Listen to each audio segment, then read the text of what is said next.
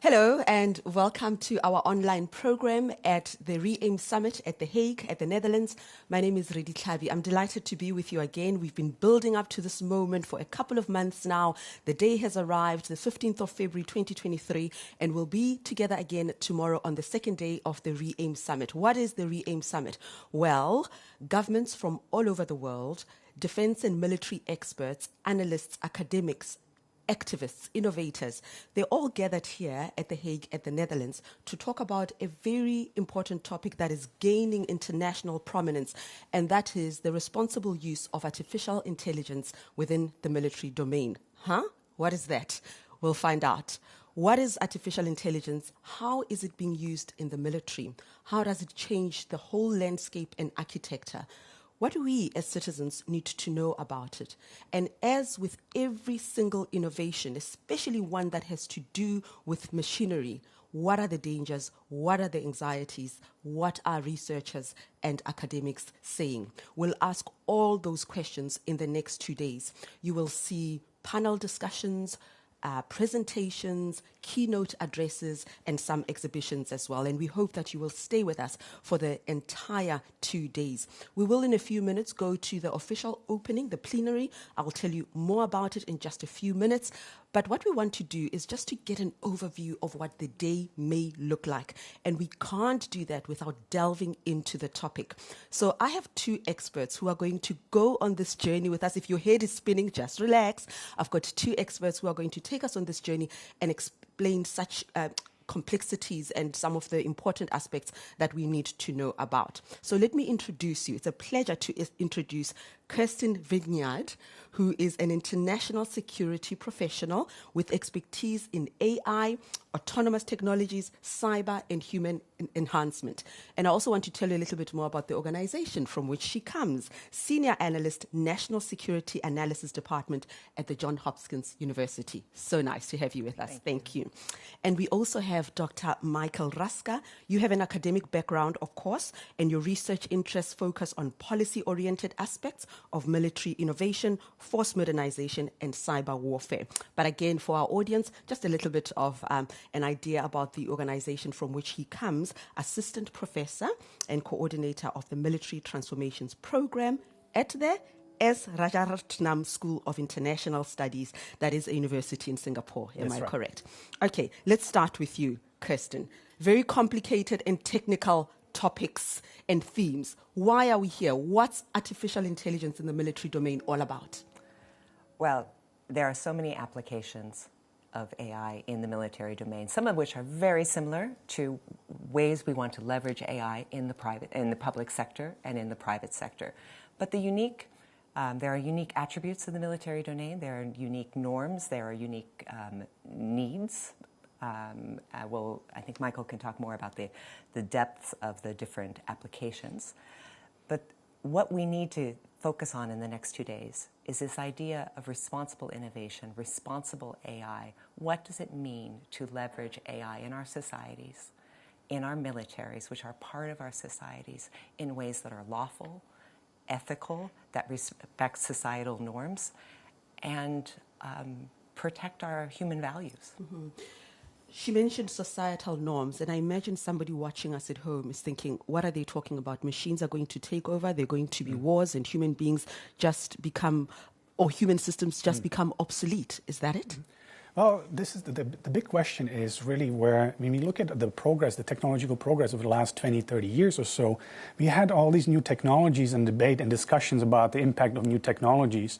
And a lot of the discussions were focusing that IT revolution of military affairs will be basically changing the character of warfare, right? So, but much of the discussion of the past 30 years was about new technologies sort of augmenting existing conventional weapon systems. Mm-hmm. So, for example, tanks, missiles, fighter jets. These technologies, the new emerging technologies, the IT, the discussion of the past 30 years was about how these technologies can enhance the military effectiveness of these technologies. But now with AI, when we have this sort of what I call the AI wave, or sort of the convergence of whole gamut of technologies of fourth industrial revolution, think about big data analytics, AI, cyber, quantum computing, new materials, the entire convergence of these technologies, not only just AI. The question is whether they will be able to actually replace all these conventional military technologies and sort of provide a sort of a next revolution in military affairs, what I call the AI wave.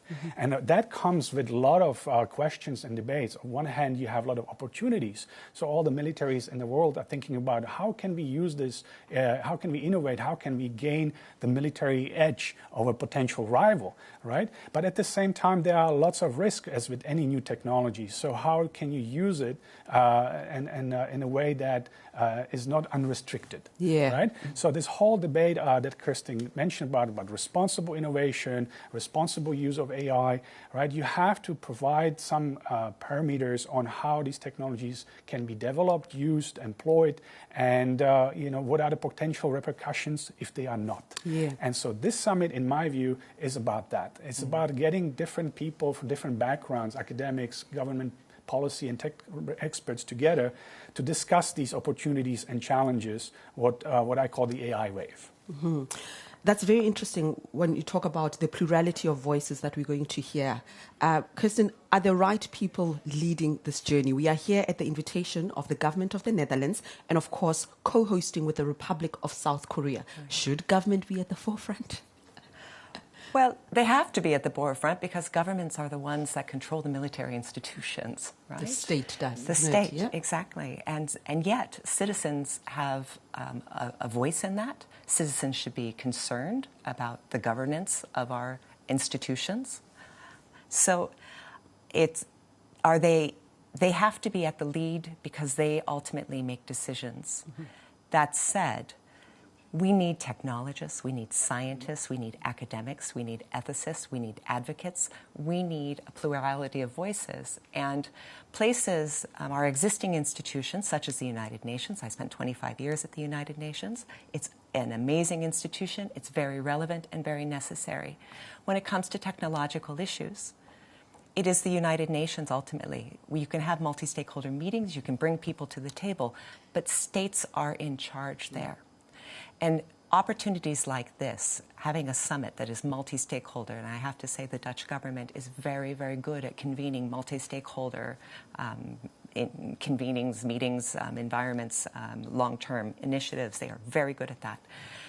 They recognize that plurality of voices, that we have different tasks before us. And this summit being the first one is very important because it allows us to all bring our perspectives, our concerns, our talents to the table and start saying, we're going to group these issues over here. And these are issues that technologists are really going to have to grapple with. And we're going to put these issues over here and we're going to convene another meeting around those. But first we have to come together and really put it all on the table.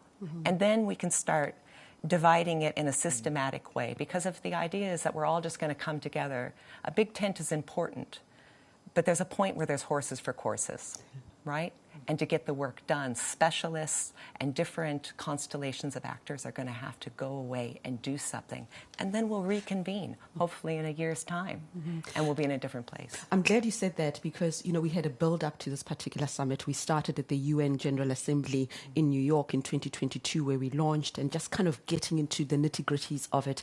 And then there was a build-up at a military base here at the Netherlands and all those topics around the ethics, the legal aspects, the technical aspects, all of that very, very important. And we are going to unpack it all for you in the next 2 days. But Michael, let me come back to you. What are some of the issues that you think this summit should not conclude without addressing? Well, there's never a definite conclusion, but I think the key fundamental issue is this. the technologies, whether AI or others, are evolving at much faster pace than the government's ability to actually regulate them, right? And even though the states and governments should be at the forefront of this, the reality is that they are responding to innovations that is happening outside of the government or military spectrum, because most of the innovations right now are happening in a commercial private arena, and most militaries are trying to exploit the innovations from the commercial private sector into the military. So again, it's this reverse order where previously militaries were at the forefront of innovation, of technological innovation. So think about the internet was developed for military by military, right, in the 1960s. Now, most of the AI innovations is happening at the private sector, and militaries and governments are trying to figure out, well, how do we exploit the potential? How do we absorb this, right? So on one hand, you have that aspect. And the second aspect is, even though the governments should be at the forefront of this, they are, in reality, they are not. Right? And they cannot do it alone because of all the security challenges that governments face right now, right? Think about from the conventional warfare threats, nuclear, low asymmetric, low intensity conflict, terrorism. So every government, right, is basically facing this convergence of security challenges that they cannot do it alone. So many of them have no choice but to rely on technology. So here comes the opportunity where the technology can help you to sort out with a lot of the data, a lot of the issues, and provide you opportunity to do the intelligence analysis, do the gathering of the data, sorting out. So there's a lot of opportunities. But again, the governments and militaries are sort of trailing behind. They're followers? Yeah, they're followers from big tech companies like Google, Facebook, Meta, and others who have the ability to gather and control the big data and have the people, the talent, right, to develop the algorithms or sort it out.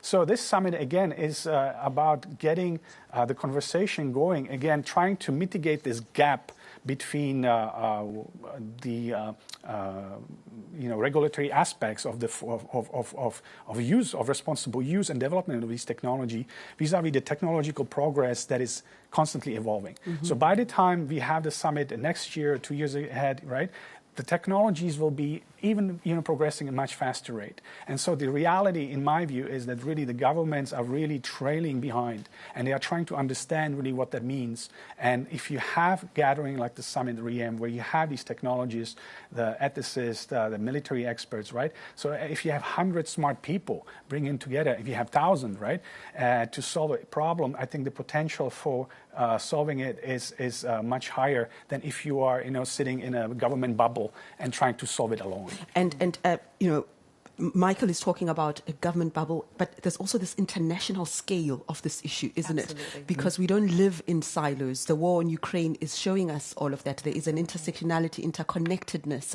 And so also creating that kind of equality and moving together at a diplomatic and international level. Your thoughts there? Absolutely. I mean, this is really critical.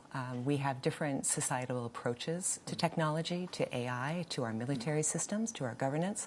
Having all these voices present at the table is incredibly important. I think it's exciting that the Republic of Korea is a co-host. I think it gives us an opportunity to bring in a completely different dimension, and different perspectives. So we are very fortunate to see that partnership come together.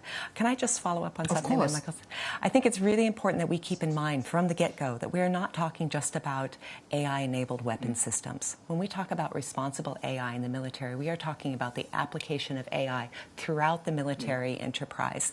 In some ways, that's very similar to, like, for example, logistics or human resources. The private sector is incorporating AI. We have things maybe we could learn, good practice from them. It's quite similar, perhaps, to how the military handles their human resources or supply chain issues. But there are very unique things about the military as well, but not just weapons. Decision support tools is one that is not a weapon system. It might be weapon adjacent, but could be AI enabled. And we need to think really hard about what responsible AI means for those systems. I think that is so important, Michael. I'm sitting here thinking about, of course, Ukraine, but also we've just had this very tragic event, Turkey and Syria, earthquake, people being found under that rubble after so many days, babies surviving under the most adverse conditions. And I'm just thinking that the systems that can be employed by the military to identify people who are in need, to send aid to those who are in need, there's also that aspect too, isn't it? Of course, the applications are, ubiquitous, right? So whether, again, it's logistics, whether it's the gathering and processing of all the data. But again, the problem is also we cannot overly rely on these technologies on their own. So what the war in Ukraine shows, for example, that even though you have potential of advanced military technologies, the actual warfare is a trench warfare that combines elements of a 21st century technology. So what I basically argue is that Nintendo armies that rely only on technologies really do not matter in today's modern warfare. You still need very capable militaries that have to do the fighting. And going back to the conversation before, why we also have this summit, is also important to understand that different countries have different ideas on what the governance and responsible innovation actually means, right? So we are in a strategic competition for understanding the parameters of these technologies, and every country will have a different interest and different ideas of what that really actually means, right? So even though it seems like that there's an overwhelming consensus, or we need to talk about the problem, the reality is that every country in the world who are developing these technologies, right, have a different ideas of how it should be done, right? And here you can distinguish great powers from small states like Netherlands, Singapore, or other small states, right? Because they are in the midst of this technological competition whirlpool by strategic great powers. And they need to try to figure out a way, how do we shape the direction and character of this innovation? So how do we do this? And the only way is to shape the conversation about norms, about responsible use, multilateral setting. So there's this big divergence between different countries having different ideas on how this should be done. You read my mind there, and I think, Kirsten, I'll leave you out of this one for just a second and just go to Michael, because he's just started throwing the cat amongst the pigeons there. The interstate competition is very important. We're talking realism here in a way, because states do compete with each other, right? And that perceptions of safety and security and defending your citizens only exist when you are talking with your friends, but there are states that are competing with each other. Are you advising that the kind of domain can be harmful if states don't go ahead of the game? I'm saying that these technologies will create new alliances, tech alliances. So you will have different countries that share similar values and visions about these technologies bundled together into tech alliance. And there will be other tech alliance, that will have different ideas on how these technologies are being used or developed, right? So we are at this crossroad in the international relations, where the globalization, as we know it, is basically over. The strategic competition between U.S. and China, to a lesser degree also Russia, and other emerging powers such as India coming, having a voice in this, is sort of fragmenting the international consensus or the multilateral approaches to this. But that doesn't mean that that there cannot be areas of convergence. Of course, right? There can be areas of convergence, and it has to be in some areas, right? But the AI wave, as I call it, creates or accelerates the strategic competition for emerging technologies, because innovation and technology is now a source of power. And that is the fundamental sort of, one point that everybody sort of agrees on. So who has the potential to innovate has greater potential for military, political, and economic power. And again, at the diplomatic level, the challenges of creating a regulatory environment, a regulatory framework, when you're dealing with states with different capacities, different interests, it really must be a mammoth task. And I'm thinking again about a multilateral organization such as the United Nations. It would have to also be in the forefront. I would say yes and no. I'm not sure that we're in a place right now where we can really talk about having a global agreement, for example. You know, our international security agreements are usually consensus-based, right? We negotiate consensus. And when consensus is a valuable thing, it means that what's on the table, what everyone agrees to, is solid. Mm-hmm. However, it means that everyone's agreed to it, which means that it's kind of the lowest common denominator that we could all agree on. Mm-hmm. This is the moment right now where we should be setting our sights high. We should be aiming for strong, good practice, sharing of good practice, getting down into the nitty-gritty of what does it mean to operationalize these ethical principles that we all kind of intuitively, we know, we feel, you know, it's important that AI is governable. But what does that mean? And how do we measure it? And how do we, know, how do we trust that that is actually being governed in a responsible way? Mm-hmm. Right? Mm-hmm. So this is not the moment to negotiate that. Mm-hmm. It's the moment to say, hey, in my domain, in my field, in my governance, this is what we're doing. What are you doing? What can you share about what you're doing? What can I learn from you? What can you learn from me?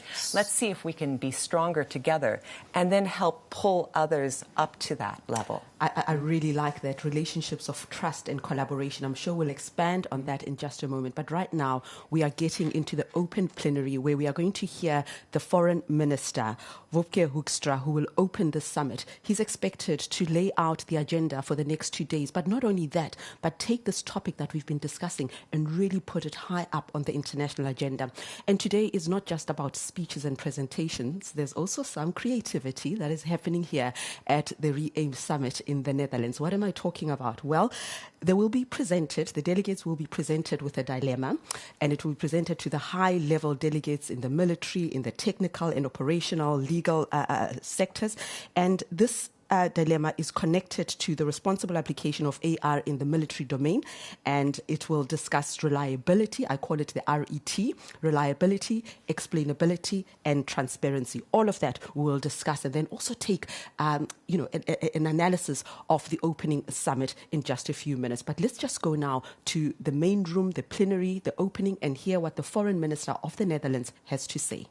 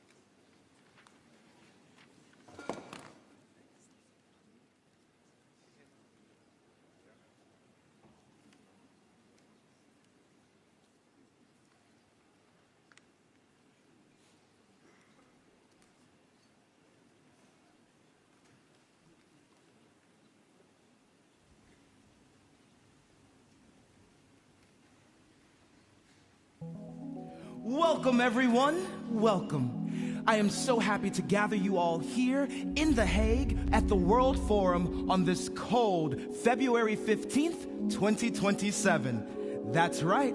I could have sworn when I woke up this morning it was 2023, but what do they say? Time travels fast. So here we are in the year 2027, so I thought it would be fun to take you on a little journey. A journey to the gray area. That's right, the gray area. Now, some of you might know of it. It's a beautiful piece of land not too far from here. And if you've never been there, then let me be the first to recommend it as a vacation destination. It has everything. Beautiful nature, clear, starry skies, and most importantly, great people. Friendly, hospitable, big-hearted people. It's a place that each of us should visit at least once. Now, in case you're still a little confused about the gray area, no worries.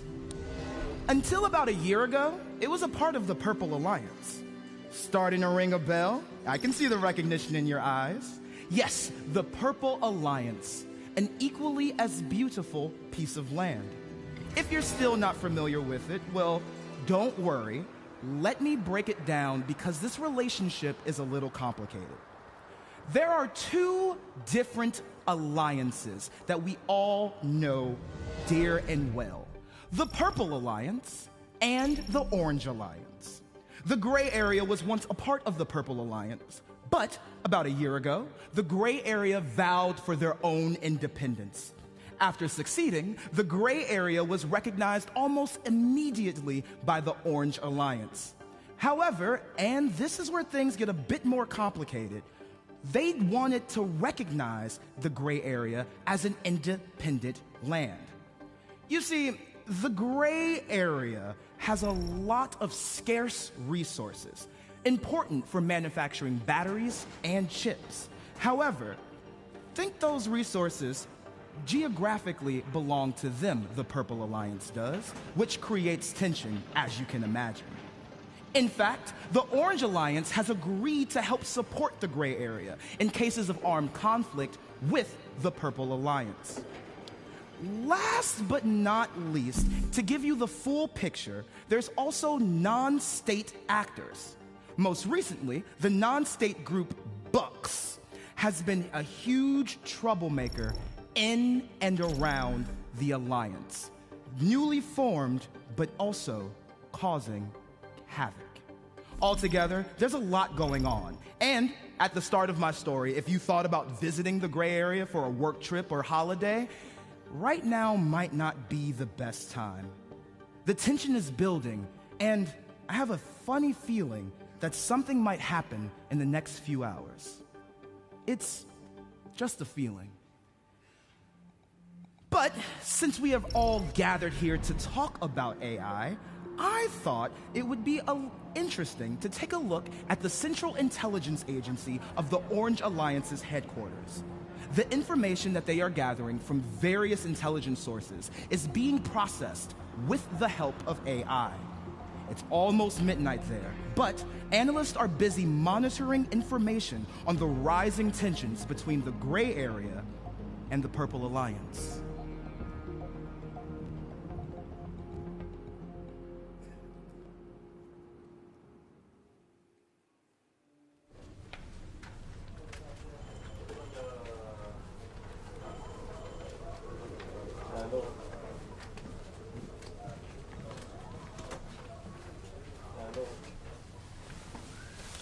You're the best. I know.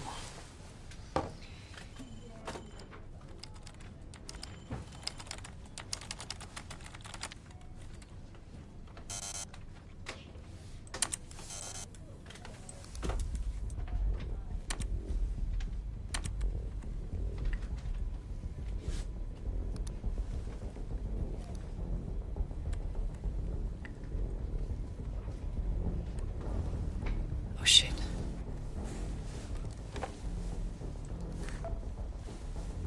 Miss Williams, talk to me. So we are still processing some data, but from what I can see now, Purple Alliance is moving their troops, a lot of them, to the border of the Grey Area, sir. I think the Purple Alliance is planning an attack on the Grey Area, so... Can you send over the images to my screen? Yes, I will send them right now.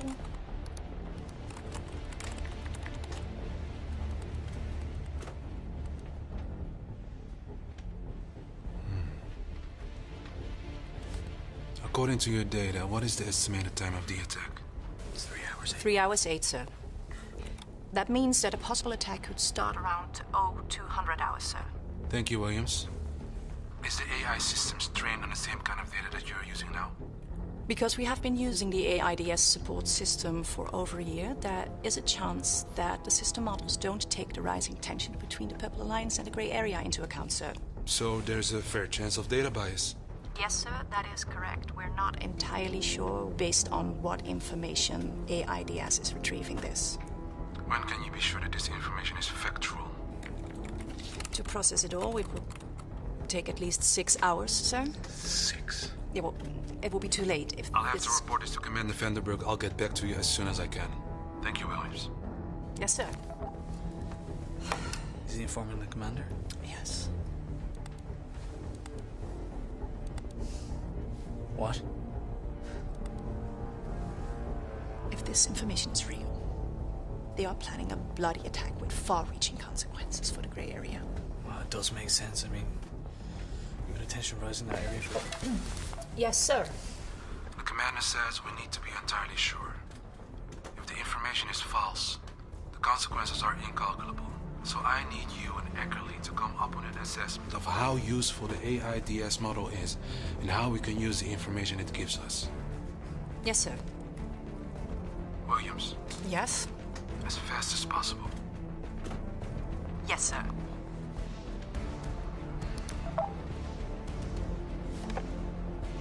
Wow. As an outsider, I can understand Williams's frustration. Given the situation, it wouldn't be a surprise if the Purple Alliance is preparing some kind of attack. But of course, Commander Vanderburg also has a fair point too. If the Orange Alliance does intervene based off of false information, at this moment, it's hard to tell what will happen. You know, we can all wait and have faith in the work of people like Sarah and Rob who are facing these complicated tasks. I consider myself very fortunate not to be in their shoes. However, I know that there are people in this audience today who actually do need to deal with these kinds of dilemmas. It's actually quite curious, and I'm very interested on what your thoughts are on this situation.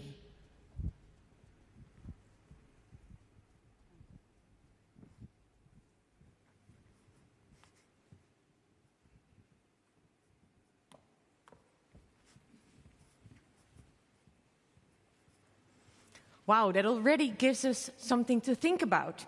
Welcome to the Summit on Responsible AI in the Military Domain, REAIM 2023.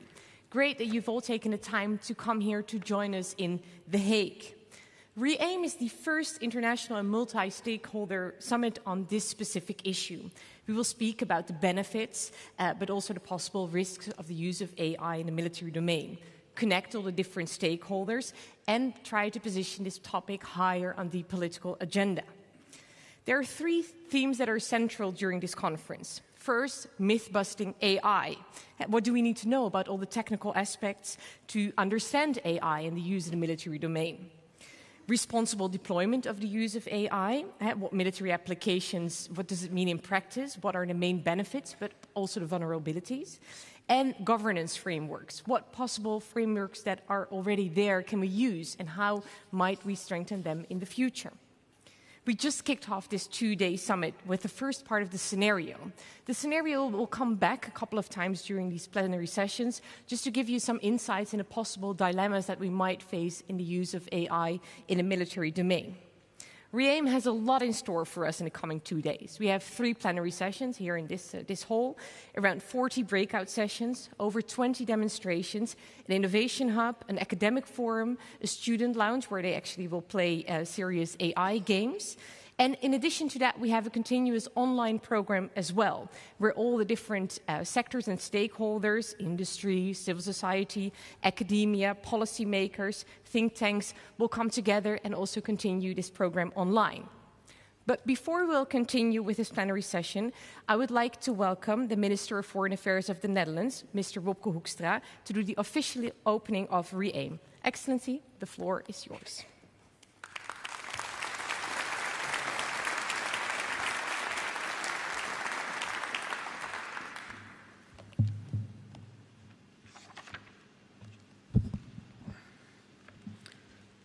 Ladies and gentlemen, dear friends, AI has the potential to revolutionize the way wars are fought and won. But it also poses significant risks and challenges. To prevent abuses, we need to establish international guidelines. It is crucial that we take action now. Ladies and gentlemen, it wasn't me who wrote these words, nor was it my speechwriter. It was ChatGPT.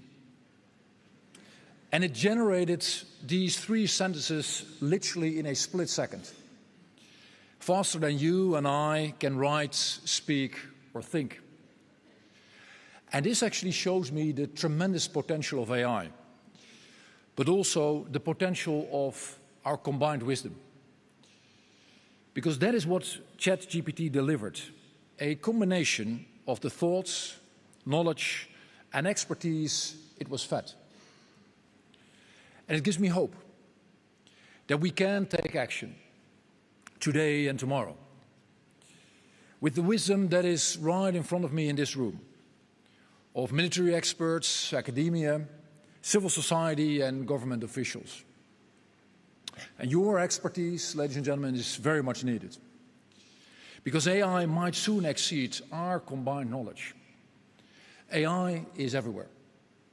It is in our children's phones, where ChatGPT is their new best friend when homework is concerned. It is changing the way we live, it's changing the way we work. And it is clearly changing the military. It has been estimated that AI is as groundbreaking as nuclear technology, and that it has huge, huge potential. Just imagine a missile hitting an apartment building. In a split second, AI can detect its impact and indicate where survivors might be located. Even more impressively, AI could have intercepted the missile in the first place. Yet AI also has the potential to destroy within seconds. And that is worrying, considering that over the past decades, only prudence has prevented nuclear escalation. How will this develop with technology that can actually make decisions faster than any of us can think? As Henry Kissinger and Eric Schmidt observed in their book, The Age of AI, unless care is taken to develop a common concept of limits, the compulsion to act first may overwhelm the need to act wisely. And that is just one of the complexities we must take into account in the coming days when we discuss the technology's full scope, from drone swarms to intel and to surveillance. Together, we must seek common ground on the definition of these technologies, starting with 2 actually quite basic questions. What is AI? And who is responsible for its actions?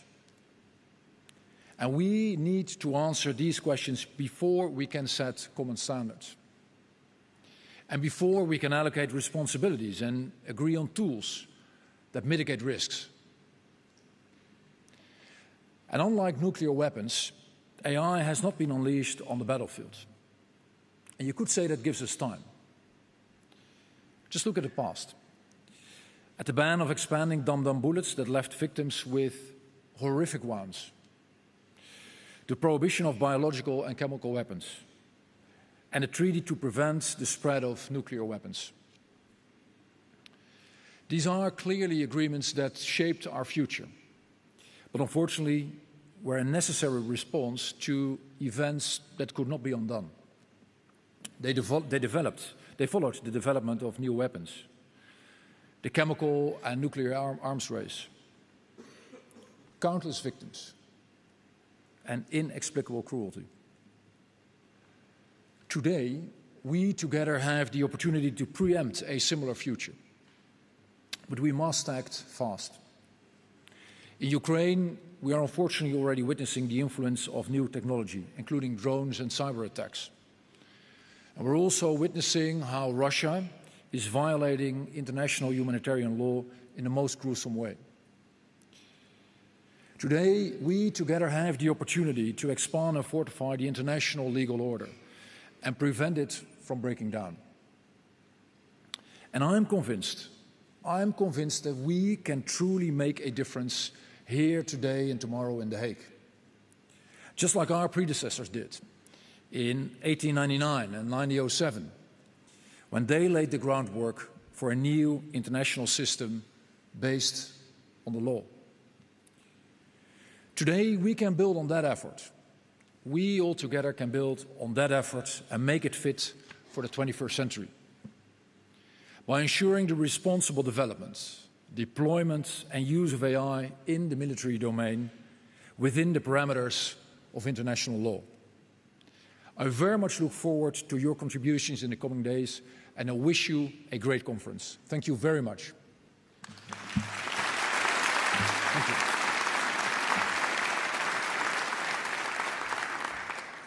Thank you very, very much for your inspiring words and for opening this REAIM 2023 conference. It's very positive that the Netherlands has taken this initiative. It sounds like the Netherlands strives to be a high-tech, but above all, responsible country and aims to deal with these new technologies as AI with appropriate care.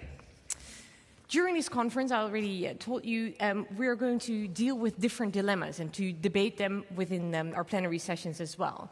First, I would like to start with reliability. In the video that we just showed, it shed a light on questions of the reliability of data.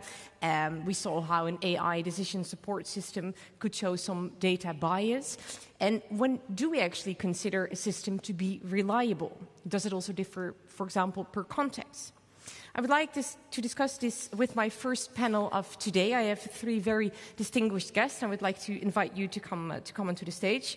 General Onno Eigelsheim, the Chief of Defense of the Netherlands Armed Forces. Welcome.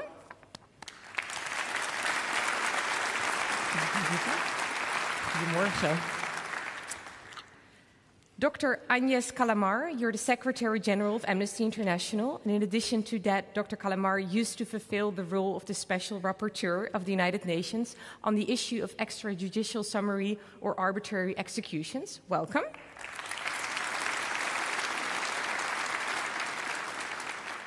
And Dr. Stephen Walker, you're the Vice President and the Chief Technology Officer of one of our largest military companies globally, Lockheed Martin Corporation. Welcome.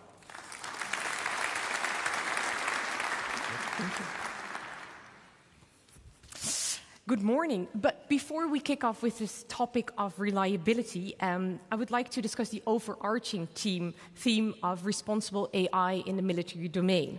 General Eigelsheim, I would like to direct my first question to you. Being the Chief of the Defense in the Netherlands, what do you consider to be the main aspects of responsible AI, and why is it important to work with responsible AI? Well, first of all, let me say that the performance of our armed forces will not only be a value of the amount of the forces or the capabilities of them, but I think in the future it will also be valued by how good your algorithms are. Mm-hmm. And AI will not go. It will stay, and we have to cope with it.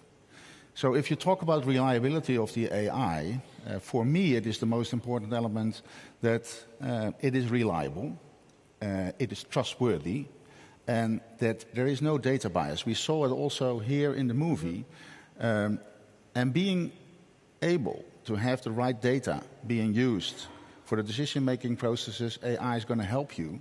That is, for me, the most important element, that I know what comes in and what comes out is trustworthy and the most reliable data that is being used. And that's, for me, one of the most important elements before we're going to use AI in the total spectrum of our armed forces. Thank you. Dr. Calamar, we came here today to speak about the opportunities, but also about the possible risks of the use of AI in the military domain. In your view, what is the potential, but also what are the possible risks in using AI in this domain? Well, the risk, and I will return to them throughout the panel, refer to the protection of human dignity, biases, accountability, and more generally, the possibility of that technology moving into domain other than the military. This is why, for Amnesty International, and following up on some of the words of the minister, we need to act now. We need to focus on its governance and on international governance, which must precede the implementation of AI. We are very clear at Amnesty International that there is only one end product of that process, which is an international treaty. There may be various episodes on the way to that international treaty, and I hope today's gathering is one that could lead us closer to an international agreement on the fact that that artificial intelligence in the militaries and beyond must be governed. And to highlight 3 dimensions of that governance. The first one is that we need to ensure meaningful human control over the use of force. The second is that, in our opinion, fully autonomous weapon systems should be prohibited. By this, I mean systems that select and target on their own without human intervention, and that there should be a very strict regulation of other autonomous weapons with potentially, in particular, a mass destruction impact to ensure that they comply with international humanitarian and human rights law.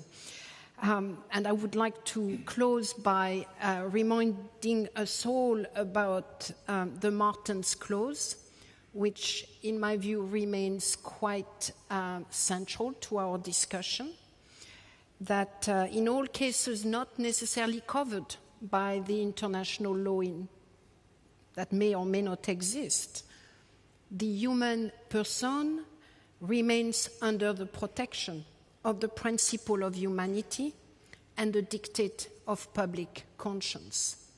And that requires that we keep human control over artificial intelligence, and in particular, weapons. Thank you.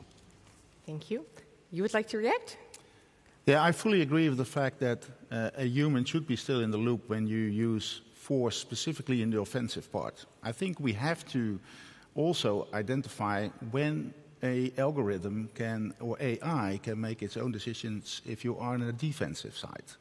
And the enemy is moving so fast that you are not protected well, and it's using AI for the offensive. So I think we also have to come up with solutions when you can use AI by itself in the defensive posture. It's something I think we have to explore. But I fully agree with you that specifically in the offensive side, when weapons are being used to destroy, you have to destroy somebody else or to destroy capabilities of of the enemy. You have to have the man in the loop. And there are 2 other points which limits AI still. It is also, we have moral dilemmas all the time, ethics that we use in the armed forces before we are going to deploy our force. We have the international law that we have to take into account. And if you cannot simply put this in an algorithm or in AI systems. So there are a lot of potential in AI, but there is also a lot of still limitations in it. We'll discuss this further in a little bit. Dr. Stephen Walker, thank you for being here. Now you're the Vice President and CTO of Lockheed. Before you were the Director of DARPA, and your organization conducted a lot of research on AI. How would you say that AI can be used to improve military actions? Sure. As the General pointed out, warfare, especially future warfare, is going to be faster and faster. Speed is going to be critical. And so the side that can sense, make sense, and act first has the advantage. So I think, particularly in a defensive mode, as the General spoke to, AI and machine learning is going to be critical. I'm thinking hypersonics, a new technology area that is going to speed up the future of warfare to be able to defend against a hypersonic system or many hypersonic systems. AI and machine learning is going to be critical.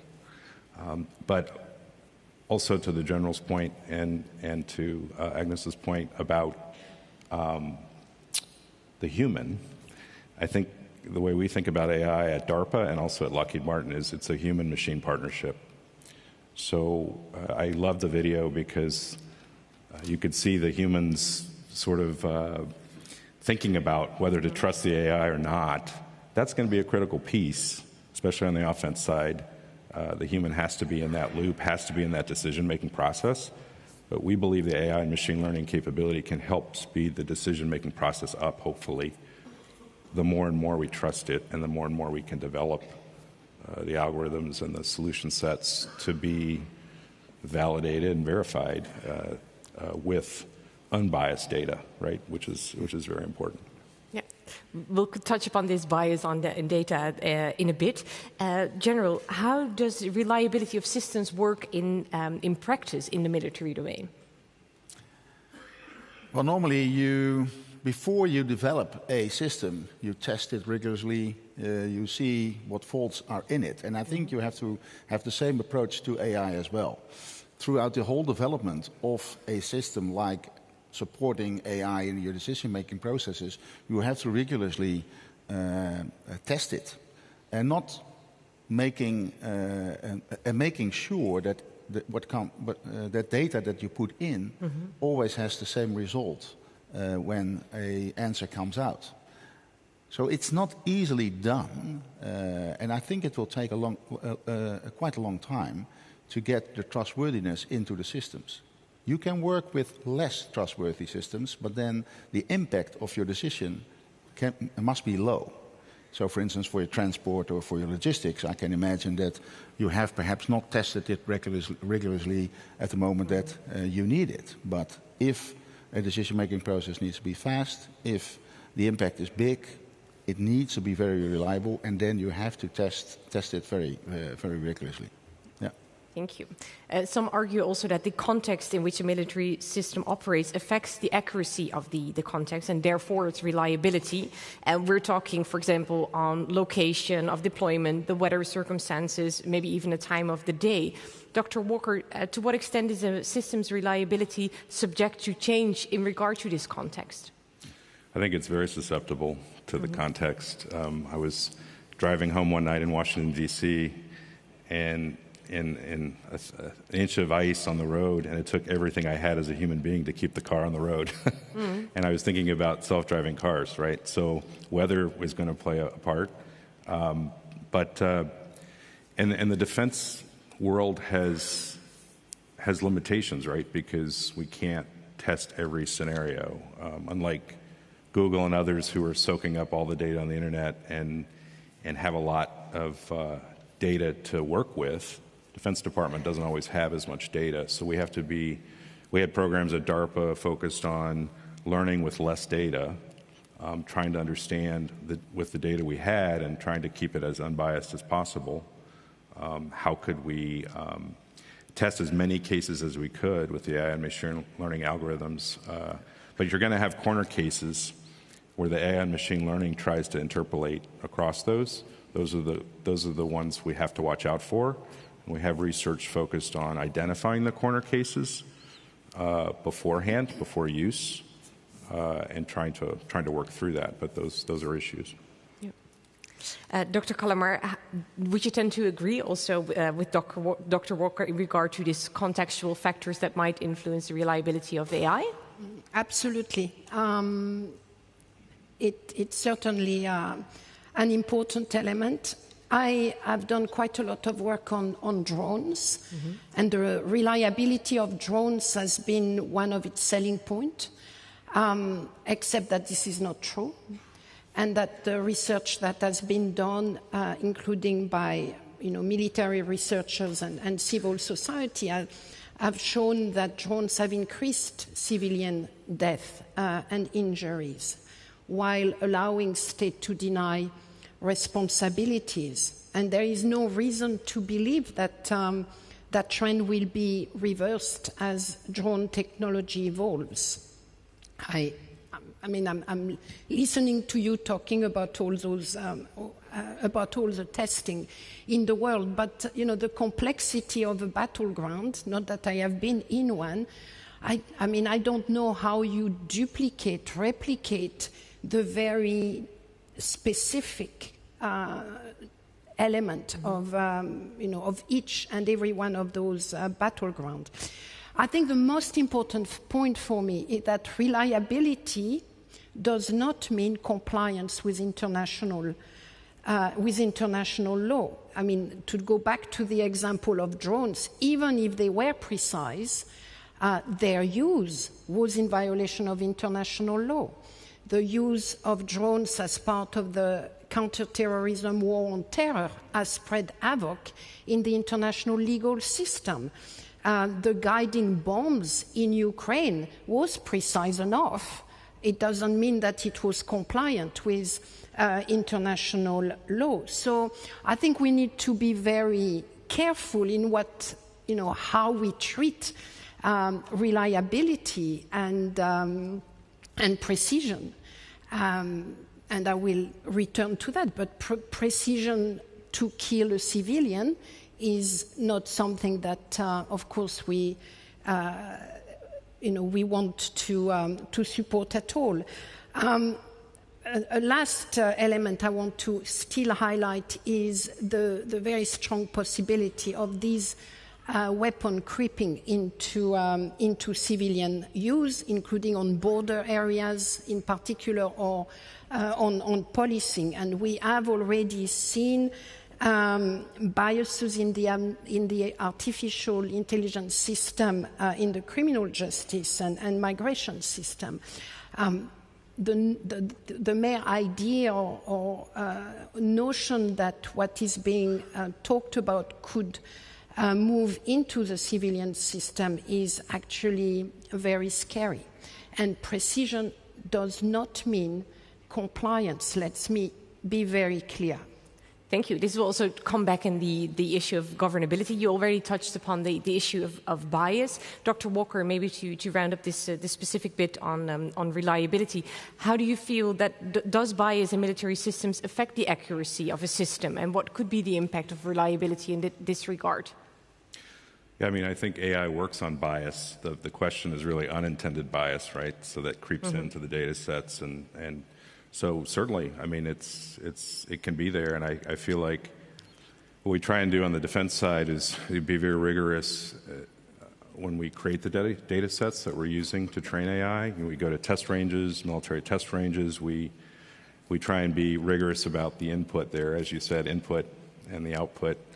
But I'm not so convinced that on the civilian side, taking the wealth of information on social media, there's bias inherent in that, right? And so I think we're actually doing a better job on the defense side at trying to handle bias and trying to eliminate it from our data sets. And to Agnes's point on what she just said, technology doesn't know its application before you tell it, right? So it's not so much the technology, but it's how we're applying it and the decisions made there, right, by humans. So. Thank you so much. Maybe a final remark? Yeah, so I think specifically in the beginning of using AI, it is supporting the primary systems that you have for the primary decision-making processes that you do, to make sure that you have the human still in the loop. Because you cannot fully rely, I think, in this moment, or because of the data bias or other circumstances, on the AI that is being used. So it will help you, of course, in speeding up the process, but you still have that human there. I think we have to test with the humans in the loop, right? Exactly. If I may. Sorry, in regard to the time, we'll come back. This was only the first part of the panel on reliability. We continue with our scenario for a bit to have an introduction on the explainability of AI. So we come back with my panel to discuss this further bit. May I invite you to take back your spot in the audience, and then we continue. Thank you.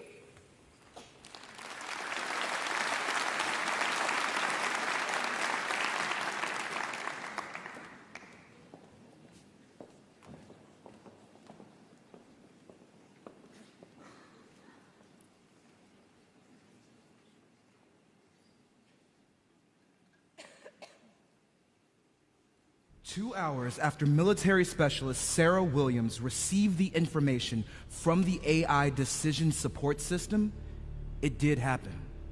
At 0100 hours, the Purple Alliance invaded the gray area with its forces. 1 hour earlier than the estimates, all the intel on how the Purple Alliance was building up troops and planning the attack was correct. Not that we have any use for any of that now. You know, my mind thinks about all of those kind people in the gray area and how they're feeling now. Bloody war.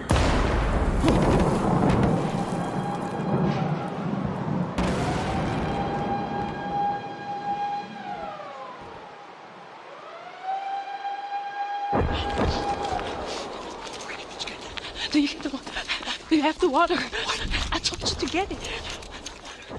Everyone's already gone. Okay, this way. Okay. 16 on. Yes. Okay. So I'm going to try and give an update from time to time from now on. This morning we had the surreal experience of sound of bombs hitting. Sounded pretty close to our house. So us. My girl, Linda, and me, Darius. Never actually heard a bomb in my life, but funny thing, once you hear the sound, you immediately recognize it. I haven't heard anything about casualties yet. Can you please don't film me? It sounded pretty close, so we packed all our stuff up. And we're on our way to a friend's house now. They've got a car, so Darius, we need to hurry. Away from there. We need to hurry. Yeah, come on. I'm scared. Baby, come on, it's gonna be okay.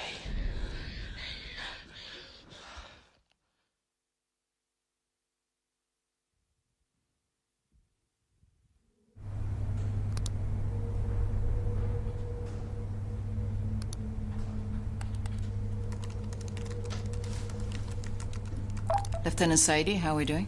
Not nearly there, Major. I have one unit ready, but we're still waiting on the 102 Battalion. And their vehicles and air support are not at full force yet. Wait, how can that be? Apparently there was still some... How? This is bad. I'll deal with that later. Tell me, Lieutenant, how much more time do you need until we can engage? I think we need another 30, Major.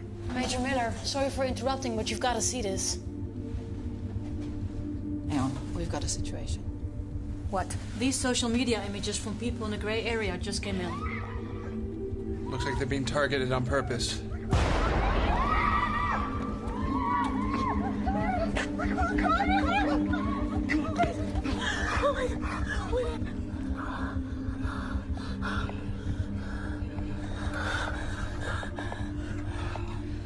Lieutenant Saidi, we don't have 30 minutes. Get your troops ready as fast as you can. We need to act. I'll contact Force HQ. What's your take on this? The Purple Alliance? I doubt that, ma'am. They're already attacking the gray area. Would it make sense to shoot the refugees? We've been monitoring all the open source intelligence, and it looks like shots are being fired from high up in the air. It might be drones. You need to see this. Captain Paris, drones are confirmed. I will send you the social media footage right now.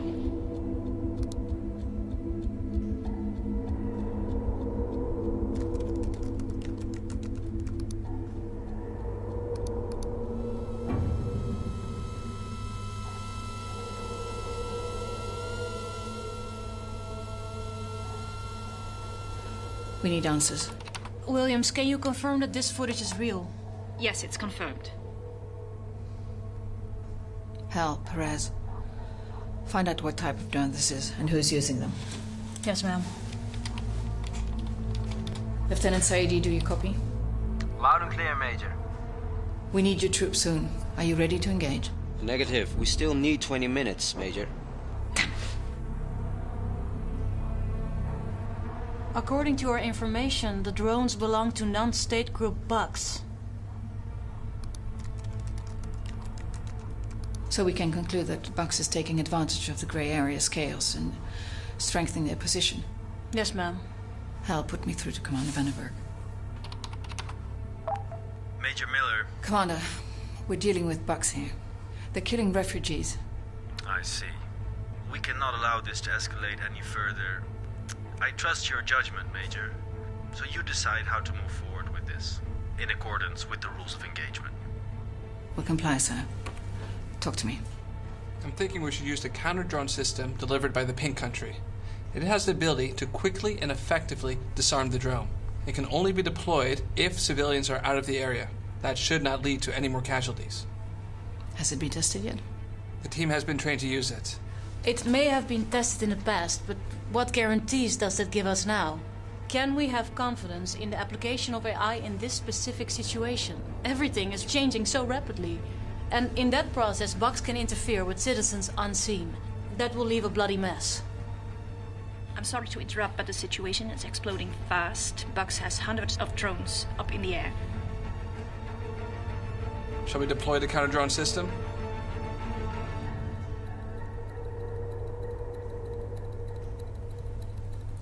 As tempting as it sounds, Captain, if I adhere to the rules of engagement, I cannot take the risk to deploy this system that we cannot blindly rely on.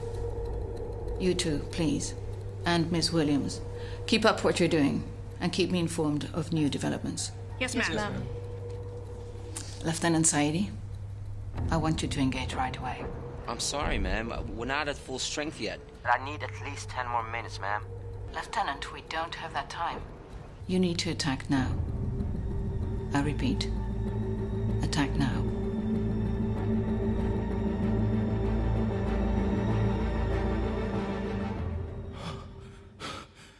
What a super intense situation. So little time, so many potential consequences, all the pressure. And then, what do? Major Miller made the choice to stick with what she knows and to follow the rules of engagement. She did not take the risk to deploy a system that was not fully known to her yet or was not sufficiently explainable at the time. Should she have made a different decision? How will this situation help? Could she have helped the refugees more? So many questions.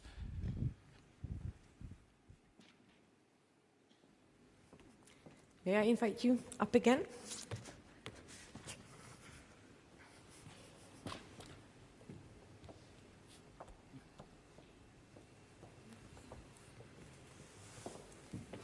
In the scenes we've just seen, we also saw the time-critical elements, such as crucial in military operations. We saw something about the choice of whether or not to deploy this specific drone system. And during this conference, we'll discuss the concept of the responsible use of AI in the military domain. And one is constantly mentioned. It also has to do with the explainability of AI. It's important because of the benefits of the systems, the accuracy, fairness, transparency, and some even say that explainable AI is a crucial element in building trust between, you were already mentioning it, the human and the machine. However, it can also be some time consuming. So that's also why I would like to touch upon this issue with my panel. Dr. Calamar, maybe I can start with you. Much has been said and written about explainable AI, but what does it mean, AI, to be explainable? Look, before we get there, I would like to return to the issue of biases, because I'm getting a little bit concerned that we are presenting warfare as something fairly clean. The same technology that is being used to defend the gray area is being used to target it. And we cannot just, think here in this room there are only good people that are going to use this intelligence to defend. This is not the case. Point number one, it will be used to target those individuals, the ones running for their life. Point number two, where have you been for the last 70 years? Wars are dirty. Biases are part of warfare. I am working for Amnesty International. I have worked in human rights all my life. There is not one clean war. Wars are full of biases. Wars are driven by biases. So you are creating a technology that can encode biases, targeting blacks, targeting Jews, targeting refugees, targeting red-haired people, targeting, I don't know, people walking in a certain way. That is what this technology can bring in. We cannot clean the war. Wars are dirty, and you're creating weapons that will make them more lethal, that will make the biases that are part and parcel of war more lethal, more precise. I just don't want us to think that this is a game. It is not a game. Jews are targeted, Muslims are targeted, biases are part of why people go to war. So, to go back to explainability, it only makes sense fully understand your concern. I think if it leads to accountability. Explainability must be an element for an accountability objective. I'm very pleased, or I think it will be helpful for people using those weapons to be able to understand what and why they've done what they've done, of course. But ultimately, for me, what matters is what's going to happen in court and whether or not we have the tools and the possibility to determine who is accountable. That's it. That's the only purpose I see from a human standpoint with explainability. Thank you. Dr. Walker, I fully understand your concern. I think this is also one of the reasons why we've invited all stakeholders to be present here at REAIM, just to make this deliberate and also to touch upon all the difficult matters that will also come with the use of AI. Dr. Walker, maybe also to speak about this in the military context. We just heard a bit more about explainable AI. What would you consider the risks if AI is not sufficiently explained in this military context? Well, I think explainability is incredibly important for the use of AI, especially in the military domain, but also civilian use. Even back when I was at DARPA, 5, 6, 7 years ago, we were focused on building explainability into our algorithms. And so what that meant was, AI is typically treated like a black box, right? It spits out an answer with some probability that it's right. And that's not enough for a military operator to use, as we saw in the video. So what we focused on was, we were using cute examples like a picture of a cat, right? And, AI says it's a cat, but if you do certain things to the picture, it will say it's a dog. So explainability is important from the standpoint of you don't want it to just say it's a cat. You want it to say it's a cat because it has whiskers, it has fur, it's black, it has a tail, it's got claws. And that's a simple example, but it helps the military operator, I think, to understand, well, here's the answer this is spitting out. Why is that the answer, right? And I think that's going to be required for military use. Why are you telling me that this is an enemy stronghold and these are the weapons they have? Why are you telling me that? What is it about the picture you're looking at that gives you that answer to give to me? And so it's going to hopefully help the military operator understand whether they want to take that risk take that responsibility, use the answer that the AI and machine learning capability is giving him or her, and to have that accountability, right?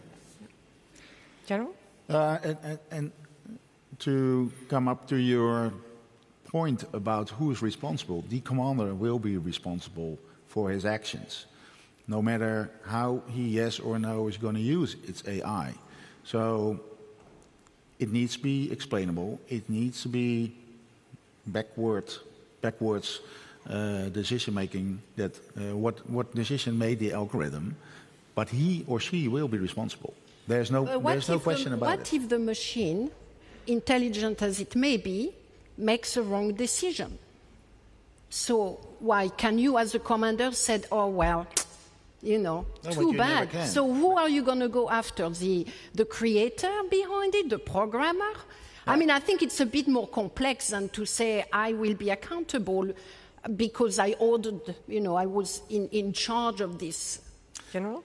No, you're right that you have to look at those elements as well, but still, in the end, the commander will have the responsibility to make that decision and is held accountable for that decision. If there is human control, which is why we are insisting at Amnesty International for preserving human control over these weapons. General, can you think of context in which it will be impossible to achieve fully explainable AI?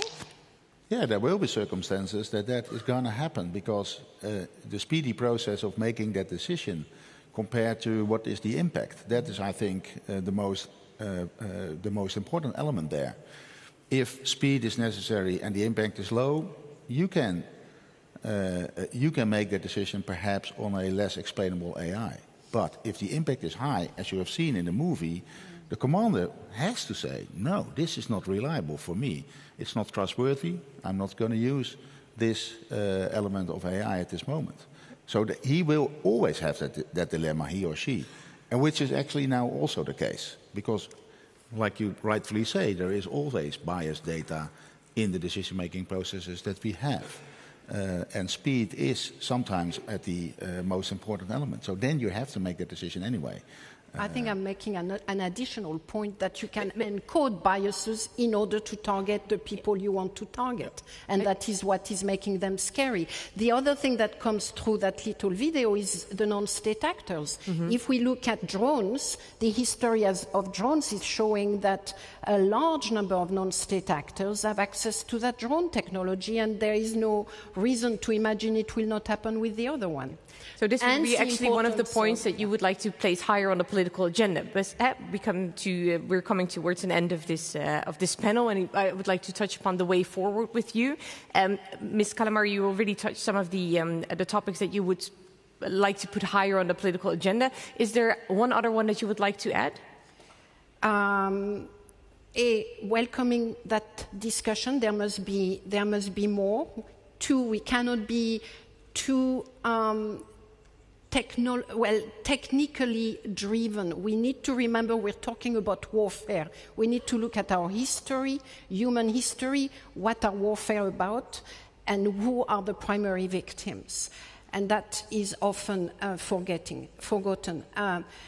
Three, the international treaty should be the objective, and we need to absolutely ensure the exercise of meaningful human control. There are many people in this room who are committed to that. I'm calling on them to make it their priority. What we have seen on the videos could be multiplied and is happening, in fact, in some part of the world. Without human control over that technology, we are really losing our capacity to preserve human dignity, to preserve empathy, to preserve human decision-making. Speedy or not enough speedy, it doesn't matter. Ultimately, we need to keep control over those weapons which can really, really wreak havoc around the world in a way that we have no idea of, except maybe what we saw at the end of World War II in Japan. Thank you. Dr. Walker, it's also argued that responsible AI is not only about that data that we just discussed, but it also has to do with the design process, deployment, use of governance. What do you consider to be one of the most important or first steps towards this responsible AI? I think the U.S. Defense Department has given us a list of responsible AI pieces to focus on, and we at Lockheed Martin have taken that and turned it into our own policy. So it needs to be responsible, equitable, traceable, reliable, and governable. And to me, that from a technical standpoint, that means we need to take AI, which has been a science and a kind of a black box type of development, and we need to turn it into an engineering discipline. And so that's what we're trying to do at Lockheed Martin. To do the test and evaluation, the verification, validation correctly, like we do any other weapon system, but to make AI an engineering discipline, a systems engineering discipline, and to do it right, and to follow those precepts. And that's what we're trying to do. Thank you. General Eigelsheim, what are your expectations of today and tomorrow, these coming days of the conference?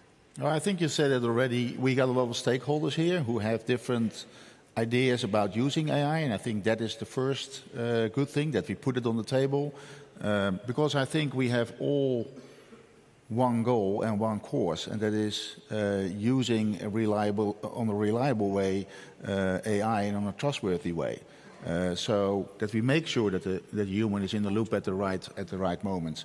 But also, I think we should also put on the table and have that discussion on the defense side. War is dirty. Our opponents will use AI, and perhaps not under the same strict regulations as we will do. So we have to find also solutions at the moments that we have to defend ourselves in circumstances that we have to use AI faster than perhaps we would like. Thank you. Thank you. I would like to thank you as my panelists for this first panel during this opening of REAIM. Thank you so much. Thank you.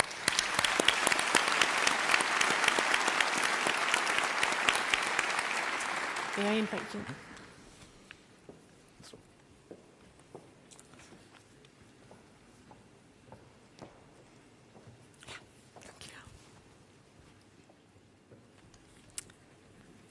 So thank you so much. We have already touched upon the first two dilemmas that we would like to discuss to you in these coming days. We spoke about reliability, but also about explainability. We touched upon all the potential that AI brings to the military domain, but also about possible risks and challenges that we might face.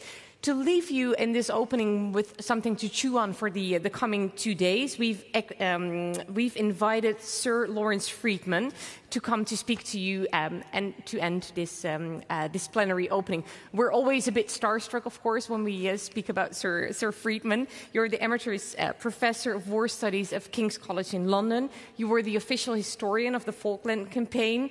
You've written extensively about nuclear strategy and the Cold War. And most recently, you published the book Command, the Politics of Military Operations from Korea to Ukraine. You're the expert in strategy in regard to the military, so we're very happy that you want to join us today. Thank you so much, please.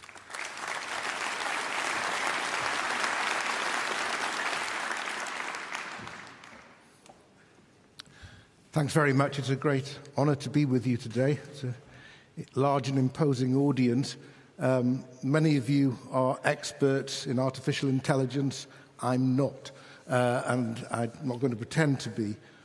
What I am interested in is how we think about war, including the future of war.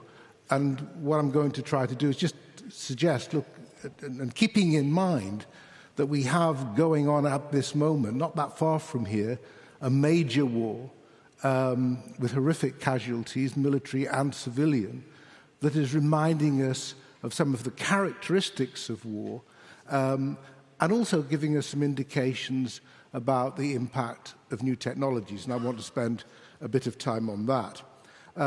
Reminding ourselves of the nature of war in the film, and some of the comments you've just heard have brought this out. It's human, it's passionate, it's intense, it involves emotions. It can be apparently cold-blooded and guided by algorithms, but most of the time the human element dominates, and that's because it involves raw violence. War is about killing people and destroying things. That's how wars move and change. And again, we've been reminded of that daily.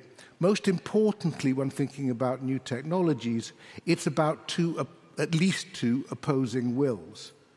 One is trying to interfere with the other. So it's not just a question of how we solve our problem. We're solving our problem while somebody is trying to change that problem, is trying to make it different at each stage. And it's about things. There's a purpose to a war. It's political. Often, the politics concerns territory with people on it. It's about occupying territory. Not every war is about that, but most are. Who controls a particular piece of territory? And territory can't be controlled by robots. It's controlled by people. And again, this brings in the importance of not only the force-on-force equations, how one military organization deals with another military organization, but how that impacts on society and the economy more generally. Therefore, it's a realm of choice and judgment. And of course, the question that's going to be before us over this coming period is, can machines help us make those choices, make them better? I think there are reasons why that's difficult. And I think, as I'm sure the conference progresses, we'll identify those areas where it can help. And I think there's already in the panel an important element that's come out, which is defense. AI already makes has an important role in defensive systems, because you can't wait to check things. Somebody, just think of the Iron Dome in Israel, which is deciding which missiles are coming where, which are the most important ones, and what's available to attack them. That's done in a way that was done in the Battle of Britain in 1940, but that was done by use of machines, radar and so on, but a lot of human beings, but there isn't the time. So there are areas where we can see it will make a difference, but others where it won't. And because it's a realm of choice, biases, the nature of organizations themselves with their own dysfunctions, their own problems, is going to make an important impact. The importance of the political context and the human element is one reason why we've always got to be careful in assuming that new technologies mandate a particular way of war. They don't. They interact with lots of other factors, including the technologies that have come before. And let's take one key example. Precision-guided missiles made it possible to avoid civilians, to attack combatants rather than non-combatants, to avoid hospitals. But if you wanted to attack a hospital, it made it possible to attack a hospital, as Russia has done in Ukraine, and also they did in Syria, which I must say is a problem with international humanitarian law when a permanent member of the United Nations is violating most of the laws on the books. New technologies don't displace the old technologies. What has been the most important technology in the current war? Artillery. Artillery. I mean, it's a range far greater than Napoleon would have recognized, but he understood the importance of artillery. Question of ammunition. Think back to the great shell crisis of 1915, when we were running out of, because of the intensity of use. Artillery is still one of the key drivers of modern warfare. It hasn't gone away because new technologies have come along. What about nuclear? People worry about nuclear escalation in the current conflict, but nuclear is having an enormous impact on the current conflict. Incidentally, more or less as the theory would tell you. It's contained the conflict. NATO doesn't do certain things, notably actually fight side by side with the Ukrainians because of a fear of nuclear war. Russia doesn't do certain things like attack NATO countries because of a similar fear. So the old technologies, the established technologies, have an impact. When we come to AI, it sounds like a new technology, but it's building on technologies that have been with us for a long time. It's one of a series of information technologies that have been transforming war for many years. Information has always been important. The impact of the telegraph on warfare was considerable. Differences between the Napoleonic Wars and those that came later in the 19th century. I've mentioned radar. The Sage air defense system made in the post-Second World War period made an enormous difference to the development of computing. Some people will remember the revolution in military affairs of the 1990s, notably with the impact of precision-guided missiles being combined with modern sensors to have a much more efficient use of your air power, of all your firepower, and then the network battle ideas of more recent times, and of course cyber and information warfare. And worth noting a number of features of this. First, we've moved from a period when information was scarce to a period when information is plentiful, which is one reason why AI becomes important, because it's a way of interrogating large data sets and being able to use them. We would have found it very difficult to do that if we didn't have such good means of acquiring information. And the ability to integrate this. But the other thing that's worth keeping in mind in all of this, and why I don't think this, I mean, I think you're talking about controlling and managing AI, but there's no way which you're going to stop it, is because a lot of the new technologies are not developed by military organizations, as was the case in the past, but by commercial organizations. And this is extremely relevant to what will happen in the future. It is worth keeping in mind that the personal computer was developed by a load of hippies who thought that by distributing this technology to the masses, they would take the power away from the large corporations, which worked out terribly well for Apple, which was from where Apple came.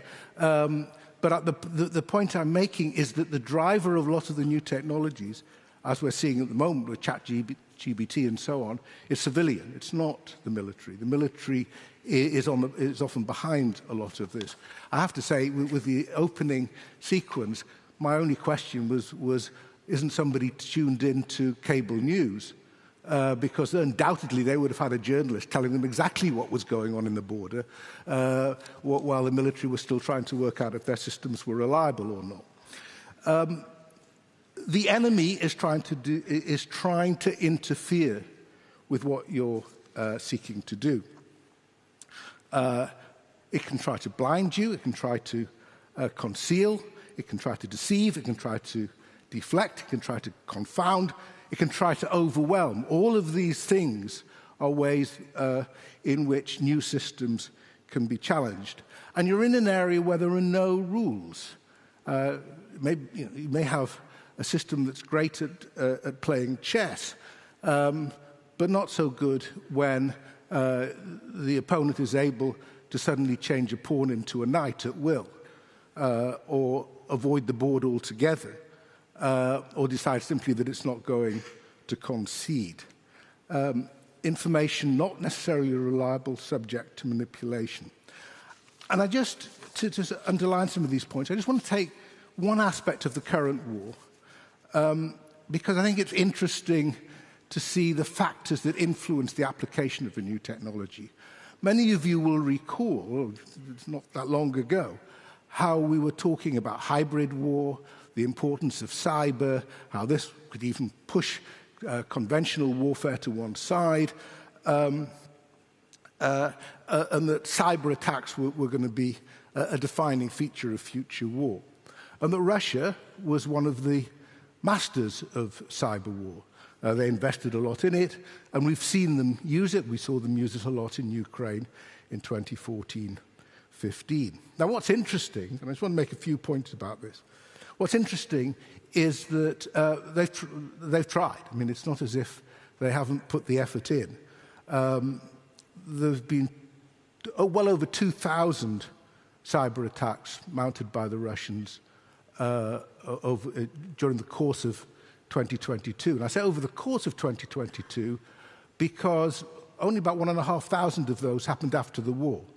Not majority, but a disproportionate number of them were in the months leading up to the war. They've declined during the course of the war. And one would argue, looking at the record, they haven't really been that effective. There were denial of service attacks using wipers before the war, and then the day before the war, Viasat, the communications network that Ukraine was going to use, was taken out. And that's when Starlink came in. Why have cyber attacks not made the difference? First, attacks take years to prepare, months at least. You need to know your target. And if your target has changed, then a lot of the work you may have done beforehand isn't much use. Secondly, Ukraine knew a lot from 2014 and had worked with the US, UK, companies, Microsoft in particular, to try to find ways to deal with these sort of attacks. What was described as persistent engagement, which is that you don't suddenly come in, but this is a long-term effort that paid off at the start of the war, when it was appreciated some of the attacks that were coming in. Capabilities were dispersed so that if something was taken out, there was redundancy and ways to cope with it. Russia had its own particular problems and biases. Cyber was in the attacks have been seen as part of information warfare. They were in the hands of the FSB and the GRU, the military intelligence arm, and they had their own institutional biases about the importance of deception, the belief that information campaigns could really make a difference, though they should have had some evidence that their information campaigns had often flopped in Western societies. They had a problem with the narrative they were trying to push. The problems, therefore, because of the institutional location of one set of activities on the cyber side with standard military operations, which was part of another command structure and another organization. They weren't synchronized particularly well. And then over the course of the war, another problem Russia has faced is about 10% of its IT experts have left. They've left because they didn't like the war, or probably more of them because they didn't fancy being part of it. They were worried, it seems, about the effects of cyber attacks spilling over into neighbouring countries and then drawing other countries in ways that might be awkward. Many of you will all know about past cyber attacks that have rarely stayed with the targets, the original targets. I think Poland is the country that's suffered most with attempts to interfere with logistics. Obviously, it's where a lot of material is being delivered to Ukraine from. And there you can see that they have made some attempts, but they haven't been very successful. Lastly, it's important to note here that over time, their focus shifted. It started off somehow related to the military operation. They hoped initially that they would take Ukraine and be able to use all the infrastructure for themselves. As the war took a harsher course and Russia was frustrated, of course it attacked civil society, and well over half of their cyber attacks have been on Ukraine civil infrastructure. But you don't actually hear a lot about that, first because these attacks themselves weren't that successful, but most importantly, go back to good old-fashioned high explosives if you want to destroy civilian infrastructure. That's how it's been done. So it's important to keep in mind that the kinetic, it's not a word I like particularly, but the kinetic side of warfare can trump sometimes the cyber side. just briefly to conclude, just looking at the other side, there was a mention of an NGO coming in a malign sort of way. Of course, the main NGO that's been involved in this campaign has been anonymous, I think they're called hacktivists, who've mounted some denial of service attacks on Russia, put images of the war on Russian TV when they weren't that welcome, taken a whole load of emails and dumped them so that people can investigate them. So that has actually been, as far as one can tell, but I'm sure it's not the only aspect, one of the main offensive uses of cyber that there's been against Russia. A key feature is the role of independent companies on Ukraine's side. I've mentioned Microsoft. Palantir has been extremely important with with doing a lot of the AI sort of stuff, I guess, bringing the information from sensors, making it usable intelligence, and of course, Starlink, providing the satellite. Now here, Elon Musk, unsurprisingly, has got his own defense policy. He has decided that Ukraine must be supported to do defensive things, but offensive things, which could lead to who knows what down the road, he doesn't think he should be supporting. This raises all sorts of interesting questions about the importance of dependence on independent companies for critical national security functions. It also raises questions for those who are outside the Western alliance, and Ukraine is obviously being drawn into it, who don't have access to these companies, who might not be able to get the benefits that come from the most advanced technologies, which I mentioned before, are often being developed by civilian firms. So the thing about Ukraine is it reminds us about the uncertainties and the pitfalls and the terrors of war. One would like to think, as we come up to an anniversary, the first anniversary of the war, that if President Putin had had his crystal ball and seen where it was going to lead to, he wouldn't have bothered. And you have to hope that others might draw the same conclusion from that. But I leave you with 4 points just to keep in mind for our discussions about what we've already learned from this. First, the new technology, whatever it is, in this case AI, is not the only thing going on.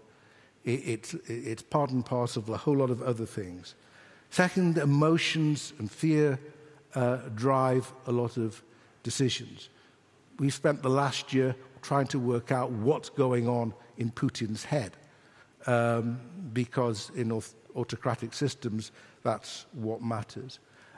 It's a battle of wills and capabilities, and therefore you can't assume that your systems will work as planned because somebody else has got their own plans which are going to try to interfere with them.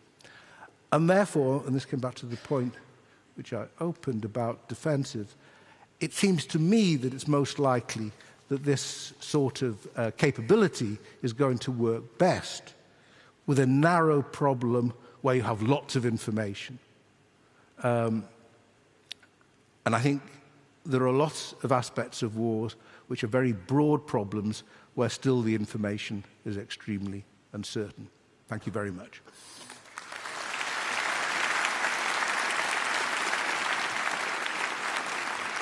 Thank you very much. Thank you for your interesting words and placing the topic of military AI in a much broader frame, Sir Friedman. Your keynote really helps us to understand more of the influence of new technology on warfare, strategy, and military affairs in general. For those who are interested, we have a keynote panel in this afternoon that we will, with you, amongst others with you, will touch upon this topic more in depth. And with this, I would like to thank all my guests here this morning, and we would like to close the first part of our plenary sessions, the opening of REAIM 2023. Hereby, I would really like to invite you to explore our program and to go to the breakout sessions, to the different panels, of course have some coffee and meet each other, and I hope to see you back tomorrow at the plenary opening of day 2.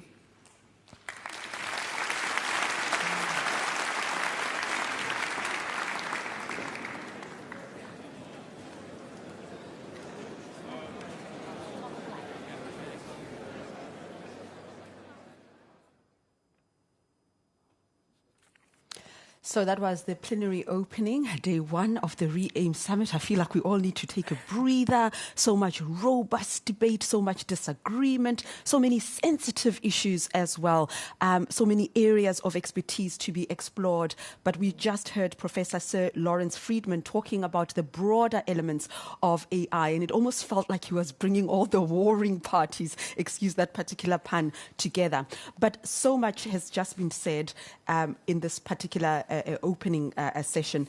And we remember also the words of the foreign minister who talked about AI, that it might just soon exceed our combined expertise. So what do we do with that? He emphasized that we need an international system that is built on law. We've got different approaches to how we make law and so on.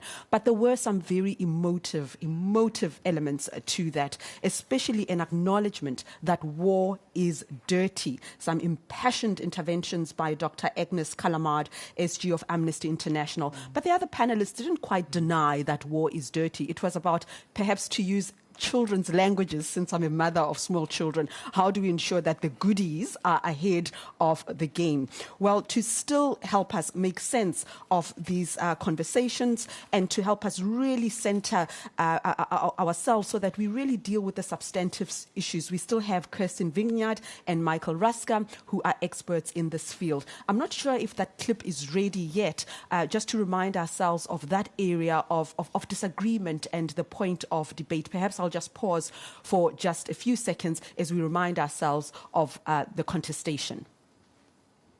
What are your expectations of today and tomorrow, these coming days of the conference? Well, I think you said it already. We got a lot of stakeholders here who have different ideas about using AI, and I think that is the first good thing, that we put it on the table, because I think we have all one goal and one course, and that is using on a reliable way AI and on a trustworthy way, so that we make sure that the human is in the loop at the right moments. But also, I think we should also put on the table and have that discussion on the defense side. War is dirty. Our opponents will use AI, and perhaps not under the same strict regulations as we will do. So we have to find also solutions at the moments that we have to defend ourselves in circumstances that we have to use AI faster than perhaps we would like. Thank you. And we'll hear later where Amnesty International stands on this. But Michael, is that a fair reflection of where we are? Of course, it's a very, as I mentioned it earlier in the discussion, the technology is moving much faster than our ability to understand and its implications, and our ability to actually find, regulations that would mitigate some of the risks. And I think the debate that we saw in the plenary is precisely about that. It's about where do we find the thresholds for contentious use of AI, and it's not just about AI; it's other technologies as well. And so every stakeholder in this would probably give you a different answer where the red lines are. Where is the spectrum, right, from non-contentious to very high contentious military applications of AI? So, for example, if I have an autonomous robot, kind of that you have here on a picture, that is tasked to evacuate combatants from the battlefield, right? So you will send that robot to evacuate wounded soldiers, right? Is that a contentious military applications of AI? Most people would probably say no, right? But if you have the same robot that is tasked, to identify targets and basically autonomously make decisions who to kill, that is contentious. So I think different parties will have different ideas on, where the thresholds, where the red lines are. And the problem is the technologies, again, are evolving so much faster, and there's so much applications of that it is very difficult to draw the red lines. But for me personally, if I was to ask, where the summit, why we're sitting here today, is about really to create the roadmap for the future of AI and military affairs. This is just the starting point of the conversation. We cannot have a conclusion at the summit here, but we have to have an ongoing conversation, identify, the risks and provide answers to them how to mitigate this risk. So there sometimes seems to be an unequal, as it were, focus on autonomous weapons systems. But that's not all there is to it, isn't it? Do you think that we are challenged to address AI then in its broader sense? If that's the case, what should we then incorporate in our discussions? Yeah, that's a great question. There is a lot of focus on autonomous weapon systems, but we have to remind ourselves the international community has been discussing autonomous weapon systems within the framework of the Convention on Certain Conventional Weapons at the UN for almost 10 years now. And so this is not new.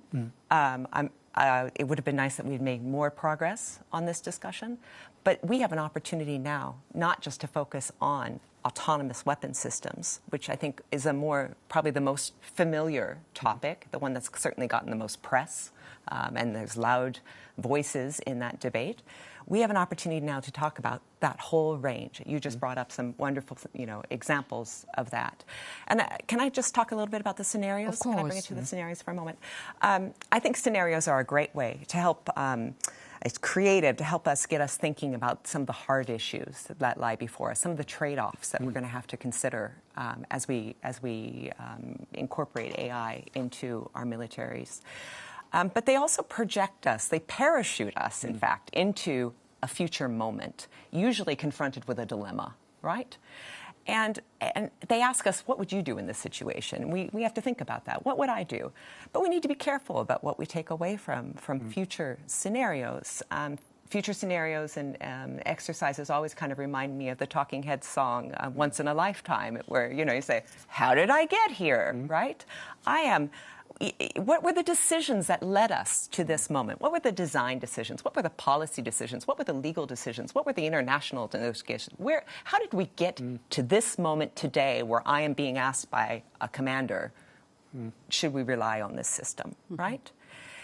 We can work backwards from that. But we can also, and I think what we need to do now is work forwards. We need to develop that roadmap. We need to identify what responsible AI looks like. I think we have a good basis for that with international principles about responsible AI. They're not all the same. There's different kind of groupings, but there's a lot of overlap. We need to translate those principles, those high-level ideas into practice. What does it mean to be governable? What does it mean to be governable of this system, in this circumstance, in this situation, in this domain, right? That is hard work, and it's not work that necessarily needs to be negotiated. We need technologists at the table, for sure. We need lawyers, we need ethicists, we need all those people. But we need to be working forward, not just working from the future and trying to regulate or think about how would I deal with that. We need to be building something, constructing something. And I think we need not just to look at autonomous weapon systems, decision support tools, humanitarian relief. Our militaries are often called on to deal with humanitarian catastrophes. How are we going to leverage AI to protect civilians in times of conflict? There's a huge underattended space there where that technology could be used. Michael, when we come back, I do want us to delve into a theme that was close to your heart when that panel discussion started around risks versus benefits, which one outweighs the other. But I think somebody who has nailed her colors to the mast and is quite unequivocal in her opposition, and we do want to hear a plurality of voices. I keep saying that because this is not a combative space, but it is a space of debate and decision-making. Let's just remind ourselves of some of the anxieties and concerns of civil society represented here by the SG of Amnesty International, Dr. Agnes Callamard. What did she say? And we cannot just, think here in this room there are only good people that are going to use this intelligence to defend. This is not the case. Point number one, it will be used to target those individuals, the ones running for their life. Point number two, where have you been for the last 70 years? Wars are dirty. Biases are part of warfare. I am working for Amnesty International. I have worked in human rights all my life. There is not one clean war. Wars are full of biases. Wars are driven by biases. So you are creating a technology that can encode biases, targeting blacks, targeting Jews, targeting refugees, targeting red-haired people, targeting, I don't know, people walking in a certain way. That is what this technology can bring in. We cannot clean the war. Wars are dirty, and you're creating weapons that will make them more lethal, that will make the biases that are part and parcel of war more lethal. Okay, Michael, we can't dismiss what you're saying, right? Course. We're still in this era of post-truth and fake news and all of that, and it is changing our industries, particularly mine, of journalism. What is the truth and what isn't? She's got a point. Of course, just like also Lawrence Freeman in his remarks, in a sense, the nature of war doesn't change. You have contestation between human wills. There's a lot of passion, a lot of biases, a lot of destruction, right? No combat simulation can replace actually what is fighting. And what is happening now, for example, in Ukraine is an excellent example, right? But at the same time, again, you know, this is these technologies are again, there are a lot of risk and there are a lot of challenges in their use, right? But for every innovation, there will always be counter innovation, right? And the problem is, again, with the diffusion of these technologies, right, you cannot take them out once they are already there. And these technologies are basically prevalent in our civilian lives more than actually the military.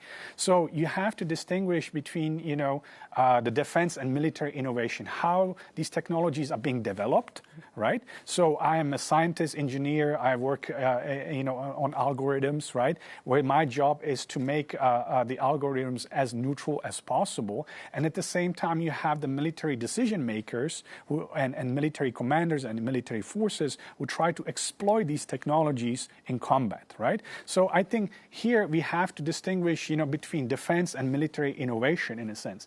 And just because these technologies out there doesn't mean that they will be used in a restricted way, in a sense, right? So the military forces have the responsibility to exploit these technologies within the framework of international humanitarian law, within the framework of you know, normative and in normative ways, right? But of course, you have wars, just like in the war in Ukraine shows, are extremely brutal, extremely you know, deadly. And here is the dilemma is when I look at the wars in Ukraine, for example, where you have technologies from the First World War, you know, you have a trench warfare combined with technologies of the 21st century, right? And that is the problem, that all these different technologies are merging together. And in a sense, the militaries don't have the answer, you know, to all this, right? All right. So, Kirsten, as we wrap up, I'm going back to where we started, then hopes for the summit, how it navigates its way around these contentious issues. The final thoughts. Oh, wow. What do I hope is going to come out of this conference? I'm going to say three things. I want this recognition that responsible AI is grounded in ethical principles, right? That means AI is developed, designed, deployed, and used aligned with ethical principles and our legal commitments. You know, in the case of the U.S., for example, it's really telling that the DoD announced its ethical principles for AI before its responsible AI strategy. That responsible AI strategy and implementation pathway is grounded in ethical principles. So we need to remember that ethics and our values are at the heart of our technological choices. Secondly, I want to see increased urgency at the national level to develop and adopt responsible AI strategies. It's hard to work collaboratively internationally if you don't have your own house in order, right? And third, I want focused attention on ways of moving principles to practice. We need to take our ethical principles and ideas and operationalize them. And that is where, you know, they say the rubber meets the road, and that is where we are going to get the benefits on civilian protections and reduction of harms, and mitigate some of the risks and some of the concerns, those valid concerns that we've heard articulated. There's never enough time to deal with all these substantive issues, but Kirsten Vignard and Michael Ruska, let me thank you for just taking us through the maze. We're not done here on our online program. We'll continue to discuss the use of artificial intelligence in the military domain and bring you all the debates. We want you to stay with us. In just a few minutes, we are going to go live to the academic consortium and just see what angles are going to be articulated there, are going to be debated there. But before we do that, let's just revisit how this morning started, just some clips and some commentary around how this summit began this morning. Have a look.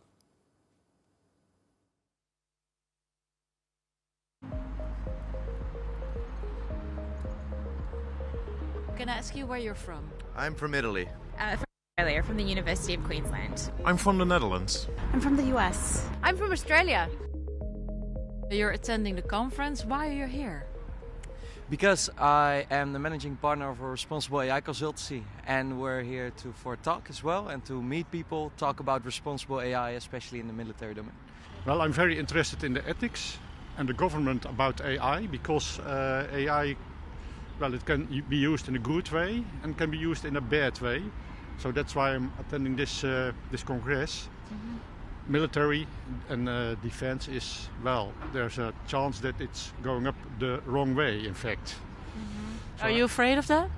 A little, yes. So that's the second reason why I attend this congress. Artificial intelligence has the ability to really get a lot of extreme perspectives or opinions. So there are some who think, look, it's going to be killer robots, we're going to lose all human control, and there might be some sort of terrible loss of dignity or humanity with the use of artificial intelligence in a military context of use.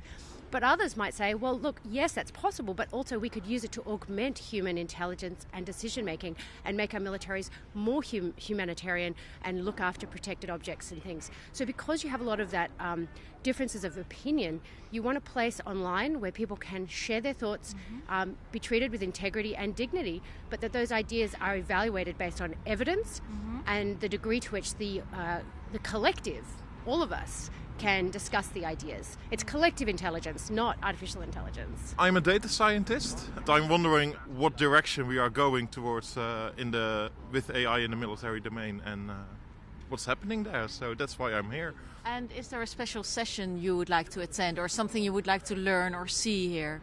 I'm especially interested in AI in practice sessions. There are a few of them because I'm from the practice, so that's what I'm here for. Why you're attending REAIM? Well, I'll be presenting on value-sensitive design for AI in the military. So how can we design these technologies, these potentially dangerous technologies, for human values rather than waiting for something to go wrong first? So I'm an international lawyer, and my group, the Law and Future of War Research Program, looks at AI and regulatory and legal requirements related to AI and the military, and I'm moderating a panel on cybersecurity today. Okay, and so what is your session about? What we need to do in terms of securing autonomous weapon systems in the cyberspace. What do you consider can be the dangers of using AI in the military domain? Well, I think one of the main dangers is the ability for us to lose meaningful human control when we focus a little bit too much on what the system itself can or cannot do, instead of looking at where the system can and cannot do those things. When we forget that the context is actually what really matters. Context is king when it comes to AI in the military. What do you hope to take away with you when you leave on tomorrow? To see what everyone is saying, how we should be addressing these issues, what the consensus is, and how we should be addressing AI to uphold our democratic values. The people who are coming here want to do something with AI in a responsible way. So getting new ideas, sharing ideas is what I'm here for. Well, I'm hoping that the people who are listening in particular and those policymakers really look at that there are means of achieving meaningful or significant responsibility when it comes to AI in the military. And that really that means looking at the entire social technical infrastructure, not only at the system itself, but who are the people interacting with the system, what are the institutions interacting with the system. And I think that control of how do we actually have responsibility means looking across the entire social technical infrastructure. I think recognising the challenges and opportunities that are in place in terms of autonomous weapon systems and cybersecurity. Compared to existing systems that are in place at the moment. Also talking about some of the challenges that defence industry face in making sure that when they're designing and developing these systems, they have appropriate security systems from a cyber perspective around them. The opportunity to listen and to hear a lot more diverse opinions and to understand each other better, I think is the first best next step for a global approach to AI governance. Yeah, because this is actually the first summit that's being organised. It's really inspiring that the Netherlands has decided to run this summit, and I can't wait to participate when it starts at 9 o'clock.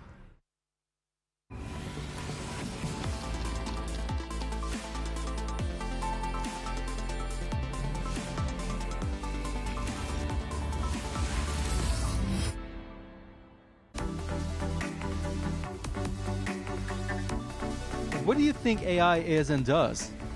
It's artificial intelligence, but as a philosopher, I would not say it's intelligence. Something to do with machines and intelligence. Artificial intelligence, mostly algorithms. Certain robots can do certain operations instead of the human being. Artificial intelligence would be having a robot, a vacuum cleaner. Generally, I would just say computing, things made by computers. I mean, it's crazy how much is being implemented.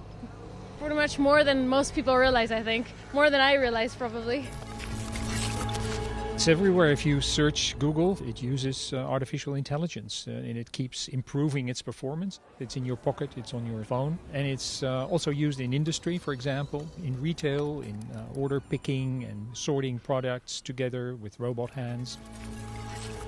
AI is about making machines intelligent. Historically, it is machines whose actions can be expected to achieve their objectives. We're increasingly changing that to machines whose actions can be expected to achieve our objectives. One day the AIs are going to look back on us the same way we look at fossils.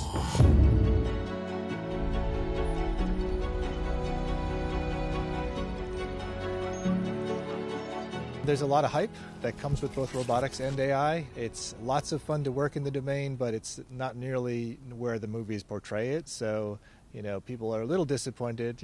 Why is that robot slow, or how come that AI is not so good? It takes a little bit of getting used to that, but it's still amazing technology. It's lots of fun to work with. I am worried because if it's too much of it, then there might be unemployment for a lot of people, because machines will be doing the work instead of the people. For me, it's not that scary. I mean, I kind of grew up in social media and all of that kind of stuff. I'm very worried about killer robots. Just generally, like the whole drone industry. Things like deepfakes scare me a lot. I would say human extinction. So the risks that are happening right now are AI systems that perform in unintended ways, partly because of careless design. So, for example, you can train machine learning systems to filter resumes, and they will often filter out the resumes of women for a tech job, for example. We're also seeing risks from social media algorithms, the recommender systems that fill your news feed or your YouTube video sequence, that are learning how to manipulate people over time to change people into more predictable consumers of whatever material they can supply. In the longer term, we're most concerned about the risk of losing control, that will build AI systems that are pursuing incorrectly specified objectives that then prevent us from interfering with that pursuit, so we end up losing control to the machines. The biggest risk is that we stop to be able to bear responsibility because we're using instruments and tools that we don't understand. And if people ask us, what have you done? That we cannot answer that question satisfactorily. We need to put the brakes on a little bit. Slow down and talk about it and think about, have these discussions, what might happen. Many people are moving the potential date for general purpose intelligence closer to the present than they were before, and I think some people are even talking about the next 5 years. We're not going to have sentient AI. This is part of the hype, right? And so that'll probably disappoint some people. I'm sure there'll be some people that disagree with me on that one. So far, history is on my side, and no, these are just machines at the end of the day.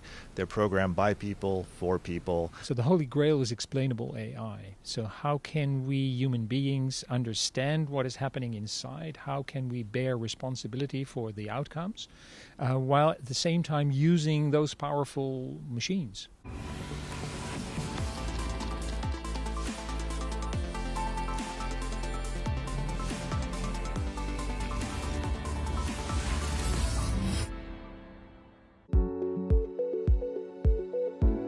We developed this prototype in order to help the commander which is in the field in determining a good course of action.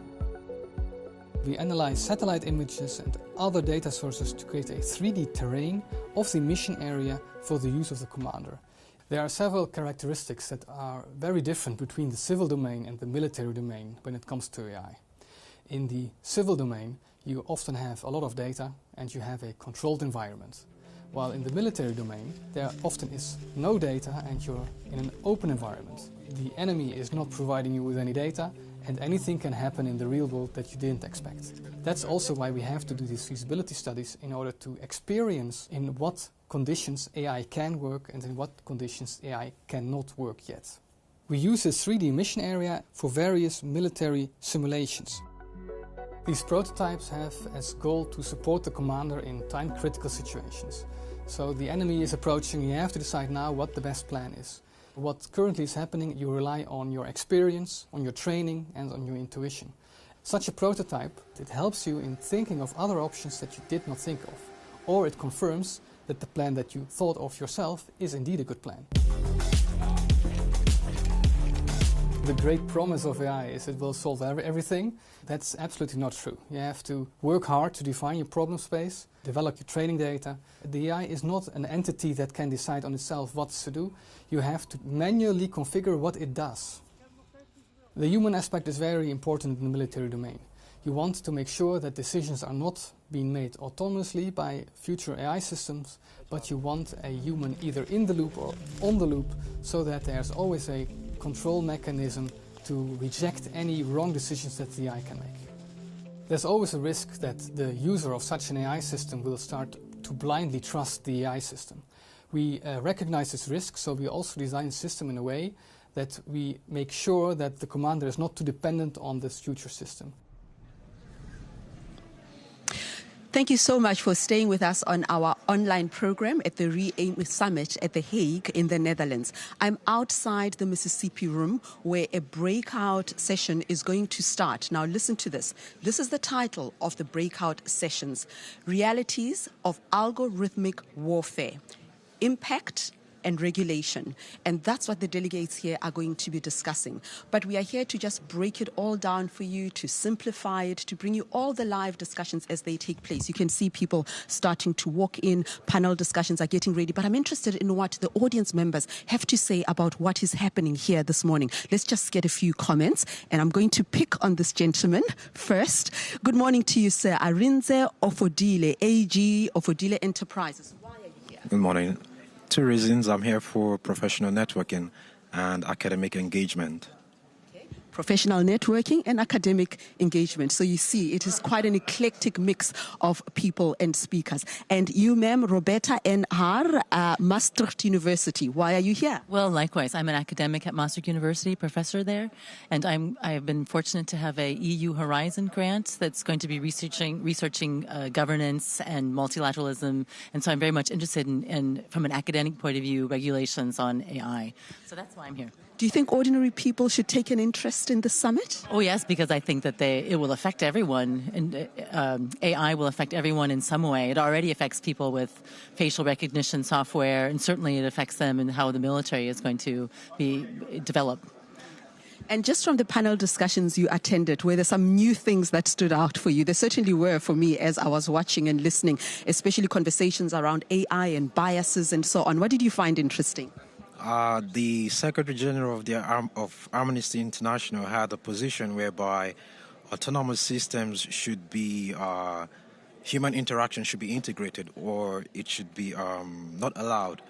But I think when warfare starts and the enemy has autonomous systems operating, they're going to make decisions faster while systems where human beings are integrated is going to be slower. So I think there's a disadvantage there, but it's a good topic.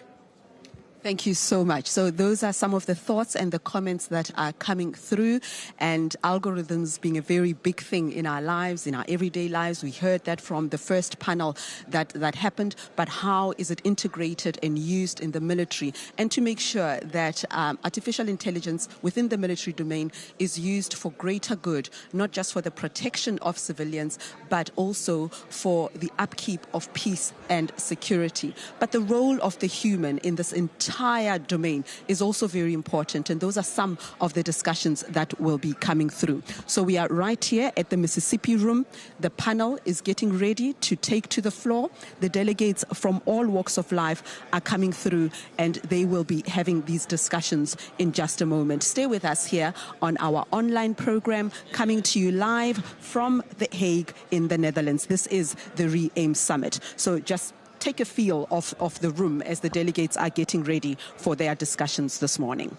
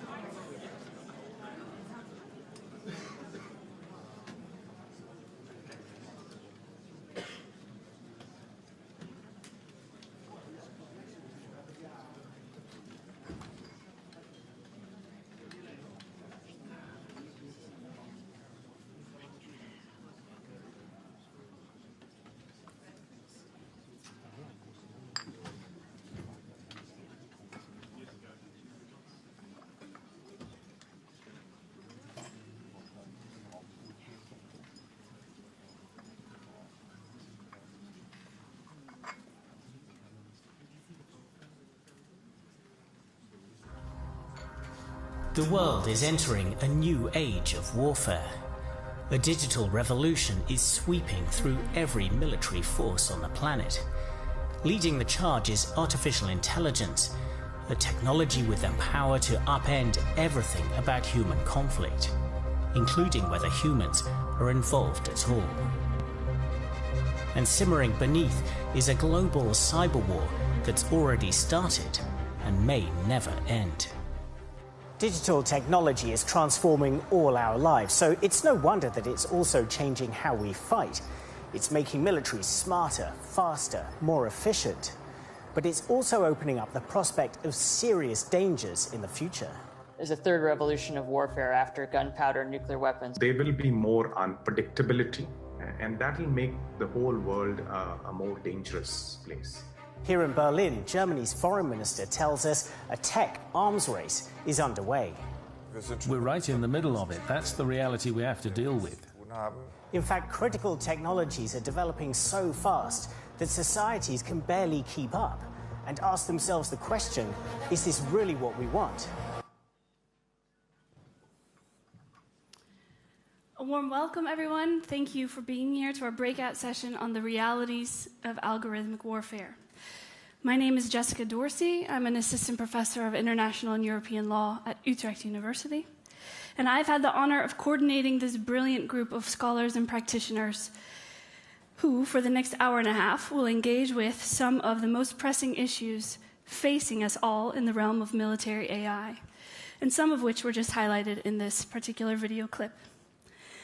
Framing this session in terms of the realities of algorithmic warfare was a deliberate choice, designed to push back on and offer a better alternative to the futurization of the dilemmas that arise from current development and integration of these technologies.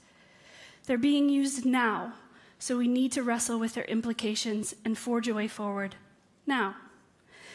Our session today is split into 3 30-minute subpanels, each with 2 to 3 speakers, led by a moderator, focusing on 3 core themes that deserve a deep dive. Those themes are the realities of the use of military AI, the realities of the impact of military AI, and the realities, finally, of the regulation of military AI. We hope you walk away with a deeper understanding of how and where these systems are being experimented with and deployed, how they change the character of warfare, and the civilian cost of the integration of AI in warfare, along with ideas on political control and legal regulation to ensure responsible deployment and use.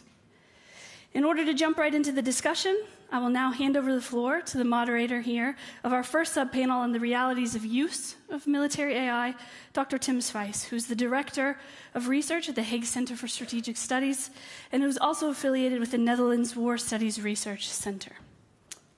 Thank you, Jessica, and welcome, ladies and gentlemen. We're going to talk about realities of algorithmic warfare. We're going to talk about use, we're going to talk about impact, we're going to talk about regulation. We're going to start off with talking about use to essentially establish a baseline. What is actually going on? What is happening? And to talk about that, we have 2 panelists, key experts in their field. With me are Ingvild Bode on my left. Ingvild is an associate professor of international relations at the University of Southern Denmark, where they're also building a war studies center we were just discussing.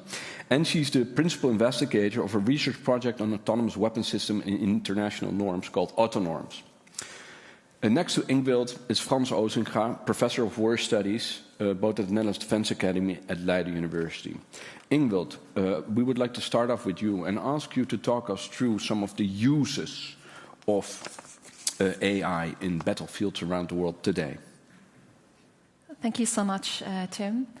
So I would like to actually connect to something that Sir Lawrence Friedman had just said, trying to connect what we talk about in terms of military AI now to a more historical trajectory of systems that are already in use and that can tell us something about how the integration of autonomous technologies in targeting has changed and what are the consequences of some of these changes. And I will talk in particular about the consequences for human control in specific use of force situations. So I will briefly talk about 2 different types of weapon systems that integrate autonomous technologies, also AI, air defense system, which of course is quite an old system, but I think it's still worth looking at. And then also loitering munitions, which is a much more recent system that has gained a lot of attention over the last year, especially due to the conflict in Ukraine. So as Tim said, I'm presenting research as part of an ERC-funded project, Autonomy. And my analysis is basically mostly based on analyzing open source data. So just as a disclaimer. So let me start actually with air defense systems. So here we have really an early example of a weapon system that integrates autonomous technologies in targeting. Currently, and that's kind of what's depicted here on the world map, you have around 80 states worldwide that use different types of air defense systems, often, of course, more than one. And these systems have been developed since the 1960s. Out of the concern already then that human operators have limited ability to conduct targeting at the speed perceived to be required. So we already had this kind of ambition, right, to kind of respond to fighting at machine speed in the 1960s. And I think it's quite important to be aware of that. Some of these systems are, for example, the Russian AK-630M, the French Crotale, or the US Phalanx. So all of them have become operational in the 1970s, and all of them have automatic tracking and targeting capabilities. So I want to now look at what this integration of these technologies really means for the human operators of these systems, because typically all of these systems still have a human in the loop or on the loop. And I think the fundamental change that happened with the integration of these technologies into these systems is that the role of the human operators in charge of operating these systems has changed in terms of making it more minimal, but also more complex. And I think there are three particular human-machine interaction challenges that these systems create for operators. One is the potential lack of situational awareness that comes out of how integrating these autonomous technologies into targeting has basically made the operators move from being very active controllers of the targeting process to more passive supervisors, which means that in practice they often find themselves under or overloaded with tasks. Then, of course, integrating autonomous technologies, and this is the second point, also has increased system complexity. So we already have kind of the origins of these kind of potential comprehension barriers to understanding system functionality that we see, of course, much more forcefully now with AI. But I would argue they always started with these autonomous technologies, so these predecessor technologies. And now, of course, we have the issue of speed. So the speed at which targeting decision-making happens usually leaves operators maybe a couple of seconds of reaction time to decide whether to authorize the release of force or not based on system prompts.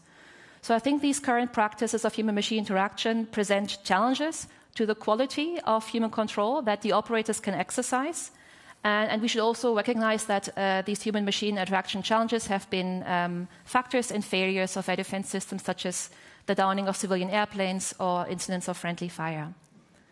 Let me now move to the second weapon systems I would like to look at, which are loitering munitions. This is actually a picture of the Cargo 2, a system that some of you might have heard in media coverage. So loitering munitions, first of all, are uncrewed aerial systems that use sensor-based targeting to search for, dwell over, and attack targets. Here, the development started in the 1980s, and at least, I think, around kind of 20 militaries worldwide are using these systems at the moment. And of course, we have seen these systems used prominently in conflicts such as Nagorno-Karabakh, Libya, Syria, and Ukraine. These loitering munitions already integrate autonomous technologies to identify, track, and select targets. And manufacturers actually also allude to the potential capacity that these systems might have to attack targets without human intervention. Currently, on the basis of my research, everything that we could find out openly about these systems still holds that manufacturers still use a human in the loop, but there are actually a lot of uncertainties to the quality of that control and the role that this human is supposed to play. Let me give you an example for that. So with the Cargo 2 that you see pictured here, you may have heard that in May 2021, the UN published a report on Libya that characterized the Cargo 2 as a lethal autonomous weapon system. And that drew quite a lot of media attention because the report also said that the system had been used without any human supervision in Libya to attack militias. Interestingly, the manufacturer of the system disagreed with that portrayal, arguing that actually the system adheres to human in-the-loop principle at all times, and kind of highlighting that actually SCM, manufacturer, is very interested in the ethical principles. But actually, if you looked at the material that the manufacturer published before the publication of the REAIM report, so before May 2021, the Cargo 2 had been advertised in very different terms. So here actually you find that the manufacturer did talk about the system integrating deep learning algorithms and even facial recognition. So I think there is this kind of example, right, gives us the taste of, first of all, of course, the challenges of actually accessing what are the technological functionalities of these systems if you don't have privileged access to that. But I think also that there is actually a great degree of uncertainty about what these systems are actually capable of doing. And there seems to be at least a latent capability that the systems such as the Cargo 2 could also attack targets or use force on targets without human intervention. So let me just conclude now. What we have learned from just a brief look at these two types of systems in terms of what has changed, right, in terms of how these technologies have been integrated. If we look at these two systems, there are great differences in target type and in practices of operation. If you look at air defense systems, these are, of course, usually fixed in place. They can only target a very limited range of military objects. And if they are used in autonomous modes, these are kind of in place for short periods only. If you look at loitering munitions, by contrast, they can target quite a wide range of military objects. If you look at, for example, the Lancet 3, a Russian system used in Ukraine, it can target a whole range of different military objects, vehicles, all kinds of things, and actually also personnel. And of course, loitering munitions are mobile systems that are used over wider areas for longer periods, including overpopulated areas. So I think both of these systems have kind of posed different challenges to human control. In terms of defense systems, I talked about the particular role of the human operator being circumscribed in particular ways due to the interaction with machine technologies. In the case of loitering munitions, the complexity comes more from the fact that these systems are mobile and used over these wider geographical areas. So actually, at the point of activation, there might be quite a lot of time elapsing between the point of activation and when potentially force is released. So this creates then challenges, right, to the proximity of the human operator to decision making on the use of force. So I think in general, what we can learn from this brief overview is that integrating autonomous technologies into weapon systems has created novel uncertainties about when, where, against whom, and under what conditions force will be used. Thank you. Super, Ingvild, and thank you very much for providing us not only a short, but also a very rich and differentiated overview of what it means to start integrating AI applications into military operations. Let's continue with you, Frans, and talk about the debate on lethal autonomous weapon systems and how we can distinguish fact from fiction. Frans, the floor is yours. Right, thank you. My charge is really to try to contextualize the debate we've seen over the past years on lethal autonomous weapon systems where robotics and AI come together. This morning we had an excellent plenary session. We heard Human Rights Watch talk about all the concerns, and I share those concerns. What I want to give you is an overview of the arguments that have been advanced, why militaries would actually love to use them. What is the military utility that Western militaries and non-Western militaries see out there in lethal autonomous weapon systems? I also like to de-hype this entire concern a bit and this development by trying to contextualize it on the battlefield and in the history of war, something that also Lawrence Friedman this morning did. These systems are not popular. I included a graph here where you see that most people in Europe really don't want to move us to move towards lethal autonomous weapon systems. I've got a couple of slides to stretch you from what I'm actually saying, but also to illustrate what's happening out there. So there's this effort to ban lethal autonomous weapon systems. The thing is, I think, that the train has left the station. This graphic tells you what sort of processes normally are involved in getting people to accept certain weapon technologies. We have now discerned dilemmas, right? Stage 1, elite recognized techno-normative dilemmas. Dehumanization, depolarization, de-responsibilitization, accountability issues, right? Dronification of foreign policy. All those dilemmas have been discussed over the past years. I think right now, having a conference like this means we're in stage 2, actually. We are trying to set new norms. We are redefining the norms, trying to come to grips with this new technology. The thing is, this technology in the military realm is not being driven by the military alone. In fact, it's largely driven by civilian technological developments, by commercial interests. And there's a huge proliferation of drones already. More than 100 actors are already producing or using drones, and most of the AI developments are actually taking place in university think tanks and industries for civilian purposes. But both of these technologies lend themselves to be militarized rather easily.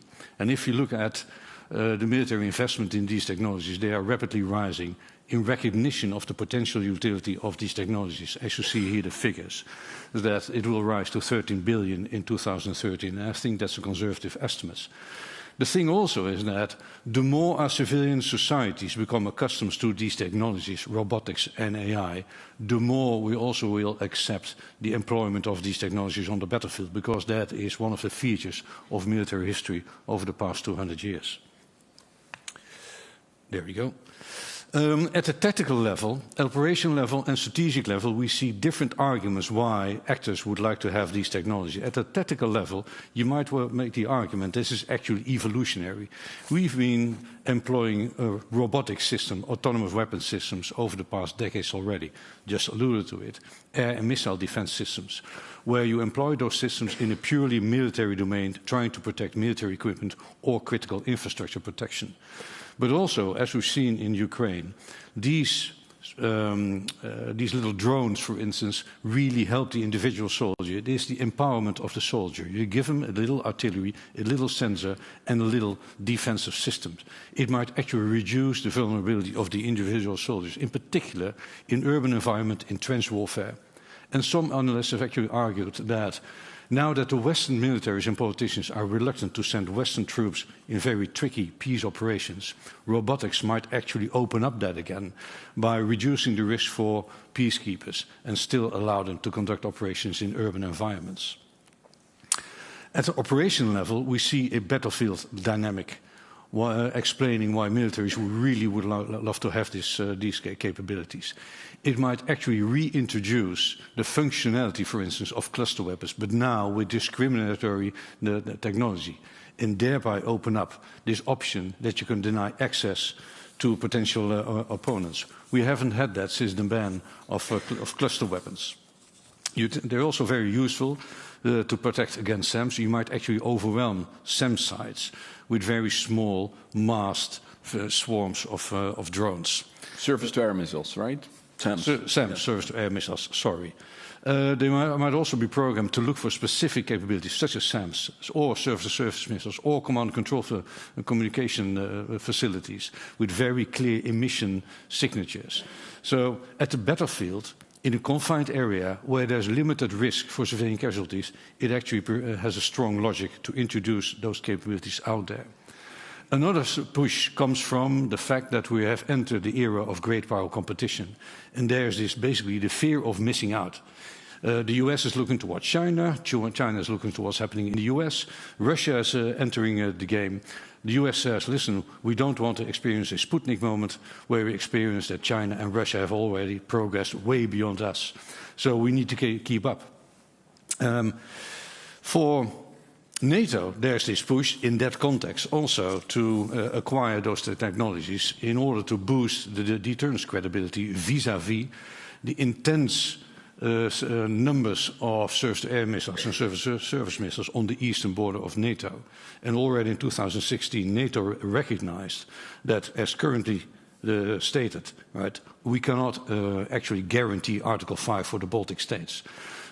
Introducing these technologies, might actually renew those capabilities and boost the credibility of the new deterrence by denial strategy. 1 more minute. I'm done. right? Great timing. Final slide.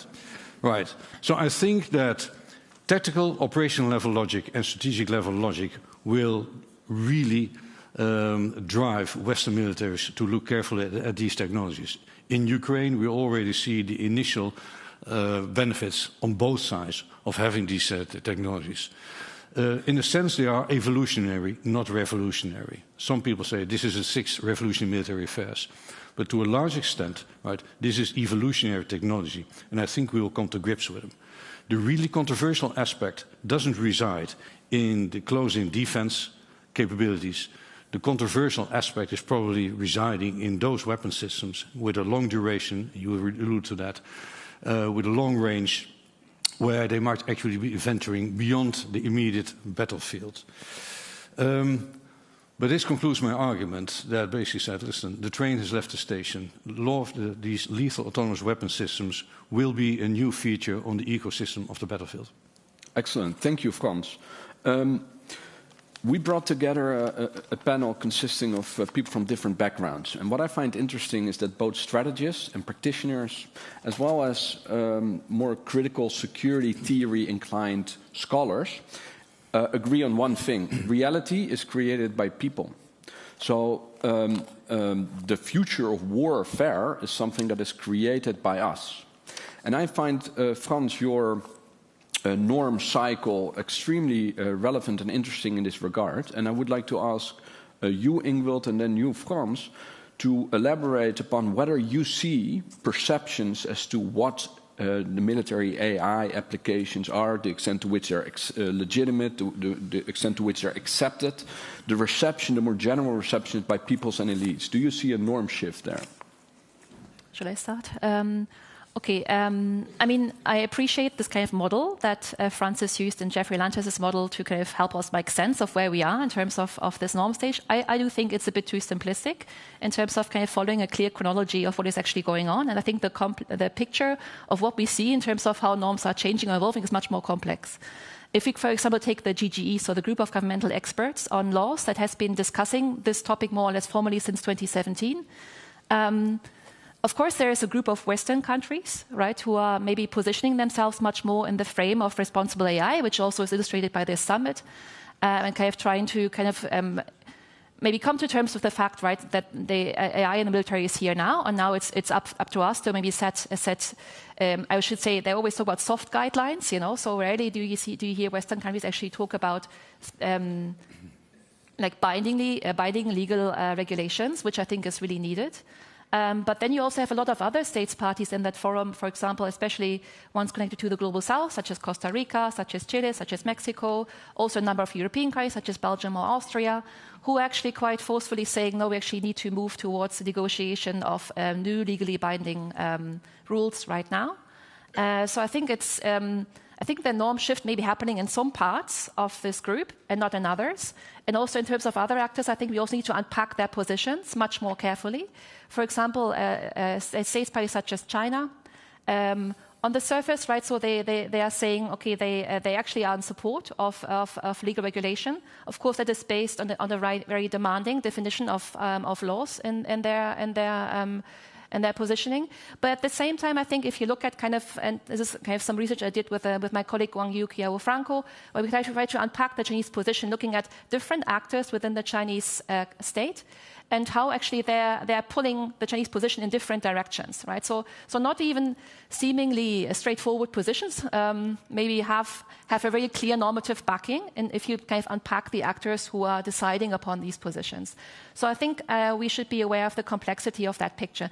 Actually, but one thing that has kind of remained quite stable, and this is also maybe why I would be a bit skeptical of the norm change, is the all the kind of the Ipsos surveys that have been conducted with global populations over the last couple of years have more or less seen a consistent pattern of the global public, around 60% opposing lethal autonomous weapon systems. And that has not, I think there was a slight increase actually at some point, but it has definitely not decreased. Of course, you can say last survey was conducted in 2021. Where are we now in 2023?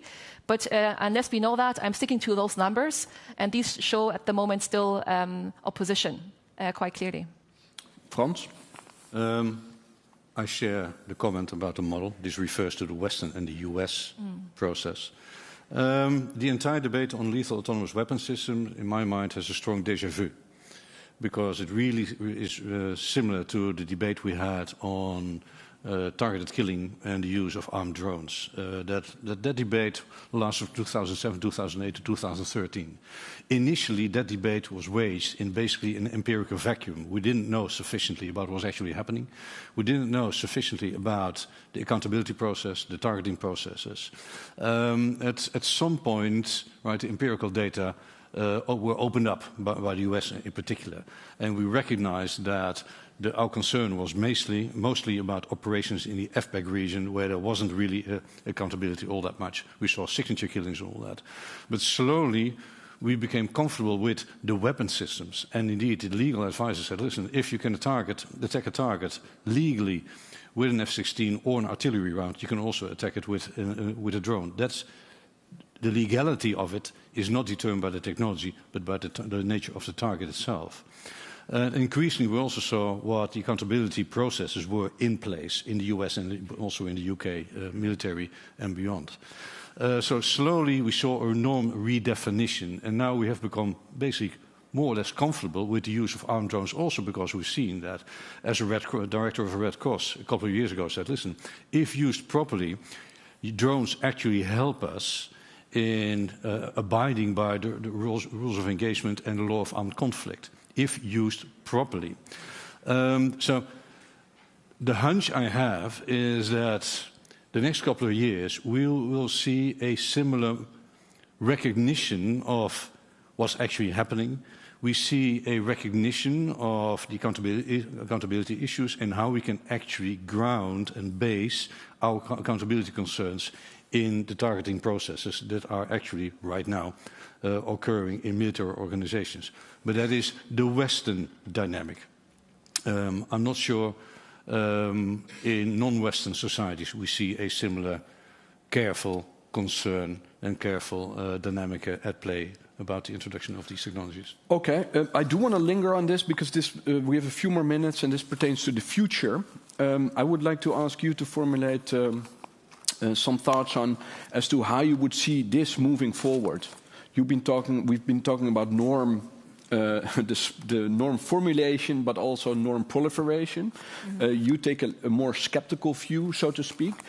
Where do you see this going, Ingvild? Yeah, I mean, I think I also take a skeptical view because I think there is a public dimension to talking about these norms at the GGE, but there's also kind of a hidden operational dimension. Yeah. So I think in terms of how, and this is why I focused on these systems that are already in use, because I think in terms of how these systems are used and how they have proliferated and have changed, that can already tell us something about how states think it is appropriate to use them, which for me is kind of a form of norm, right? But it's actually not publicly discussed to that extent. Even the existing systems that I talked about, they have very limited coverage in the public debate on norms. And I think it's quite important to be aware of these two tracks, right? So there's a public track, right, where we maybe see some of the things happening also that Franz was saying. But I think there's also kind of a hidden operational track connected to these practices that is not as openly discussed. And I would say as the kind of the public track is always kind of lagging behind the operational track because we are seeing lots of more and more of these systems being used, more in the case of loitering munitions, more and more of these systems are increasing in terms of their geographical scope. And at the same time, the debate is not kind of keeping up with that, actually, right? So I think what I think will happen is that we will see more of these kind of norms shaped in practices, but there's actually a dangerous element to that because they're not potentially critically scrutinized publicly and therefore not discussed, but might kind of transfer under the surface, as it were. Right. I believe it was Clemenceau who said war is too important to be left to the generals. I'm a general. But we're going and a professor. But you could also say war is too important to be left to the AI engineers. Frans. That's absolutely true. Let me touch upon one aspect that we haven't addressed, which is basically that right now, the advantage of having these swarms of drones is that they're cheap, right? Don't involve humans. The threshold for using them is very low. The major concern is you trying to develop very advanced robotics. and killer robots that can swarm at long distances. If you want to actually give those capabilities, those features, right, they will be larger. And we will probably see a normal action-reaction dynamic where we see new technology being introduced on the battlefield. And as we are witnessing right now in Ukraine, where already 70 to 90% of all the drones are being shot out of the sky, we will also see counter-killer robot technologies. So I think that will be the standard future military history, action-reaction dynamics. And that is indeed the operational dynamic that you alluded to, that is perhaps separate from the public debate that we're having right now. Okay, which is why it's so critically important that we're having this debate. Ladies and gentlemen, please join me in thanking our panelists for their contribution. And we're going to move on to the next panel. This new aid package includes a new drone system, one that was developed by the Air Force specifically for Ukraine's military needs. Let's get to the Pentagon now. CNN's Barbara Starr has even more for us. Barbara, tell us something. John, as you look at the list that the White House and the Pentagon advertised, you can begin to see some clues about how this battle in the East is going to shape up. The towed howitzers, for example, designed to give the Ukrainians, I think fair to say, maximum mobility. They tow the howitzer, they fire. They can move it out of Russian eyes and ears very quickly so the Russians can't find them and target them. With these new UAVs, this is something called Phoenix Ghost. We have not heard about this weapon until today. The Pentagon saying it was developed by the U.S. Air Force for Ukrainians' specific needs in this area. Similar to the Switchblade drone that they are sending, this means it is a drone, classified project because they're not telling us what it is, but possibly has both anti-tank, anti-personnel capabilities developed by the U.S. Air Force, again, for specific Ukrainian needs. And I emphasize this because when we looked up the company that the Pentagon said was developing this drone for Ukraine, it is a U.S. contractor that does work for U.S. Special Operations, specifically for covert U.S. Special Operations units. This may now be the second classified weapon system the U.S. is giving Ukraine. You'll recall a couple of weeks ago, discussion about an unmanned boat that they were giving to Ukraine for their maritime needs. We have not heard anything about the specifics of that either. The Pentagon saying they simply, for security reasons, can't disclose any details about either of these systems. So it becomes very interesting. Ukraine has potentially 2 classified U.S. weapon systems now joining its inventory. John? Interesting, to say the least. Barbara Starr.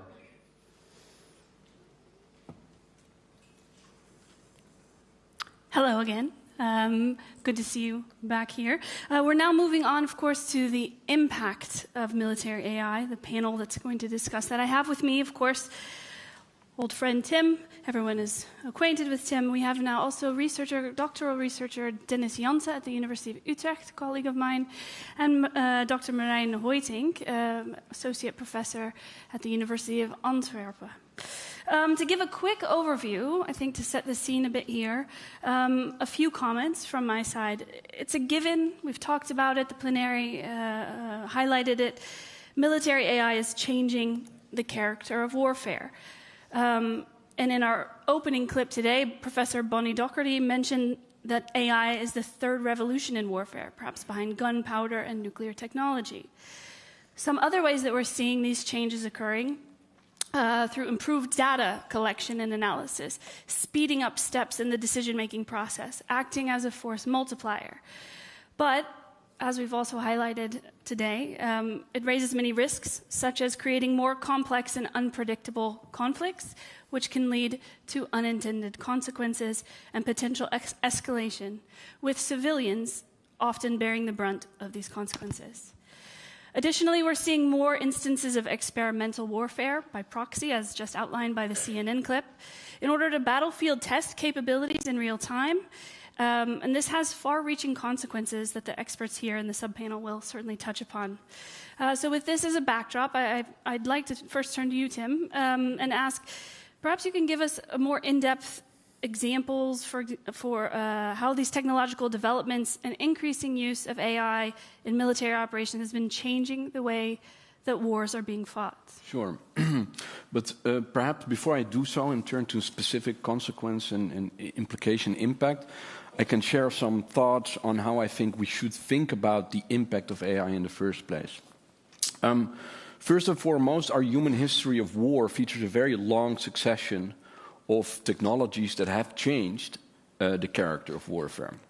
From the rifle to the raider, from the sword to the submarine, from the tank to the tomahawk, from the telegraph that our friend Sir Lawrence Friedman already mentioned, each time that new technologies were adapted and came online, to use a modernism, they inspired utopian but also dystopian views of what they would imply for the future of war.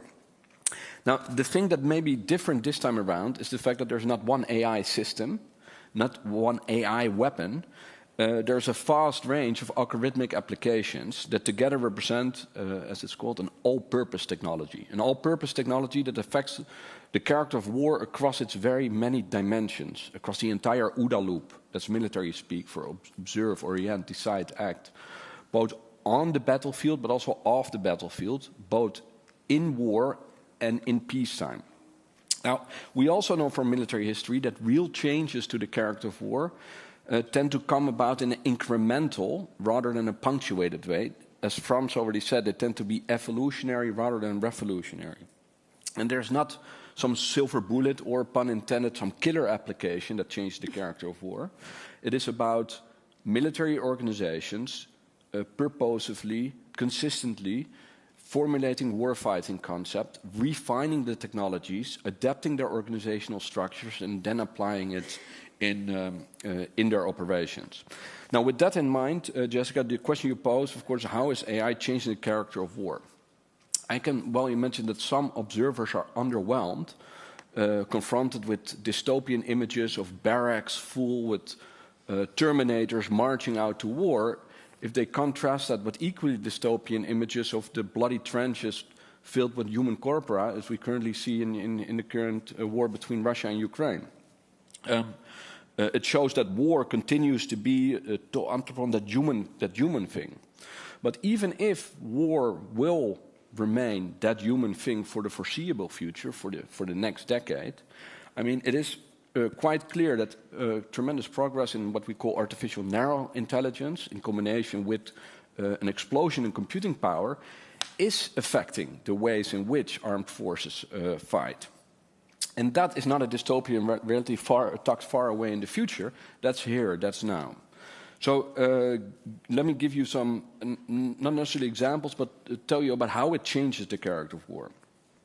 It is already leading to greater battlefield effectiveness of armed forces, to better situational awareness and situational understanding. It leads to shorter decision-making cycles, decentralized command structures, and networks, which are called battle clouds, with very short kill chains. And that's not something in the future we see that happening in the fields in Ukraine today. We see a speeding up, not in terms of the duration of the war, but the speeding up of the pace of conflict, which in itself generates a rationale to further integrate algorithms in that OODA loop I was referring to.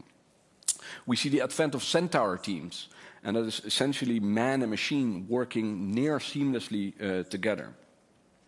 We also see that algorithmic analysis of SIGINT, so signal intelligence, increases battlefield transparency, so there's nowhere to hide.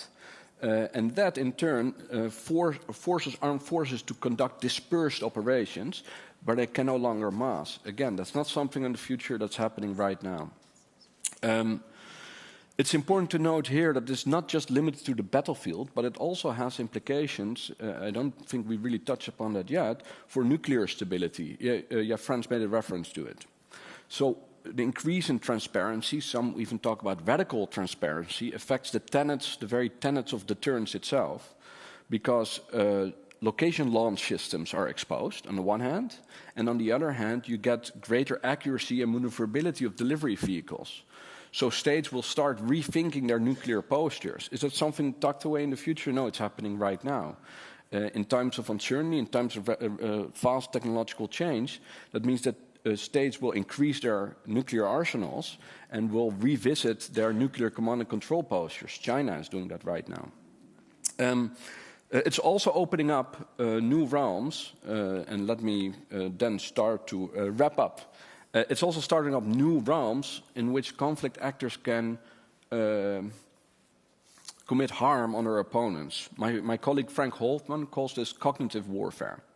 So I think in 2015, 2016, 2017, we were talking about hybrid conflict, hybrid war, in the European context, hybrid conflict. There are now battle-tested playbooks, off-the-shelf scripts, Cambridge Analytica-type services really for hire there. And this not only affects sort of what's happening on the ground at the tactical level, but imagine that there would be a deep fake now with Vladimir Putin commanding, it's a deep fake, but commanding a nuclear strike. Even if that would be managed cautiously by the other nuclear powers, it will create a lot of societal chaos. And it's also good to take note in this respect that we're entering the era of 5G. I mean, most of us have 5G now, but the ecosystems around it haven't been updated yet. With the advent of 5G and the advent of not just VR, but AR and the emergence of the metaverse, you will get new forms of virtual societal warfare. And that in turn is also a direct effect of AI applications being integrated into military operations writ large. So with that, Jessica, yes, I think it has an impact. It's not anthropomorphic battle robots, battalions marching out of the barracks, but it's here, it's now, and we see it. Thanks very much for that helpful context and kind of giving that overview. If I can zoom in for you to give a very quick response, very concise, about one issue that you've picked up on, we've heard about, and I hope that we all want to know more about, the ODA loop, looking through exactly what kind of effect or impact these developments will have on that decision-making capability. Very short answer, please. Well, the short answer, and I think the well-rehearsed phrase, is that sort of you see a shift from the human in the loop to the human on the loop to the human out of the loop. But let me add 3 categories there. I think that will be differentiated depending on the environment and the domain. So in an urban environment, that will look entirely different from an undersea water battle, so to speak. It will be layered. If you think about different levels of autonomy for different functions around the ODA loop or throughout the loop, and it will be tiered, tied to the technological maturity and the reliability in combination with the type of doctrine used by military organizations. Great, thanks. Thanks for that, and thanks for the insights again. I now turn to you, Dennis, colleague. Your doctoral research looks at impact-related questions as well. Can you walk us through some of the ways in which war with AI technologies, how does it look in some of these modern battlefields, for example, Ukraine? Right, so I think, thanks, by the way. I think Ukraine, much like was already said by Ingvild as well, is kind of just like Nagorno-Karabakh recently, and Syria is looking to be a bit of a proving ground. For instance, loitering munitions, but also different kinds of drones. So it's more of a continuation rather than a whole new thing. But a few things are coming into the spotlight there. Loitering munitions are, I think, a pretty big one, much publicized as well. Also something that happens on both sides. So, for example, the United States has delivered, I think, at this point, hundreds of Switchblade drones. And Russia is also using quite a lot of loitering munitions, like the Lancet, in all kinds of ways, for instance, to overwhelm air defense systems. And this really does look like sort of the empowerment of the individual soldier, as was already said. So the Switchblade, for instance, is something that you can, as a soldier, I think you need a team of 2, carry into the battlefield and have a striking range not of hundreds of meters with your rifle, but you suddenly have tens of minutes of flight to get to the target and loiter over that. So there's quite a lot of more range basically that a soldier now has. They all carry air power with themselves, and what this concretely looks like is very interesting to me because you control this drone still. There is still a human sort of in the loop, but it's in a very particular way. So, of course, you set navigation coordinates, and it navigates itself, right? And it has its own, the Switchblade in this case, right? That has target identification capabilities. but the human is still the person who selects the target. And what that looks like, I think Frans had a picture of it in one of his slides. The mobile ground control system very much looks like, well, you know, if any of your kids have a Nintendo Switch, that's what it looks like, which is very interesting. This sort of game-like way of interacting with AI is something that seems to be something that makes it so that soldiers are more familiar with it, in a sense. So if you can interact with a game console, you can interact with AI in the field. I think also one important thing to note there is that the Switchblade has its own target identification capabilities, but it doesn't seem to be very good yet at distinguishing military from civilian targets. So there is a possibility for the soldier to intervene 4 seconds before impact at the latest. Yeah, exactly. So they're still on the loop there. But you know, 4 seconds beforehand. So you got to be quick. But you know, that makes sense. Speed is important. And another thing that I think is interesting to see in Ukraine, also happening on both sides, is this phenomenon of dronations. So donations of civilian drones to the military. They're usually, again, Frans is showing this, where both Ukrainian paramilitary organizations and Russian military are crowdfunding civilian drones. Usually you'll see DJI a lot, using those. So these are like smaller quadcopters, using those either for reconnaissance purposes, again, the individual soldier not having to rely on intel being radioed to them, or their own sight, but also being able to look farther ahead. But of course, they're also using this to just deliver munitions, right? So modifying these drones to, well, to deliver grenades and that sort of thing. So there is a bit more. It seems to be that these human-machine interactions are becoming a more general aspect of what battle looks like on the ground, and with that, a lot more interactions that you could say look game-like in a sense, which makes sense because a lot of our sort of human-computer interaction, just society-wide, looks game-like because it was quite often developed by the interactive entertainment industries in Silicon Valley, feeding back into military innovation processes, and that becoming a reciprocal thing. Fascinating. Something you see there now. Yeah, and thank you for that interview, those insights, because I think that contextualizes also within this summit that we're at. There's a gamification layer as well with respect to the simulation that we've all been presented with. So yeah, exactly. Very fascinating thoughts to take forward. Very concise as well.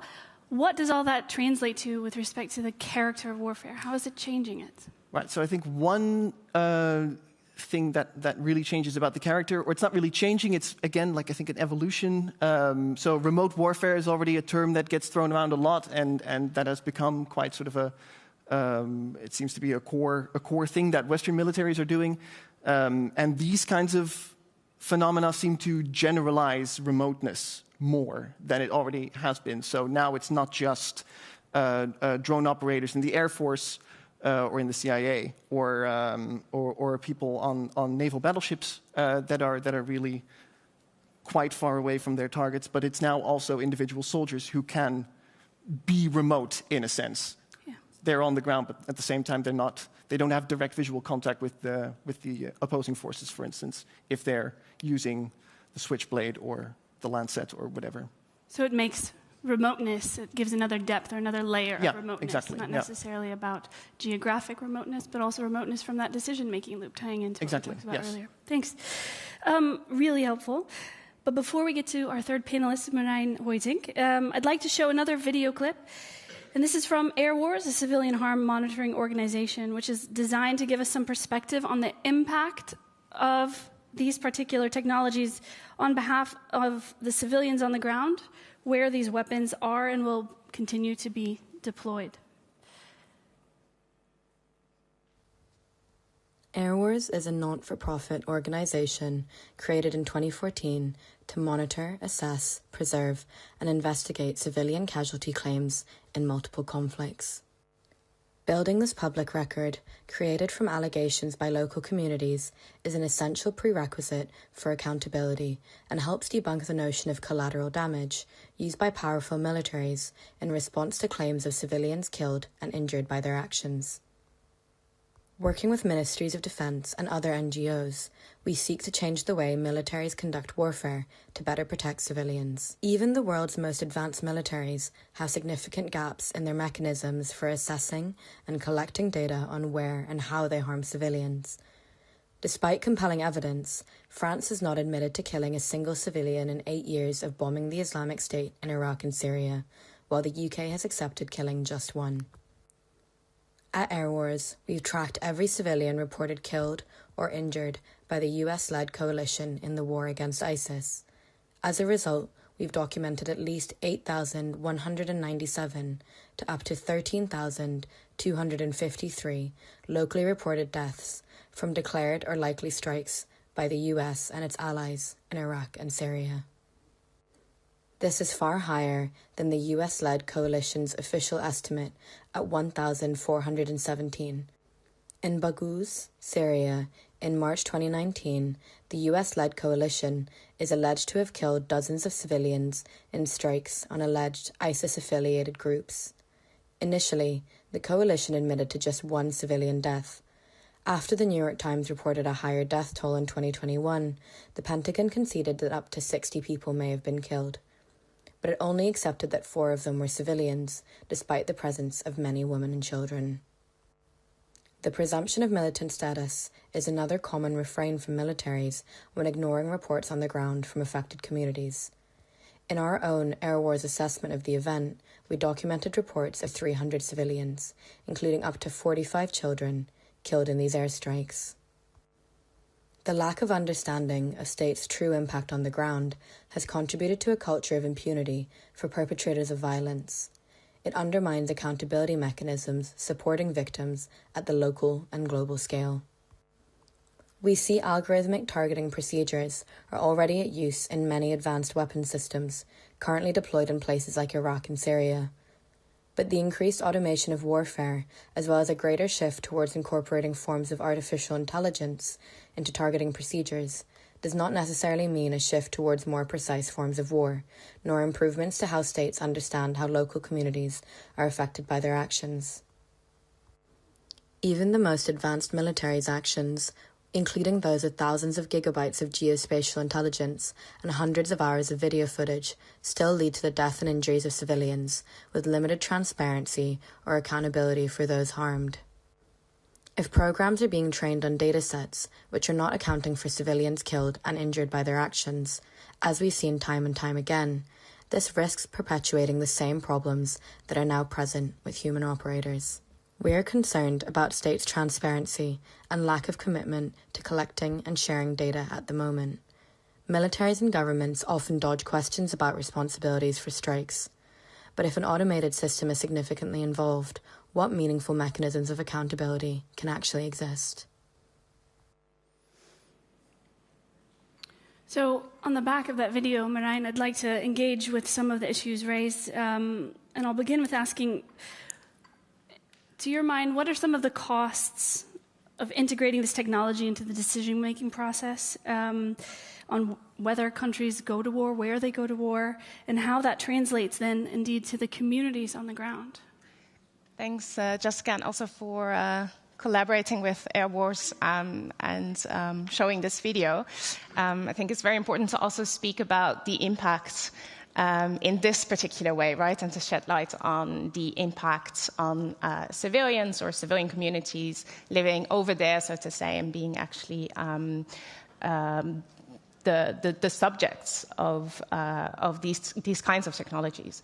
So for years, scholars like yourself and some of our colleagues here, but also civil rights organizations like AirWars have emphasized that the use of armed drones lowers the thresholds of the use of force, that it transfers also the risk of armed combat away from combatants to civilians, and that it also distances the general public from the use of armed force.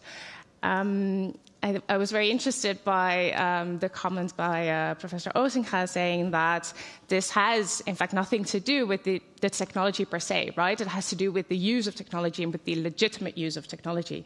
I tend to disagree. So I think that the technology does have an important role to play here, and that it is really sort of that it brings these questions to the fore, and that it is also because of the technology that we see this lowering of the threshold of the use of force. And my worry is that with the growing use of AI applications in the military domain and the growing automation of military decision-making, particularly when it comes to critical questions about lethal targeting, that we see these issues and these developments being amplified, and that this might actually lead to increased risks for civilians in conflict context. Partly because of the acceleration of these types of decision-making and the limitation of human control in this context, as Dennis was also pointing out, but also because of other issues that have to do with these kinds of applications of AI. For instance, in relation to data sharing, we've been talking a lot about sort of the personalization of warfare that we see in relation to drone warfare, and this is, again, also something that's being amplified, becomes more important in relation to the application of military AI for decision-making in the current military context. Thanks for that. And in addition to that, and more closely related to some of the research that you've done, what about the impact of this on the increasingly experimental way of waging war, and again, translating that to the communities where the wars are being fought? Can you speak to that issue a bit more? Yeah, so in my research and my work, I've very much established the link, so to say, between the development and adoption of these kinds of systems, these kinds of technologies, and an emerging way of warfare, which I've called the experimental way of warfare, by which I mean that I see the development and use of these systems happening in a very experimental way, both in terms of experimental projects like Project Maven. Many of you might be familiar with this kind of project, but also in terms of the emergence of new kinds of experimental relationships with the commercial industry, for instance, and the experimental users nowadays, and Dennis has talked about this, and many of us have already talked about this, experimental users and deployments of these kinds of systems in actual combat situations like today in the Ukraine. So this experimental way of warfare and these experimental relationships that are accompanied by or with these new kinds of technologies raise key questions related to transparency. How can we know about the decisions that are being made, that are being established? They raise questions about accountability. How can we make sense of questions of accountability, responsibility when something goes wrong, when decisions are so dispersed across a very complex or heterogeneous group of actors, when they're spread across man and machine, or spread across different kinds of interventions, and also related to democratic control, right? So how can we know, how can we control some of these developments as they're happening right now? So my point has very much been in my research to ask for or to think about these kinds of questions of transparency, accountability, and democratic control already in the face of experimental development, right? And to ask those questions now, because as we've been emphasized, I think, within this panel and the previous sub-panel, is that this is happening now, right? The train has left the station. Thanks for that. Listen, we've got a couple more minutes here, and I want to pose a question for all of you. We've heard about a very helpful military strategic overview, some of the gamification angles of how this is translating to battlefields, and also the impact, the experimentation, about how that affects people on the ground. One stakeholder group that we really haven't talked about, which was raised earlier by Frans in the previous subpanel, how does this affect the public perception of warfighting? How do these developments interact then for a larger public? Because in essence, it's on the public's behalf that militaries are fighting these wars. Anybody want to grab that, or I can direct to you? Go for it, Dennis. Yeah, so one interesting thing there is, of course, that while on the one hand you have this idea of remote warfare as it being very far away from everybody, right? Specifically, for instance, with that drone nations phenomenon I mentioned, there is actually a way of bringing more, like, much closer to everybody, because how do you recruit crowdfunding for these kinds of things? By making videos of the bombings that you do with the drones, and having people, you know, donate crypto when you post that on YouTube, and then just have a link there. So it's like it becomes like this new way for people to really be involved with the warfighting effort. So actually, remoteness has this intimacy to it, you could say, for the people who are outside of the conflict. And creating a bit of ownership then as well. Exactly. They're invested in it literally and figuratively, perhaps. And of course, you're sending people like support through social media and that sort of thing that way as well. Great. Tim, thoughts? Well, well put, Dennis. Remoteness leads to, in a very paradoxical way, to more intimacy, which on the one hand leads to, I guess it's fair to say, a normalization, an institutionalization, the fact that it's no longer outrageous, it exists, you see it every day. But then I think in time it will also lead, and maybe this is the optimist speaking here, but to a push for norms and for regulations, both sort of at the interstate level, but also at the level of the algorithms themselves, also at the level of doctrines, also at the level of responsible targeting. So I see this sort of dual movement. Great, thanks. And to close this out, do you share optimism? I was going to say, I'm not going to share that. No, I mean, to some extent, yes. I think it is very interesting to see how, I mean, there's so many sitting here in the room, right, that at the one hand, we're seeing public discussion, public perception being very strong in this domain. At the same time, and I think here, again, the technology has a role to play. We have very little idea of what's going on, right? And partly this is also because of the nature of the technology, the difficulty of actually understanding some of the decisions that are being made or proposed or suggested by these systems. And I think that is really something that that is key for the coming years. And that is a key question, right? This question of transparency. How can we know for responsible use of military AI? That's great. Thanks, everyone. Join me in thanking our panelists, please.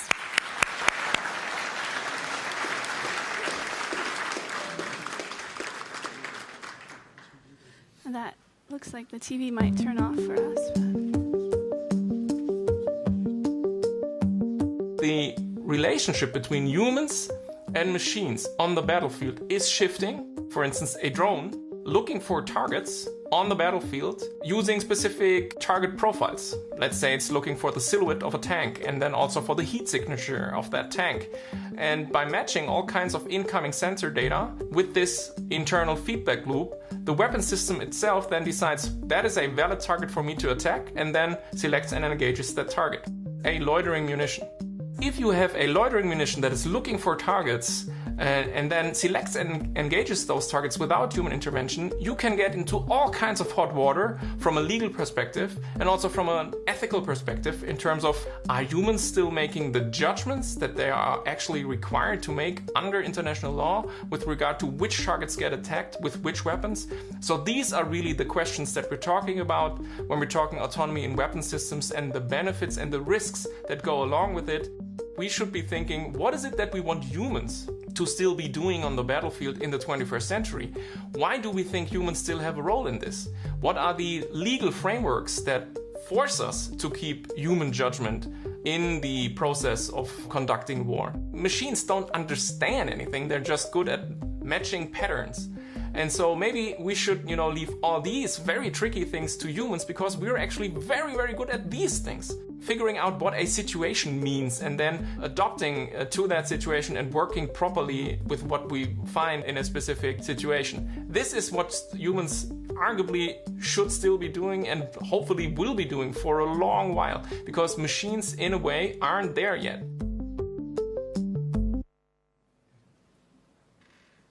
All All right, welcome everyone for the third sub-panel. Thanks for staying with us. I've moved chairs and Jessica has moved chairs, and we have two more colleagues joining the stage.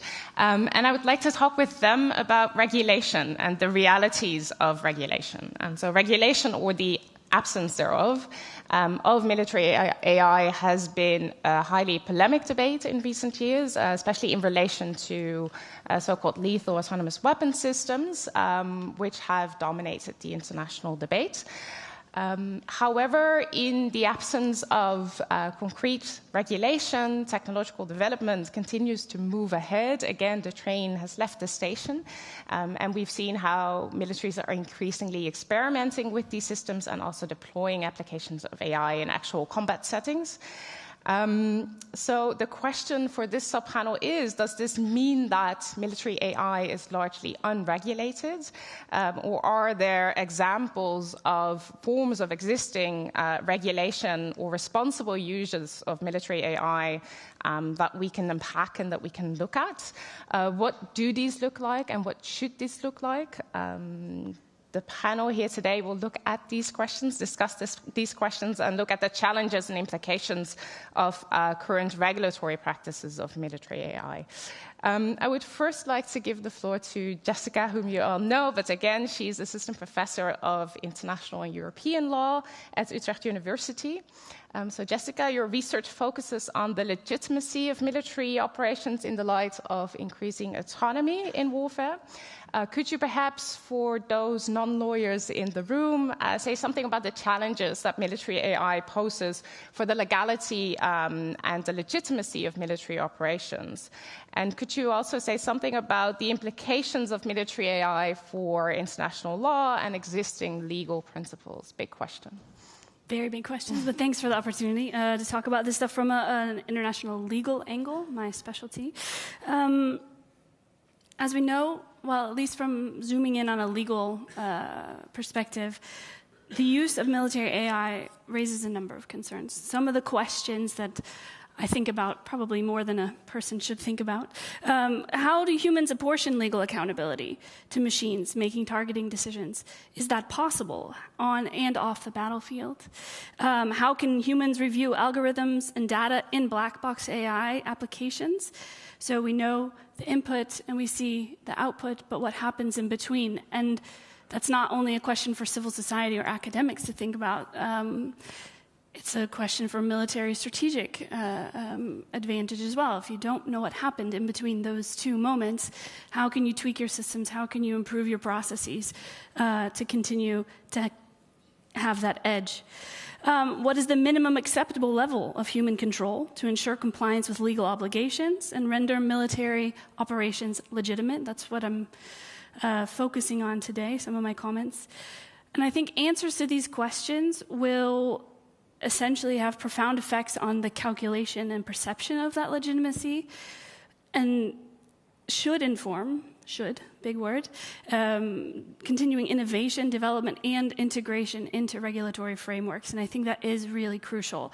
So I've kind of tried to give a few layers of where the legal discussions are, and I think they're hard questions. And they're sticky and complicated, and we'd all rather not. But I think we really need to. We have to wrestle with those things. That's why some of these, and I sensed, and maybe that's an optimist in me, but I sensed some consensus on that first plenary stage. The need to keep human in the loop translates to me to pretty low-hanging fruit with respect to a ban on fully autonomous weapon systems. Is that a place to start? I think yes, so let's do it, right? So those are the ways to take things forward. A couple other, well, final comments here. Current uses of these applications of AI and the growing normalization of that autonomy, they enable certain things to happen, and they have important implications of existing legal. So it's not just about creating new. It's an and in my view, but it's also about fleshing out exactly how existing legal frameworks apply with respect to these kinds of technological developments. All right, thanks, Jessica. In your own research, and you've already mentioned this, you look at this through the lens of legitimacy, the question of legitimacy. Can you say something about what that brings to this particular topic of responsible AI or responsible use of military AI, and how militaries can or should deploy these applications in a sort of legitimate way? Sure, and happy to do so, absolutely. But before I do, I want to make this interactive. We haven't had enough time for interaction, so please get out an electronic device of choice.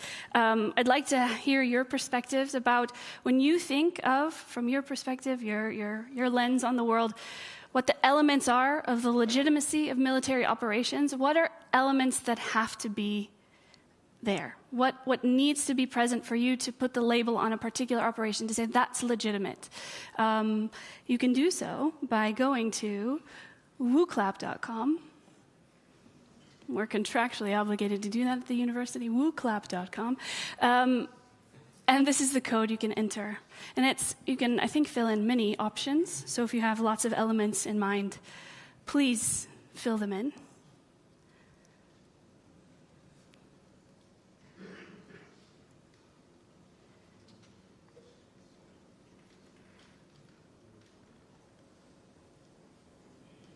We'll give you some time to think over this very hard question. It is hard. And type. I know. Challenging.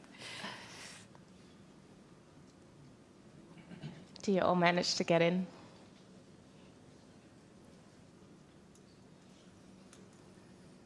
And if I can ask our technical specialist in the back to show the emerging word cloud. Oh, wow, wow, wow. Color-coded. Fantastic.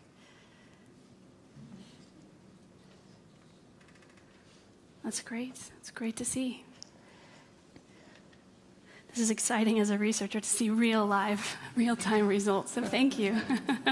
Thanks for participating and giving me insights here. All right.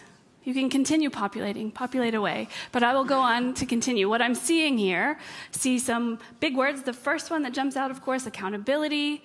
We've got proportionality, transparency, legality, some of these music to my ears, because if you could go back to the slideshow. Oh no, now we're getting ahead of ourselves. Oh no. Yeah. I'm keeping you in suspense here. I thought the same thing. This is a Venn diagram that I've done lots of research on to sort of inform the idea of what I term the sweet spot of legitimacy in a publication a couple of years ago. How can we put that label on an operation? For me, as a lawyer, I look at the world through legal lens. It's about where transparency, legality, and accountability meet. And I think, of course, there are ethical concerns. In my view, and I look at this through a natural law lens, those ethical concerns are informing the legal frameworks, for example, human rights law or humanitarian law. So I don't exclude ethics and morality.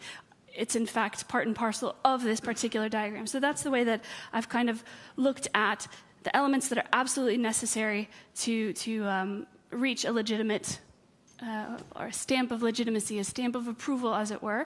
So in that sense, it also takes into account different stakeholders. I've done a survey of who's interested in this. Civil society is working on it. We have academics working on it. We have, of course, military is very interested in it. We have, again, that public angle of accountability or understanding what the public's perception of legitimacy is. And I think in people on the ground, the idea is that if there's a requisite amount of each of these elements, then that's where we should strive. So the interest for all of those stakeholders is to land somewhere in that sweet spot, as I term it. All right, thanks, Jessica. We'll talk a bit more about how to perhaps operationalize this with the other speakers, and maybe we find a way to actually publish the word clouds by the end. That would be very interesting. I would like to bring in Anna Nadibaidze from the Center of War Studies at the University of Southern Denmark. You're a PhD fellow there, and you study the implications of the development and use of artificial intelligence technologies for international security, with a particular focus on the case of Russia. And so you've been closely following the international legal and regulatory debates, and we'll talk about that with you now. Do you think that the elements that Jessica identifies here on the slide could be helpful as guiding principles for global regulation of military AI? Thank you, Marijn. Yes, definitely. What Jessica mentioned is definitely relevant for the discussion on potential global regulation of military use of AI. As has been mentioned before, so far the discussion has really been focused on lethal autonomous weapon systems and been ongoing as part of this GGE within the framework of the UN Convention on Certain Conventional Weapons. And the UNCCW is really focused on IHL and international humanitarian law and regulating international armed conflict. It's also designed for prohibiting and regulating specific physical weapons. So it might not necessarily be well suited for characteristics applied to systems such as autonomy and artificial intelligence. And it's also, it might not take into account all the challenges related to military uses of AI. I'm sure a lot of people in this room are aware that the GGE so far has been a discussion-based format and has led to little progress in terms of global governance of military uses of AI. And of course, state parties there have different definitions, interpretations, perceptions, and of course different interests.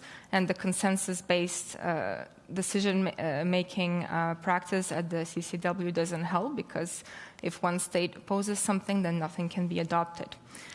So also given the current geopolitical circumstances, some civil society actors and also academics like the research group that I'm part of, the Autonomy project, have been advocating for alternative ways forward for global legal norms.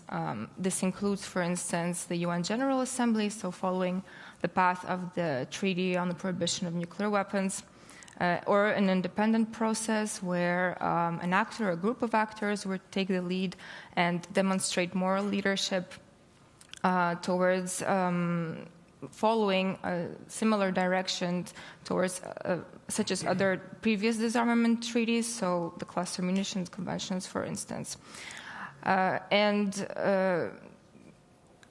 So, of course, these are some options. Last October, we've seen 70 states make a declaration to the UN General Assembly they've restated their commitment to continuing the debate within the CCW, but also there seems to be some support towards this sort of double approach where autonomous weapons that do not comply with IHL would be prohibited, and then other forms of autonomy weapon systems would be regulated. So perhaps this two kind of sided approach could be a way forward, whether at the CCW or elsewhere. All right, so I'm going to ask you a question about that, at least one of the sideways that you identified, and Jessica also mentioned this. So as you said, there is something that you see as low-hanging fruit, which is to install an outright ban on lethal autonomous weapon systems. Gonna play the devil's advocate here and say, isn't that unrealistic, right? Especially in the light of current political stakes and interests, with some states not being interested even in defining the actual concept of lethal autonomous weapon systems as a way of sort of pushing back on regulation. Can you say something about how realistic this is? I think it's definitely at this moment challenging to see a concrete way forward on regulation or prohibition of autonomy in weapon systems, especially in a consensus-based forum like the CCW. And when we advocate for an alternative process, the common criticism is that, even if it ends up with a treaty or a political declaration, but a lot of states, including and especially developers of military AI, are just unlikely to sign up. But would this actually diminish the normative value of such a development. Because right now, when we talk about regulation, it's not necessarily just a ban on autonomous weapons. What is needed is really some kind of a push to start a normative process, just something to start it off, and to set legal norms on uses of military uses of AI. This conference is called Responsible AI in the Military. It's not on autonomous weapons. So these are the legal norms that we need to think about, because in the absence of these norms, state practices, which is seen in the previous sub-panels, shape what counts as appropriate and not appropriate in warfare, and in especially the role of humans and machines in warfare. So I think it won't be easy, right? It's never easy. We've seen it with efforts to establish legal norms on the prohibition of nuclear weapons as well. It definitely won't be perfect. Even if something does come out of the GG or another process, it will probably not take into account all the implications and all the risks associated with military AI, but something is needed, and the important thing is to start a normative process. Okay, then a final question for you on this idea, this concept of the responsible use of military AI as it's being pushed by this very conference.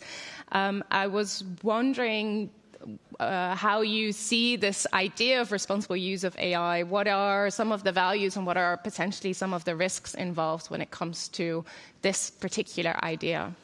I think the framing definitely helps moving the debate or expanding the debate beyond the autonomous weapons and IHL especially, and also rethinking a bit our governing mechanisms beyond the intergovernmental kind of format. And a lot of the panels at this conference will be doing this exercise, which is a good start. At the same time, the responsible AI narrative can be interpreted and used by different actors in different ways. So especially officials of states that and governments that have published these best practices guides and guidelines on responsible and ethical uses of AI, then a lot of them tend to think that there is no need for global governance since they have those guidelines. Or there is an automatic assumption that some states, especially non-Western states, will be using AI irresponsibly. But evidence suggests that militaries from around the world, including Western states, can behave irresponsibly. So I think often this framing is just to justify this idea that regulation is a zero-sum game where someone wins and someone loses, and that's not the case. If there's a risk that everyone might use AI irresponsibly, everyone loses, whereas if there's some progress towards setting global legal norms, then everyone will win. Okay, thanks, Anna. I'd like to move on and introduce Samar Nawaz.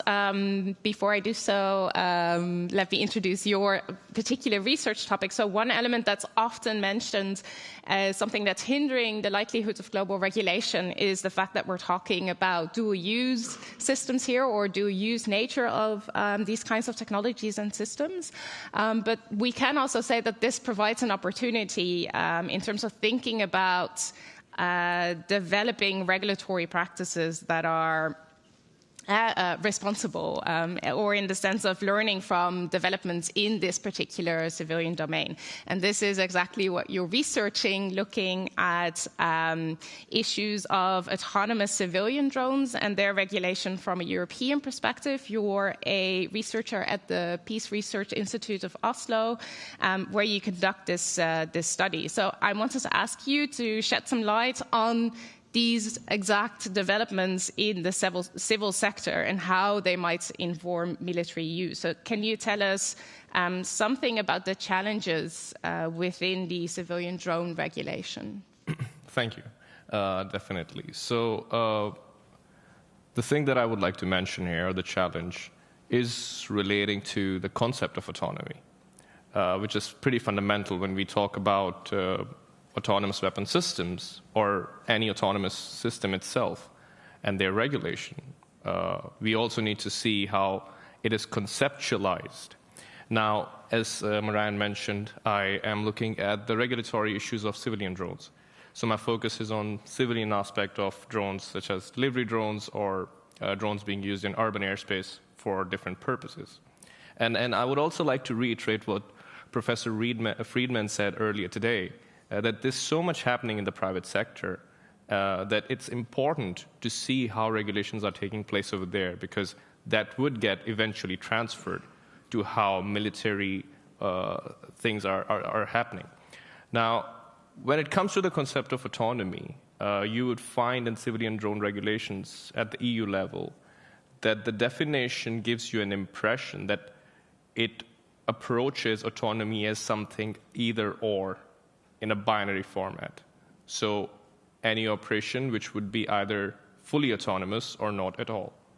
And many of us who are sitting here know that autonomy can be there in varied forms. Now, when you set this dichotomous approach, you are setting a high threshold for what is called autonomy. And when you do so, you are leaving out the opportunity to regulate other forms of autonomous operations. And now this is a case of civilian drones particularly. But if you go through these reports that come from different nations around autonomous weapon systems, and you look at the definition, the threshold is set too high. It gives you an impression that somehow the problem of present is being transformed into the problem of the future. That, oh yeah, it's fully autonomous, yes, we are against it. We don't want any system to generate its own goals. Yes, nobody wants that. But what about the systems that are already there that do share some kind of autonomy? So my gripe, if I may, is that, when you are conceptualizing these aspects of technology, you need to be mindful and cautious of how do you define it. So that is important in that sense. And so, because building on that concept, you will have different kind of regulations. Now, what's at stake if you are not defining autonomy properly? Well, things that we have been discussing, things we will discuss in today and tomorrow, meaningful human control. There's too much at stake when you take away human from the operation, even if it's at a supervisory level. It's like what they say that if you require a human to rarely respond, a human would respond rarely when required. So you have these kind of issues, and you cannot just ignore them when you're regulating emerging technologies. Thanks, Samar. I wanted to push you a little bit on maybe thinking about concrete examples or bringing some concrete examples to what we can learn from the experiences that you study within the civilian drone sector. So can you explain to us what you also mentioned that it is important to look to experiences and examples from that sector. Can you tell us what we might learn and what we might do differently or better if we take that seriously? So the thing is, of course, you have to look at the sector, and I would actually think that my point of view is that when you are using some concepts as a definition, as a statutory definition, you have to know what kind of notions are you using, right? You're using the notion of autonomy, not control, which in itself creates a lot of problems. And when it comes to best practices, you have other kind of systems and how autonomy is being perceived in different systems. Like, for instance, when it comes to self-driving cars, you have very well-recognized SAE levels from 0 till 5. So there you have this different kinds of levels where self-driving car would operate. We don't have currently, unfortunately, something like that for civilian drones. And part of the reason is that there's no push for that, because it's all being seen as something that is important to integrate into airspace. There's this push for this agenda all over the world. So I think that discussion is not taking place as it should at this point for civilian drones particularly. All right. And if I understand you correctly, you are advocating for a sort of move away from the concept of autonomy, which is very fluid, it's not very helpful, towards the concept of control and operationalizing control. But here, of course, we end up in a different kind of discussion, and also a highly political discussion about what that might mean, right? We've been talking about this for a long time in terms of meaning for human control, as you also mentioned. So can you also here maybe very concretely give us some guidelines on how we might be able to actually operationalize this idea of control within military AI? I think here context is important, right? If I would look at it from civilian drone regulation perspective, I would see what's the goal. The goal is to secure people, to ensure safety. And then you would see, okay, what kind of control is allowed and what kind of control should not be there.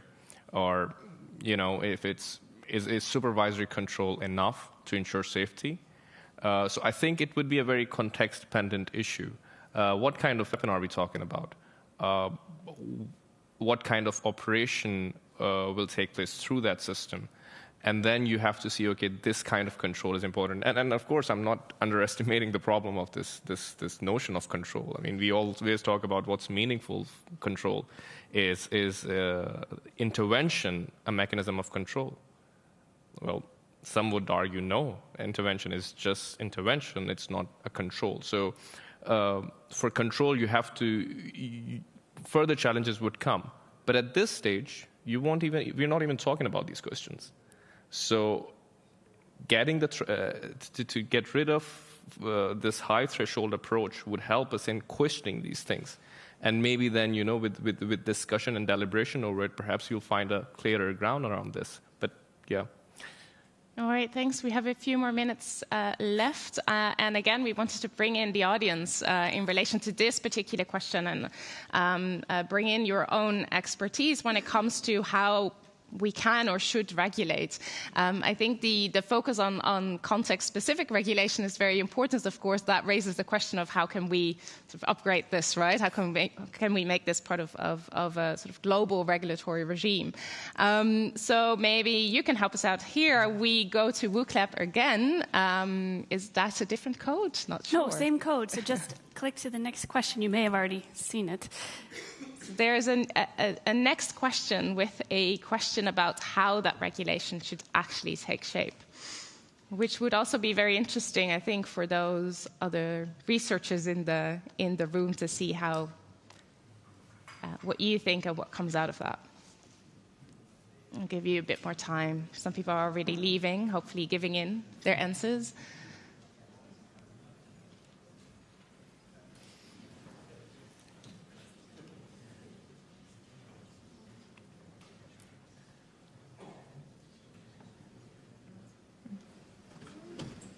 All right, so we see some of the answers appearing here, and also the numbers going up, so that's good in terms of statistics.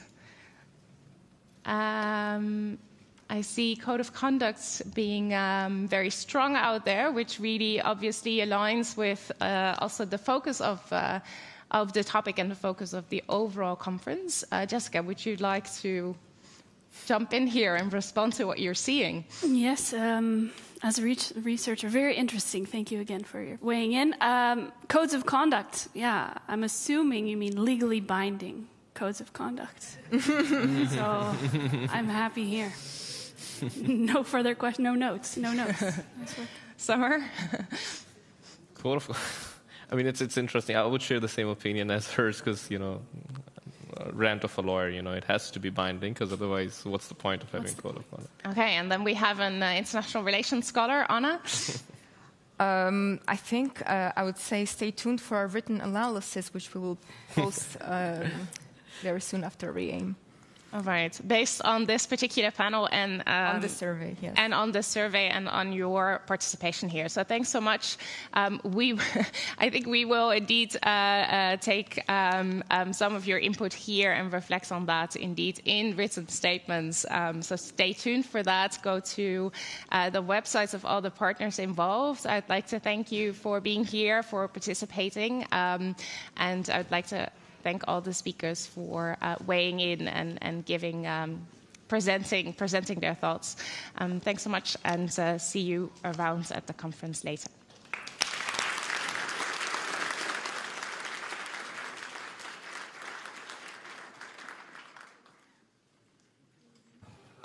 So we've just been listening to our academic consortium. That was a panel discussion, riveting indeed, algorithmic warfare, impact, influence, and regulation.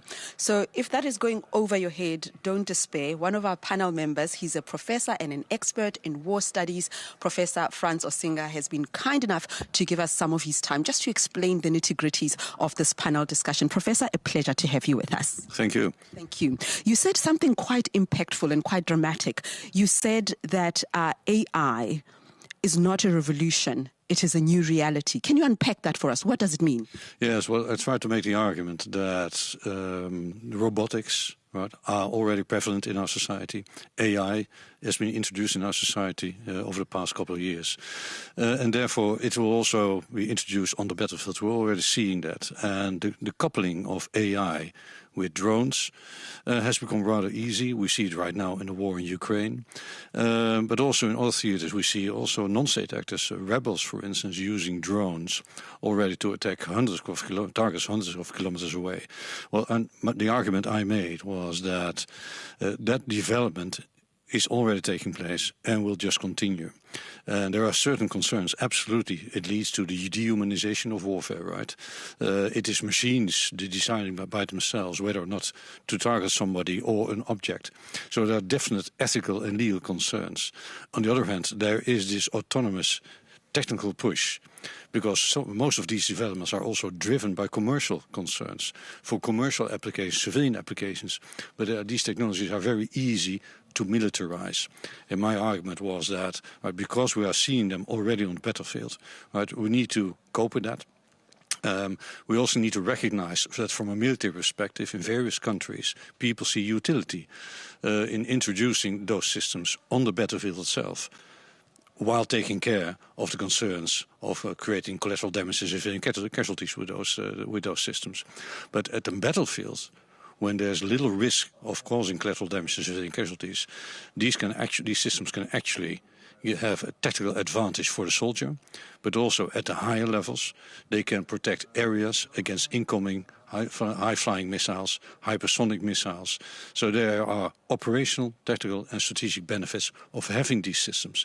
And right now, indeed, we are at this moment where there's a strong ethical legal concern whether we in the West we want to have these technologies. On the other hand, we see these technological developments taking place on the market, but also on the battlefield. It's quite a conundrum, isn't it? And sorry to bring this up, Professor, because this summit is happening after a big global story where the United States shut down a surveillance system of China that was flying over its territory. Controversial politically, but my sense was that people were relieved that their government was ahead of the game. And it links to what the Minister of Foreign Affairs here at the Netherlands had said, that technology is developing so fast, states and governments don't have a choice but to lead and to catch up because these things are a reality. There's that movement, right? There's the fear of missing out. You see, there's a certain security dilemma. If you see other great powers, for instance, developing these capabilities, or even small and medium powers, because these technologies are available to all sorts of actors because they are developed in the civilian and commercial world. There is this push also to invest in those capabilities yourselves. So there's this proliferation dynamic ongoing because indeed in these days we are living in the era of great power competition, and in particular the major powers, Russia, China and the US, but also Europe, are looking very carefully in what's happening at the other side, right, in China and Russia. In Europe, however, you still see a large reluctance in the public and a political division between countries whether or not this technology is actually something that our governments should be investing in, because all these ethical and legal considerations and problems and dilemmas haven't actually been squared out yet. Just on that, and to conclude, that takes us then to why we are here today, why the summit is important. In your own words, why is it? This is one of those unique moments to bring all the stakeholders in these dynamics together and trying to make any progress in developing norms on how to regulate these technologies. Right? People talk about meaningful human control. That has been a very forceful movement over the past couple of years. Now, how do you actually introduce meaningful human control into the design, the development, and in the end also the employment of these technologies? And I think this is a unique forum where you actually have all the players together to actually create a very fruitful discussion. Professor, grateful for your time. Thanks indeed. Thank you. That was Professor Frans Osinga, who's a professor in war studies, and just sharing with us the moment, the political moment in which we find ourselves. AI is changing our lives as we know it, and not so much so only in the military, but every aspect of our lives. The question is, here at the REAIM Summit, how do stakeholders prepare? How do they have conversations? How do they broaden the application and the understanding of AI so that it is used for greater good? The debates continue right here at the REAIM Summit at The Hague in the Netherlands.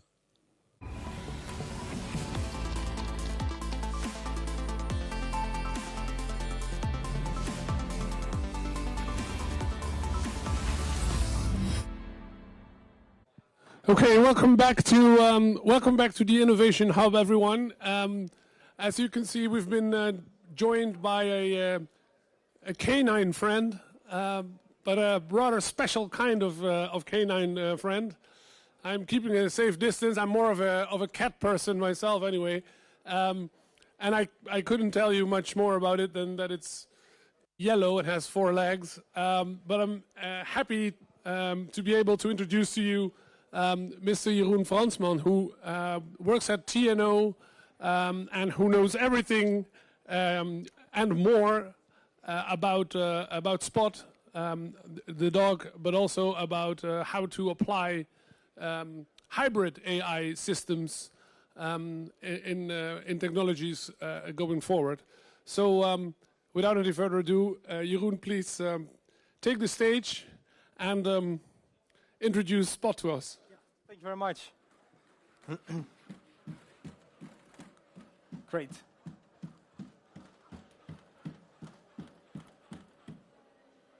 Hi, welcome to for the TNO pitch about hybrid AI. I'm still waiting for the slide to come up, but let me introduce myself. My name is Jeroen Fransman, one of the lead scientists of the SNOW project, which is part of a larger project of applied AI research we do within TNO. And I'm going to be talking about hybrid AI for safe autonomous systems in the open world. And we at TNO find it important to add the open world because the open world is not inside research centers or inside academia in labs, but actually that is where the hard problems arise, but also where robots, autonomous systems, such as Spot with its backpack, can really make an impact on the world. But of course, we at TNO have been trying to develop these methods and try to see which kind of algorithms we can use in a responsible manner. And I will guide you through some of the things we have found during our research, and I will highlight the responsibility aspects of them. So if we take a look at a typical operation of a robot, there are a lot of factors in play here. But it always starts with a human. And we find it important that there's also always a possibility to have a human in the loop, which is important for accountability as well.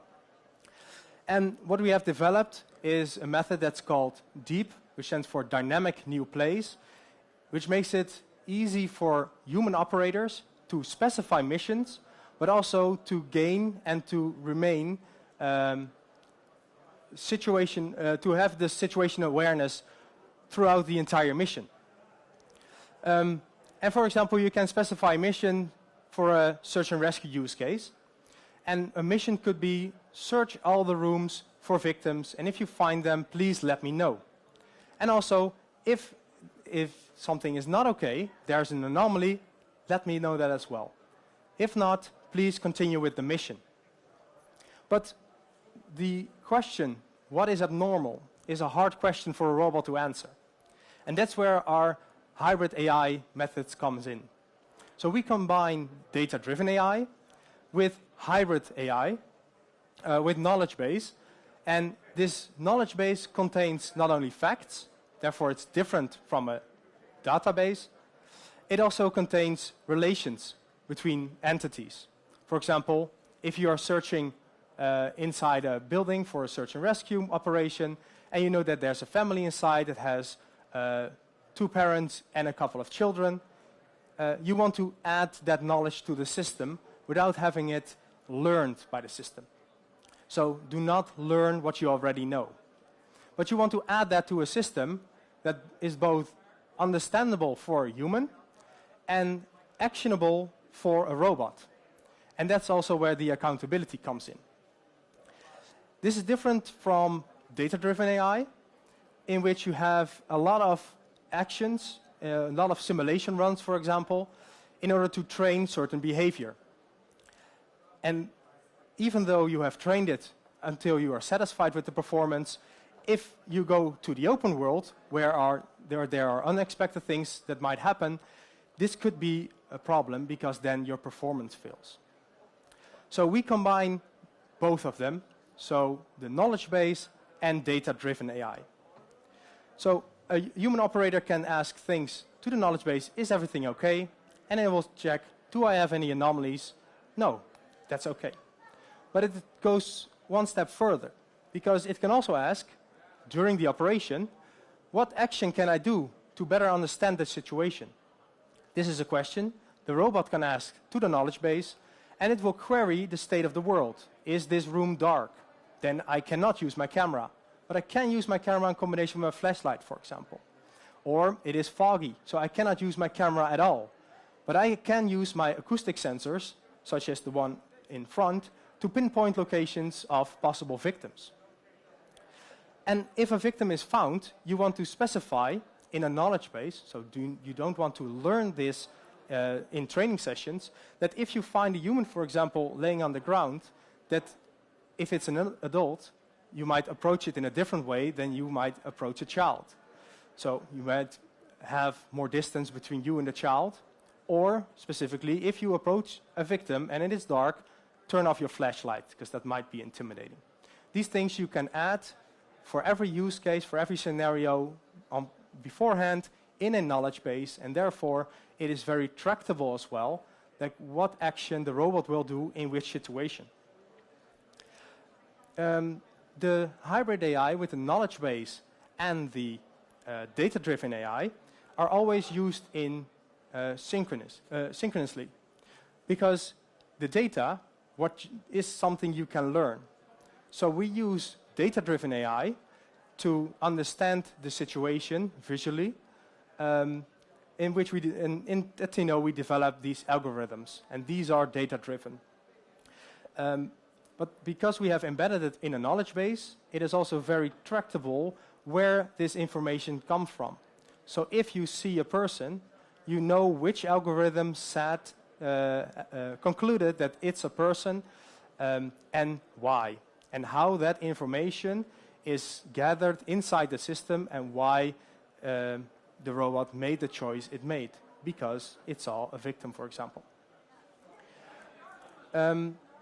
This is only a part of the total system we are designing, and you can see the brains on top of the robot in the picture. And that's because we call this a backpack, but it's more like a brain, an autonomous brain. And I just explained the knowledge base and a data-driven AI, which is more of the prefrontal cortex, where the reasoning and the perception is located. But there's also a very important other part of the brain, which is the cerebellum, the little brain. And for that, we are investigating behavior trees, which basically make sure that if there's sensor information coming from the robot, or do you want to control the robot, steer it to move a certain location, that it is all handled on a very low level. And it has a few very beneficial properties. What you can do is you can create modules which supply certain functionality, and based on that functionality, you can create behaviors which can grow to be more and more complex. An example of a very basic behavior is move to a certain location. But if you have the behavior move to a location, and assess person. And you have also a way to query a knowledge base, which positions you should place inside a room to search it completely. Then you can create a very complex behavior, which is search a room. And searching a room is an action that either a human operator can ask for, but also an optimization algorithm, such as a planner, can also plan in succession. And these behaviors work on a low level. So either a human operator or an algorithm asks for a certain behavior during operation. And these behaviors can have fail guards or fail safes and also checks, which makes the operation very safe and also tractable. You know when you ask for search this room that it will first do this, then that, and if this fails, you'll try that, and if not, then it will move on. And because you can have these fail safes, for example, do not move inside the building if your battery is running low, and you can add these also for more of a context safety. That one I already mentioned, like do not approach a human with your flashlight on, for example. But those are all concepts that we are developing to form the entire brain. But if we want to move forward, we actually want to have the entire ecosystem. So for every use case we have, we start at the top, we try to see what functionality is required to perform this use case. And for that, we try to see what submodules are required, what behaviors. And here on this example, we have a couple of these modules located. So we have specific modules that supply audio functionality, speech to text, text to speech. There's also one that is specific for camera processing, and this is typically where the data-driven AI and image recognition comes in. And there's another one specifically to move the platform somewhere. And because these are all separate modules, and we also have one specialized for this sensor here, we make sure that within the ecosystem, these functionalities are all stackable. So if we have submodule providers, which does not necessarily have to be us, it can be partners, they can supply one of these modules, and we can fit them like Legos to form the complete system and be able to perform various use cases. So to give you a complete example, I have a small video in which we have this entire circle, so from use case to which users, then these blocks, and then also how it would look during a real-life use case.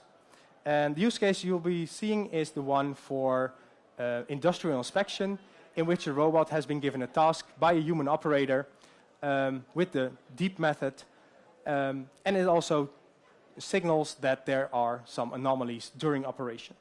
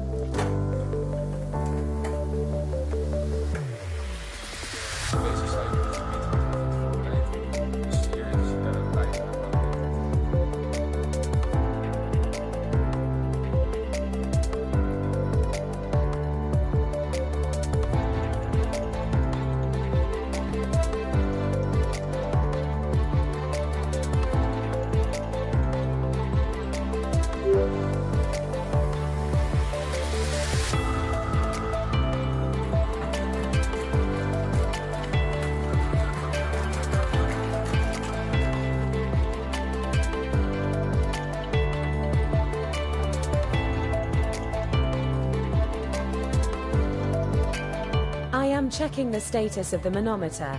It has a value of 12.9. I am moving to a new waypoint.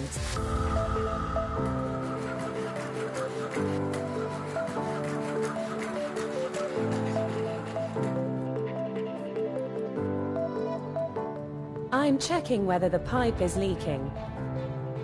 My performance is too low, starting to reason. Generating interventions.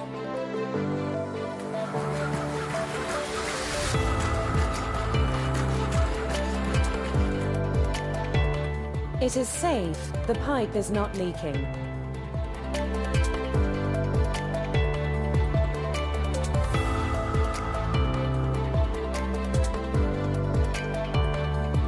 I detected an anomaly. This might be dangerous.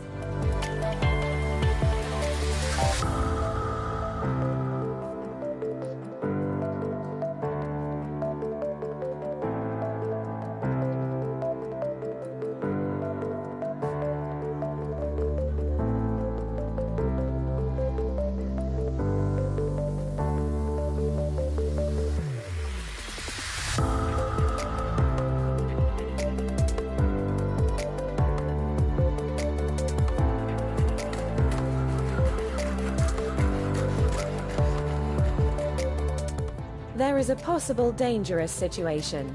Please, evacuate the area.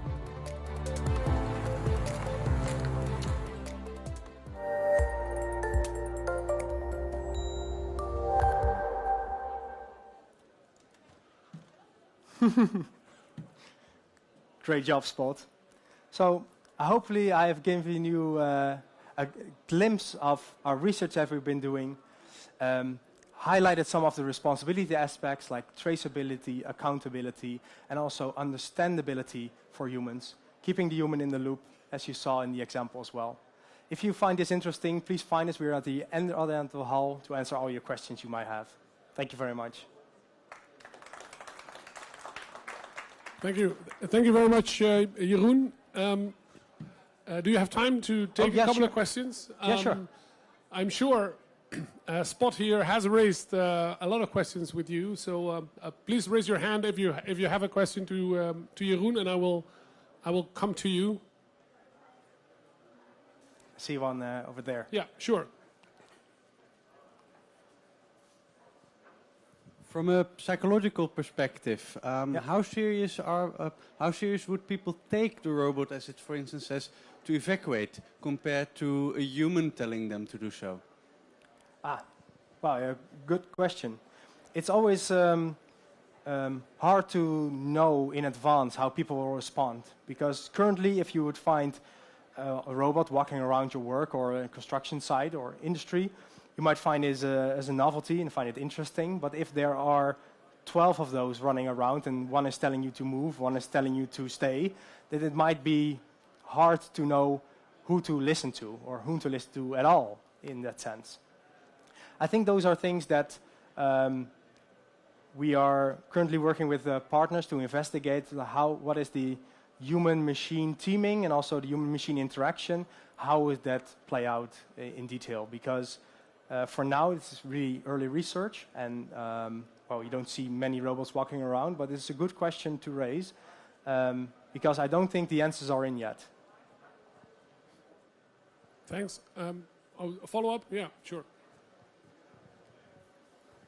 The reason why I'm asking is because I believe in England was the case. It was a very big fire, and people were sitting in a restaurant. It was last century, or maybe even earlier, and people just remained seated because they were so customary to first paying for their dinner before leaving. And they saw no one else leaving, so the social normal said that they would all be leaving, whereas everyone else in the building, outside of the restaurant, in all the stores, they did evacuate. So, and I think that perhaps a robot might not actually adjust these social norms accurately as a human intervener would do. Well, I have some experience with doing evacuation drills at the company, and even though the alarm's going off and you with the vest on indicating that you are indeed someone who is evacuating a building, still people are saying, well, this is a drill, it will be fine. So we'll always have that aspect, but the alarm and the horn is something that is very customary. If you hear it, you know there's an evacuation drill or a real evacuation. And I believe if these having robots in work are more become the new normal, so to speak, then you'll know that if Spot is walking around, then it's something seriously hazardous going on, so then you would probably listen. But for now, if you see one, it's like, ah, cute, I'll follow it somewhere. Yeah. So it's not just Spot who has to learn new stuff, it's all of us, actually. Yes, so I think it's very important also to indicate that these innovations do not grow out of thin air. They are not, well, the fundamentals are designed in research institution academia, but then having them actually make an impact in the real and the open world, you need to pay attention to the socio-technical feedback loops that are in play. So with human and operator and human and, well, building management and up and up and up. Yeah. Yeah, sure. Yeah, over there. I'll come to you. I have actually two questions. So the first one, especially when you train your robot to detect anomalies, usually we don't have enough data sets that cover all these anomalies. So how did you deal with this challenge of a small data problem? And the second one, did you experiment under different, let's say, visibility conditions or weather conditions? And what was the robustness? Oh, well, thank you very much for raising those two questions, because I really enjoyed telling about this. So to start off with the second part, so how does the robot know when it can use its sensors? There's actually research we do on these robots, because we are implementing our AI and our research on a real platform, either Spot or on a driving vehicle. We'll actually get to experience the problems that are present in the open world. And specifically for sensor performance, we try to learn on a lot of large data sets to see which performance we get under which conditions. So we might take, for the camera, we might take light conditions, contrast, color, that kind of information into account, and then have self-learning maps about like the landscape. If the environment is now in these conditions, then I can expect a performance of something. And this is information we train beforehand, and it's really specific for the sensors. So that is information we can add to the knowledge base. And that's also where the first question, the answer of the first question comes in, how we deal with the, the small data problem, is that we use data-driven AI for the things we have information on, sensor performance, we can define experiments and experiment on those a lot. But then for the one-off chances, we add that to the knowledge base. So it is queryable by the robot, so can I use my sensor in this environment? And then it asks these maps, what is my performance? Is this sufficient in this condition? If yes, then yes. If no, then no. But we really try to avoid learning things we already know. And that's where the knowledge base, its main strength is. It's knowledge you can add as an operator, which is very specific to the use case, because you already know this, or it's common knowledge, or it's your experience. But you can tell Spot, if this is the case, then you always do this. Or there are relations between objects. For example, if an operator says, please save a family, which is in a burning building, for example, please find them as fast as you can. Then you don't want to specify to find father, mother, and children, for example. But because you add that knowledge beforehand on the knowledge base, it already knows, like, okay, in this building there are probably 5 people. I will search for 5 people. If I found them, I am done. And I can also signal the firefighter or the one that is doing the rescue that I found all people that should be here. So, summarize, if we have a lot of data, we use data-driven AI, and we develop our own algorithms for specific purposes, and the rest we try to use the knowledge base to add knowledge we already know as humans. Yeah. Great. Is there a final question to Jeroen? Yes, over there. Hello, thank you for the presentation. So you talk about combining data-driven, mostly vision-based AI, if I understand, with like deterministic behavior tree types of behavior management. Yeah. Are you considering also reinforcement learning-based approach, training in simulation and transferring to the real world? What's the work you're doing in this area? Yeah, well, interesting question. We actually at TNO, we do a lot of research on more, so we have an intelligent imaging department, for example, that's focused on this, which is highly invested in these kind of methods, for example. So to train based on simulation and then to retrain in the real world. But what we try to do with this kind of research is to take that and to bring that into the open world. So actually fit that on a platform and see what the performance is in real life, so in situations you did not know. But we try to do that in a responsible way by embedding it and adding these safety features. So we have the behavior trees in which we ask an algorithm to give us an answer about a certain property or state of the world. So it's really tractable that if the robot acts in the way it did, we can reason back during or after the mission why it did what it did and what it thought that the state of the world was, and who was the one or which algorithm was the one that actually said yes or no. So that makes it also accountable, well, during or monitoring, and accountable in the end. So, yeah. Right. Thanks a lot, Jeroen. Really, really fascinating. As he said, Jeroen will be around for the rest of the day. So TNO is just across the hall here. So if you have further questions, you want more information, please pay them a visit. And we will be back here in about 20 minutes with another presentation. We'll continue that for the rest of the day. So feel free to join us again, and a small round of applause for Jeroen to finish this segment.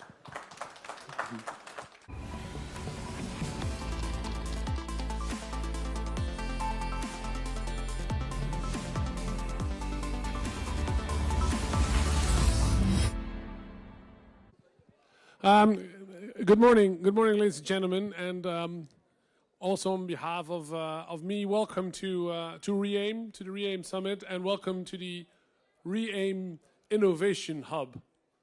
You might not even be aware that you were in the REAIM Innovation Hub, but there you go, welcome.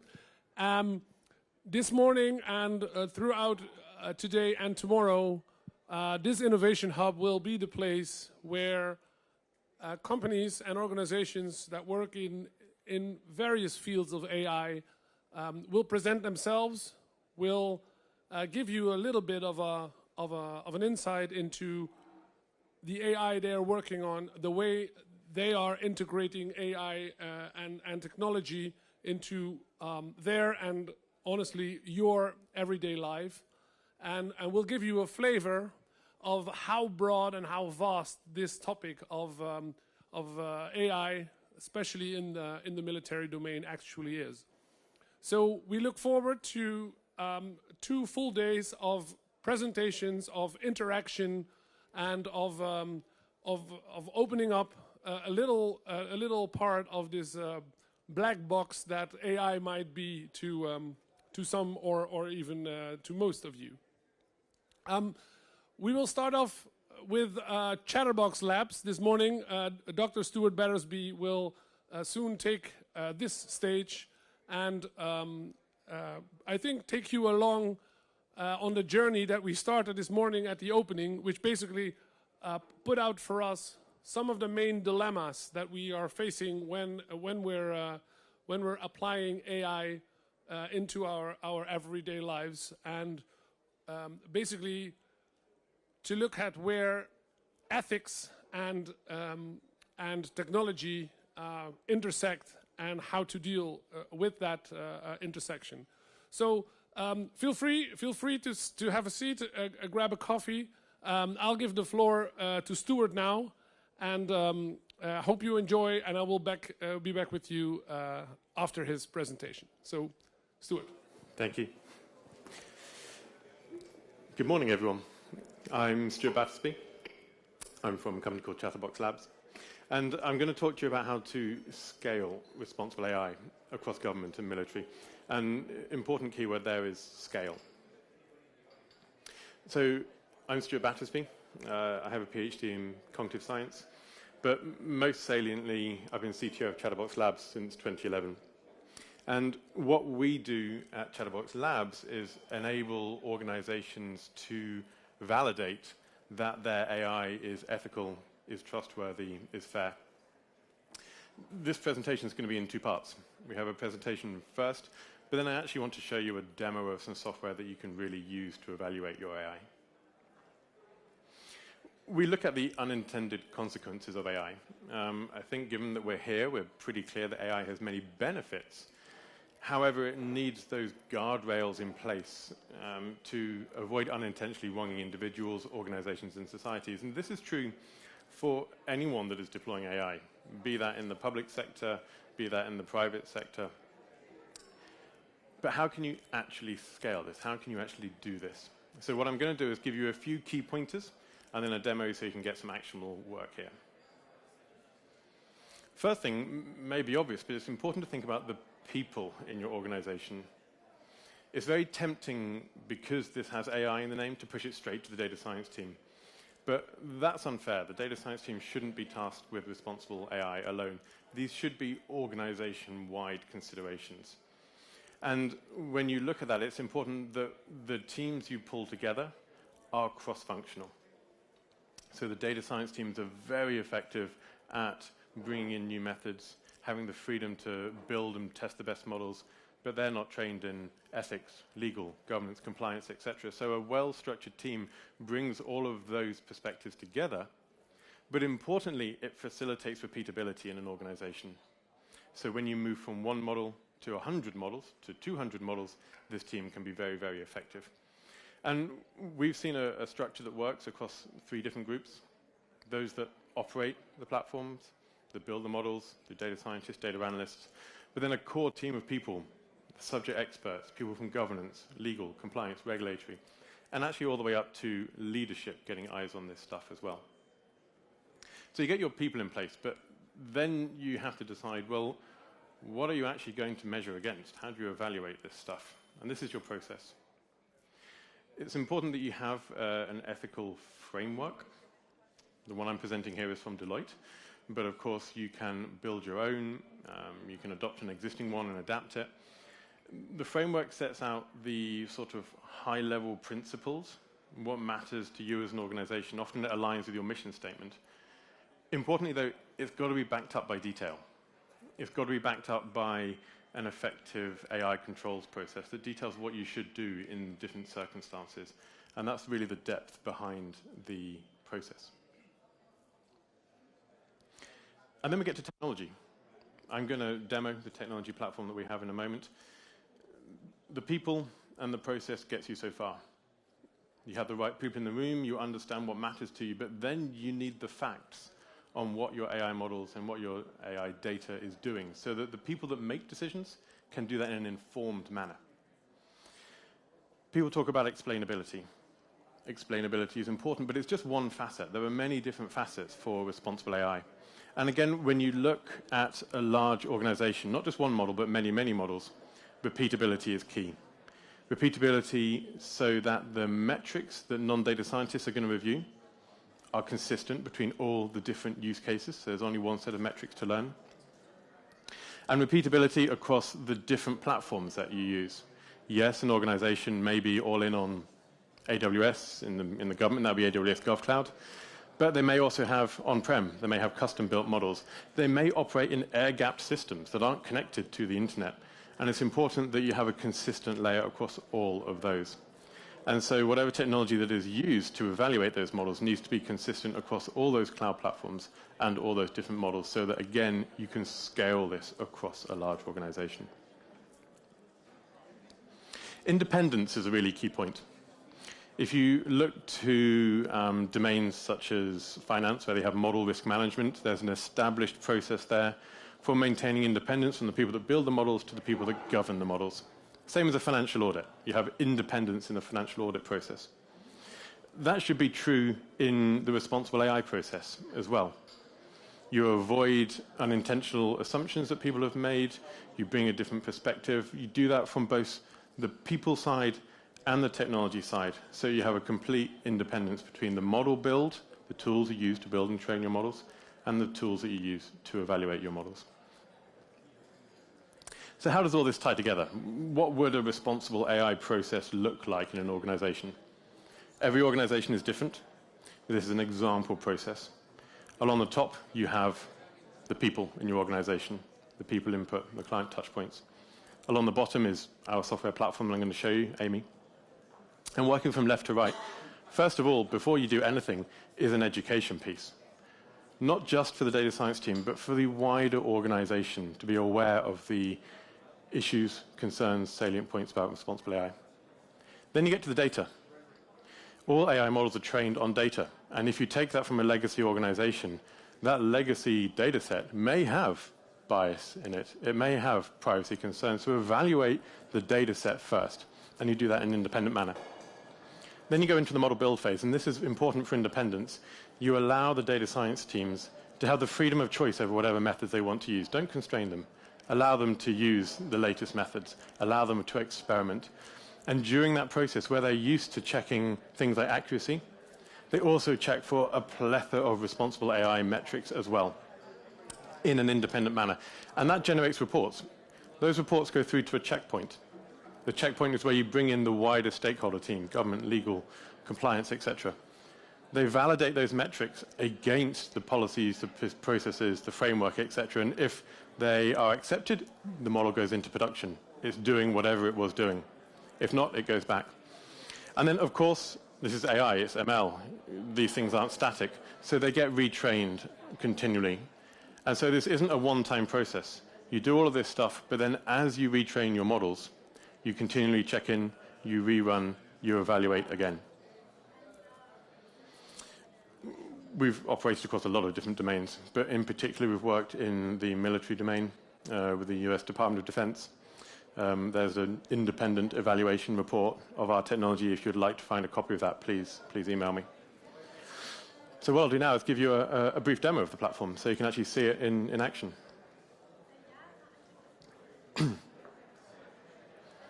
This is the AI Model Insights platform. We call it AMI for short. It's easier to say. It's always deployed on your infrastructure. So if you're operating in a military environment, air-gapped, disconnected from the internet, that's absolutely fine. No data, no models leave that environment. It all operates under the security constraints of your environment. It isn't a platform for building or training AI or machine learning models. To that point of independence, they sit completely separately. So you would connect to models built in other platforms. These could be in AWS GovCloud, Azure Gov, wherever your models may sit. Importantly, once you've connected to those models, everything else is the same. So you could have hundreds of models running through here, and the teams that are evaluating those metrics get exactly the same metrics every single time.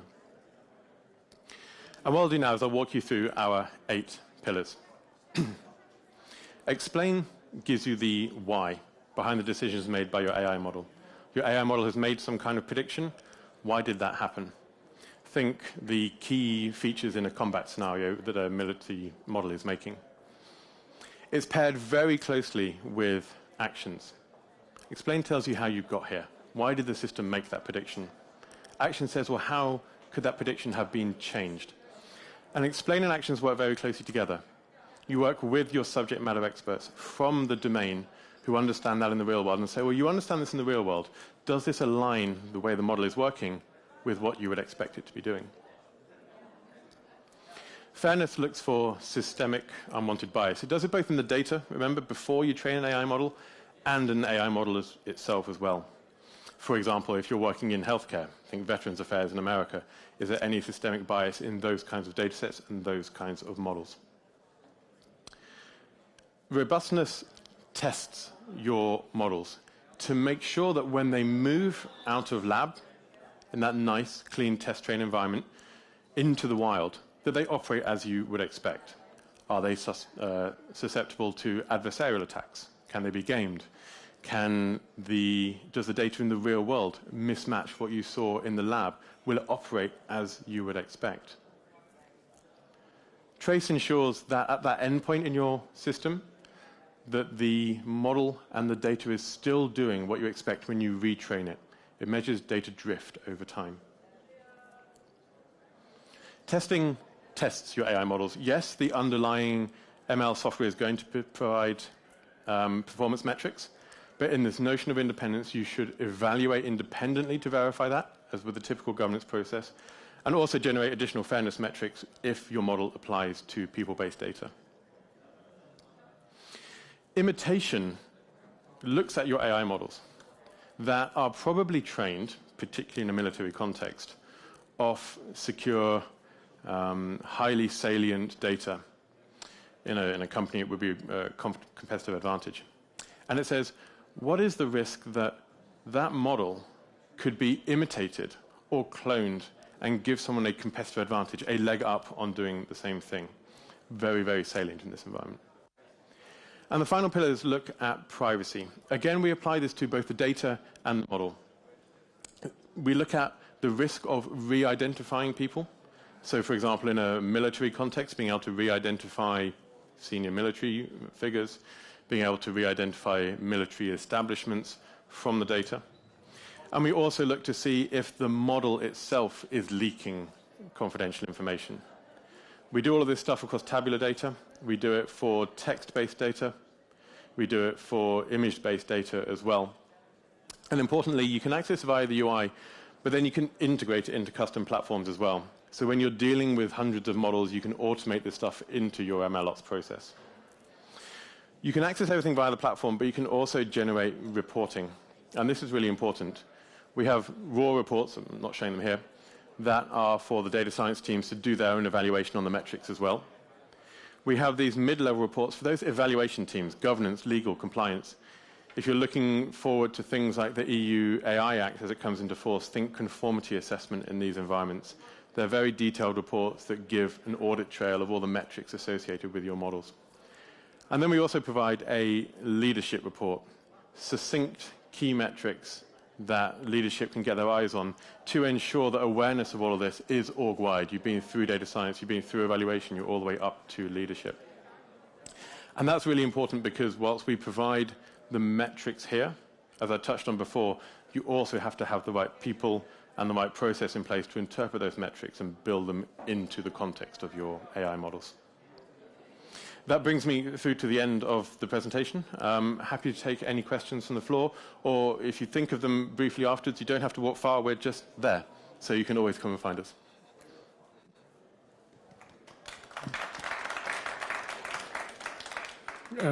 Great, Stuart, thanks so much.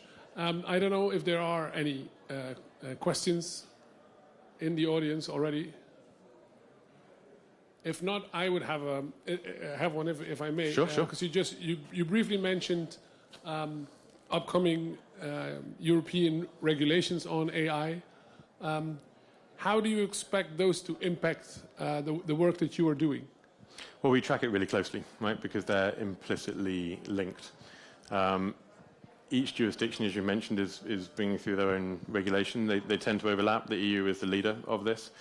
And we see that pretty much every business activity, not just in government, but outside of government as well, that is running AI or ML is going to be susceptible to these things. You know, people think about the big pin-up use cases, self-driving cars, etc.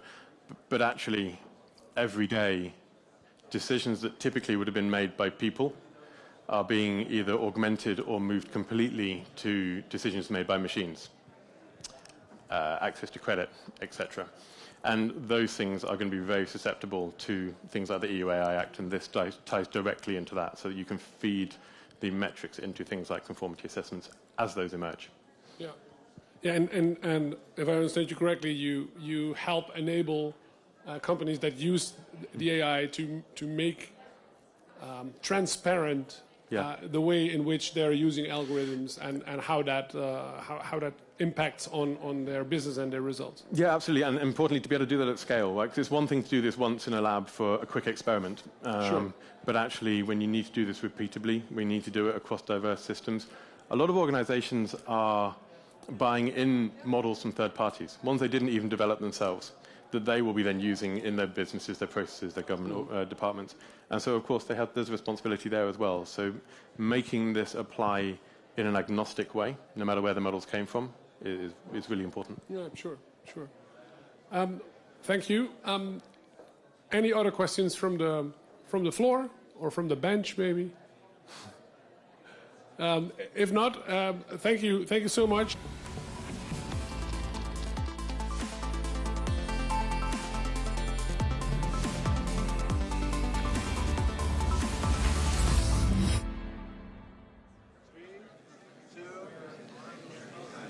So we are back at the Mississippi Hall. In case you've just tuned in, welcome. We are live at the REAIM Summit at The Hague in the Netherlands. Delegates are here to talk about the responsible use of artificial intelligence in the military domain. There have been so many live presentations, exhibitions, debates, and we saw an AI-constructed puppy. I don't know how you felt about that. That was very inspiring indeed. But let's just hear what some of the delegates here are expecting from this particular session. And I'm delighted to welcome Shannon. Shannon, where are you from? Tell us why you're here. So I'm from the Australian Defence Force, and I'm mainly here to be part of the conversation regarding AI and military affairs. It's invaluable to be part of the conversation, as I said, and to gain some valuable insights from like-minded and also others.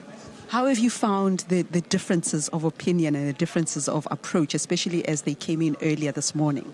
It's actually been great. There's been quite a few robust discussions. They have all been respectful, which is great. So responsible, respectful, really valuable. And do you think there's a good mix of people, a combination of government, civil society, and so on? Are enough sectors represented here today? I believe so. So in the military, we quite often stick to other state actors.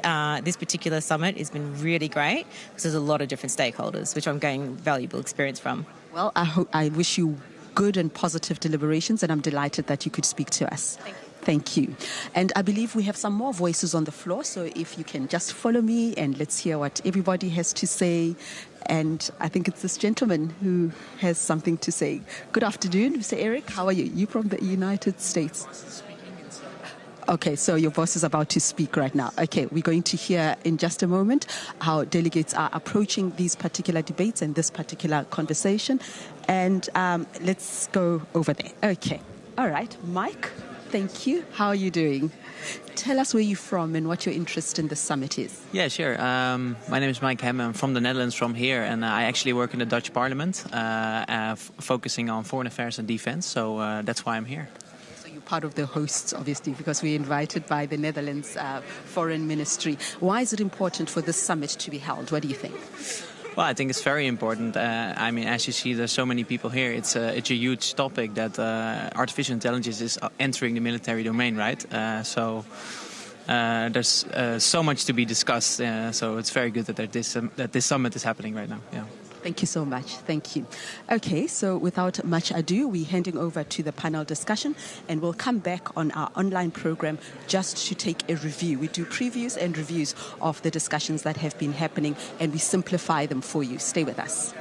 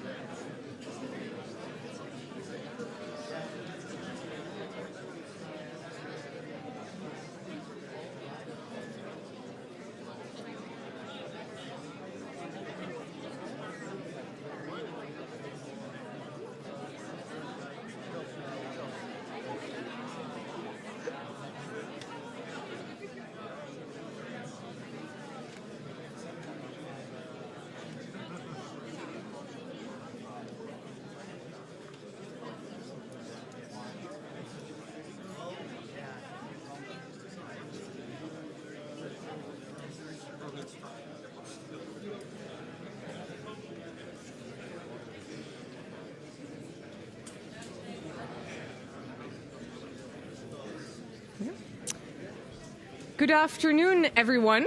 And there was light. Good afternoon. Welcome here in the Mississippi room to our high-level panel on AI, a revolution in military affairs. I'm very happy with my three panelists that are present here today. First of all, we've already met you, of course, Sir Lawrence Freedman, Emeritus Professor of War Studies, King's College in London. We already give my proper introduction on the Falkland campaign this morning, but you already touched upon this the revolutions in military affairs this morning in your introduction. So luckily we have the opportunity to debate it a bit further this afternoon. Ambassador Bonnie Jenkins, welcome. You're the Undersecretary for Arms Control and International Security at the U.S. Department of State since 2001. And you coordinated the U.S. efforts on threat reduction globally and the U.S. government programs on CBRN security beforehand. And you were the U.S. representative to the G7 Global Partnership against the spread of weapons and material of mass destruction. And you were also the legal advisor to the U.S. Arms Control and Disarmament Agency. Welcome. Very happy to have you. You can give a short applause for all my my guests already. And then finally, Professor Kenneth Payne. You're a professor of strategy at King's College in London. And you told me in your latest book, I Warbot, you explored a way in which artificial intelligence will change warfare and strategy. And you were also one of the authors of the earlier books on AI in the domain. But you also appeared before parliamentary committees as well in the UK as here in the Netherlands to discuss this matter. And you also wrote 3 books on strategy. Has been a NATO research fellow and a visiting fellow at Oxford University. Welcome. I'm very happy that you're here, and we start with a short reflection, but maybe just to set the scene a bit, this discussion, and you also will have the room in the end to ask some questions to our panelists. So that was not possible this morning, of course, in the room, but here we have the opportunity for you to interact with the audience as well.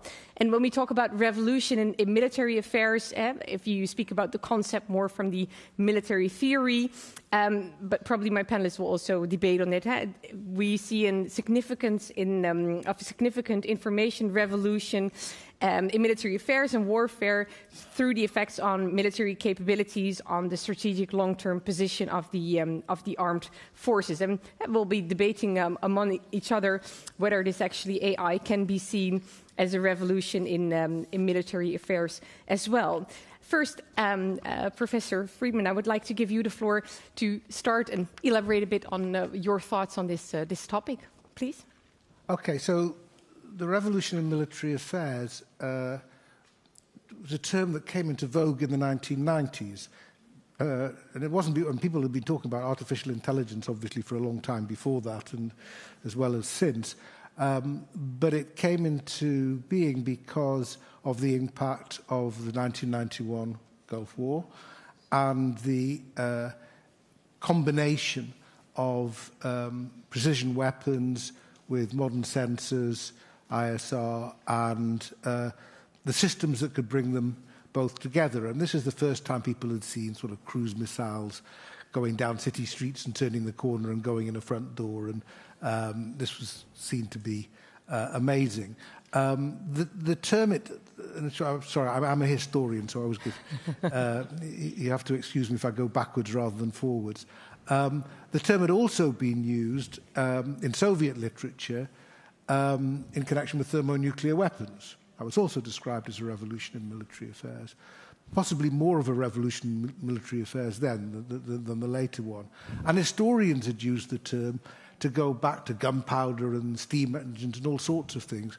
And there was always a problem with the terminology, which is the question of whether they were real revolutions, how disruptive they were, whether they were complete departures from the previous systems. And they weren't. I wrote sorry, as an historian, I'm a bit autobiographical as well. I wrote a paper for the IISS in the late 1990s called The Revolution in Strategic Affairs, because what bothered me was that this was too narrow a term, too technologically focused, and it ignored what also had happened in 1991, which was the breakup of the Soviet Union, the fact that there was a Gulf War in which in that time the United States and the Soviet Union were working closely together in resolutions in the United Nations, which is a much more optimistic period than we're in now. And it seemed to me the point about a revolution in strategic affairs was to emphasize it's the interaction of the political and the military that's the most important, which goes back to really what I was trying to talk about this morning. So I think the question that's worth considering when we ask about the impact of AI, and again, I don't just want to repeat what I said this morning, is this a revolution precisely because it's focused on decision-making and choices? And I think in all the discussions we've heard so far, and a lot of the literature, and the question of the human element and so on, that is the issue that comes to the fore. And the fear that we may be handing over decision to systems that are working it all out for themselves. And I can see why people are fearful of that. I find it very hard still, maybe this is age, to actually see how this will happen in the way that people think it will happen. We had, again, the discussion this morning about defensive systems, where there's no time. You absolutely do rely on the machine to tell you what to attack and when, because you just can't wait. But when you're planning something, when you're planning an offensive, I find it very difficult to see how the decisions are going to be that reliable, because the machine can't tell you your political purpose. The machine can't tell you why you're doing it. And the machine can't tell you when you find what you're doing first time round, actually you want a different political purpose, because your first political purpose is not going to be achieved, as we have seen with the current war, where if you look at what Mr. Putin was saying a year ago, it's slightly different to what he was saying the other week, because he hasn't achieved what he said he was going to achieve a year ago. So I just think that's where the sort of limitations come in. But as I also said this morning, I'm not the AI expert, so I'm more than happy now to pass on to people who are. Thank you. Thank you very much. Ambassador Jenkins, may I invite you up to share your thoughts with us? Yes, happy to do so. Good afternoon. So I do have, being for the government, I have my statement. But I really wanted to highlight some of the thinking that we're doing in the U.S. on responsible use of artificial intelligence in the military. And one of the things that we are really trying to drive and bring home is the role of establishing practices and ways of acting responsibly in an area that is growing so fast in AI and many other areas. And so what I want to say a little bit about is our thinking about that, and then happy to sit back and join the rest of the panel. First of all, thanks to our host and the government of the Netherlands, the government of Korea, for launching this initiative. And we are here at a crucial moment. AI capabilities are rapidly maturing, and militaries around the world are starting to harness these capabilities. This is a critical stage for these discussions on what responsible behavior should look like. As the Undersecretary of State for Arms Control and International Security, one of my responsibilities is to understand both the opportunities and the challenges of emerging technologies for arms control, non-proliferation, and international security and stability. So the potential for military AI to have disruptive, even destabilizing impacts isn't an academic question for us. We must try to proactively manage these impacts, even as the technology continues to evolve. I want to focus today on this issue of stability. We will hear a lot at this summit about how AI is changing warfare, how it will enable faster, more precise, and more efficient military operations. AI can have even more profound impacts on decision-making and communication in a crisis, even on nuclear risks. The bureaus I oversee are closely studying this issue and how the evolution of AI could impact regional and strategic stability dynamics. I would like to further elaborate and highlight 3 broad concerns.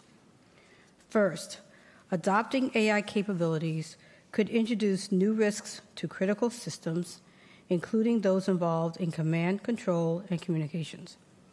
AI systems can be hacked or malfunction. If these risks are not carefully managed, they could jeopardize the security and control over nuclear capabilities and increase the risk of accidents. Second, states that rush to harness AI without a careful, principled approach could deploy systems that are unreliable.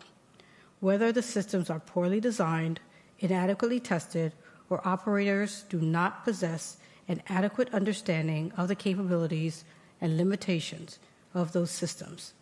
This could result in unintended engagements. Third, AI could change human decision-making in a crisis. If states begin to rely on AI capabilities to inform critical decisions in a crisis, questions emerge about potential misperceptions between AI systems and human decision-makers, whether through misinformation provided from the AI systems or misinterpretation by decision-makers as to what the AI system is providing. This set of concerns is extremely complex. While autonomous systems are just one part of the equation, we found that so much depends on not whether, but how militaries develop, deploy, and use AI capabilities. Are states taking a cautious approach to adoption subject to senior level review? Are there rigorous standards in place in testing and evaluation practices? And are human operators adequately trained, and do they understand the limitations and vulnerabilities of AI capabilities? Yet, despite these concerns, we believe responsible militaries will apply AI in ways that reduce risks. AI could even contribute to stability. It could give decision makers better information and more time to deliberate, which could help avoid escalation. It could make weapons more precise and decrease the risk of unintended engagements. Application of AI could also strengthen arms control. We are eager to explore, for instance, how AI could help us develop better tools to verify and enhance confidence in future arms control agreements. But AI will only reduce risks if it's done responsibly. With that in mind, let me briefly discuss what the United States is doing to ensure that our development and use of AI is responsible and that we're preserving international security and stability. The Department of Defense is leading the way in not only adopting responsible AI principles, responsible, equitable, traceable, reliable, and governable, but also putting in place a set of policies and practices to ensure their implementation. And the department has made these transparent to the public and international community. We are also aware of the limitations of AI. We know that AI cannot replace human judgment in most critical roles.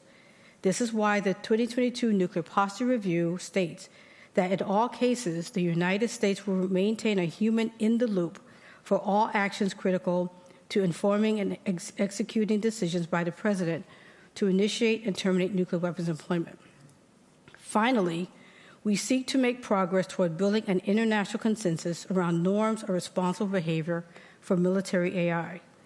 While we recognize many states are early in their thinking on these challenges and will have diverging views, we also need to move toward a set of shared norms to address mutual risk. The United States is prepared to put forward a vision for what such shared norms could look like. While we don't have all the answers, we have considerable experience working through the policy challenges presented by military AI. We see the summit as a starting point for discussion and welcome other states willing to join us in concrete steps to build norms. We have a common interest in understanding and addressing these challenges. AI will inevitably change how militaries operate. As an international community, we need to converge on an understanding of responsible behavior to ensure that as these technologies emerge and mature, we maintain international security and stability. Thank you.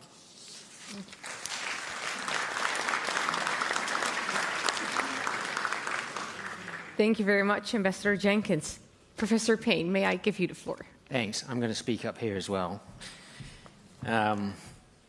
Thank you very much for coming. It's a fantastic conference, and there's so much on. There are about 2 other panels that I wanted to be in right now, so I appreciate you being here. Thanks to the Dutch government for organising, and in particular thanks to Maud for making everything very smooth and being the most chilled person with a large conference that I think I've ever seen.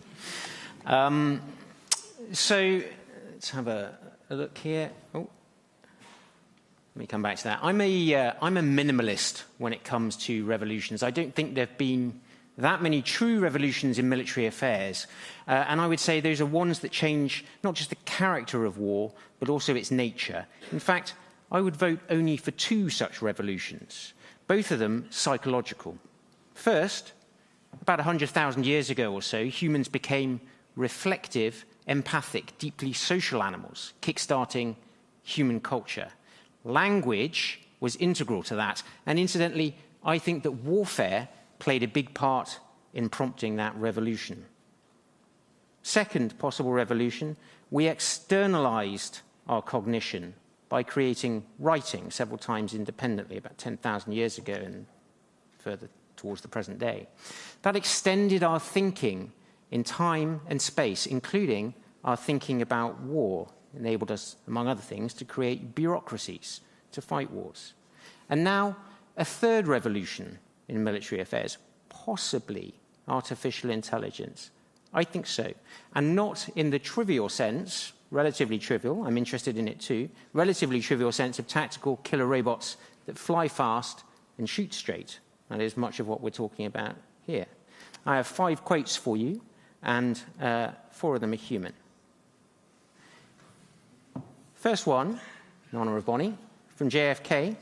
Man is still the greatest computer of them all, he wrote in 1961, whose judgment nerve and ability to learn from experience make him unique. Is that still true? I think it is. I think today's AI is very good, getting better all the time, but it's missing key aspects of human intelligence that are useful, including being useful for strategy and war. Like what? Second quote.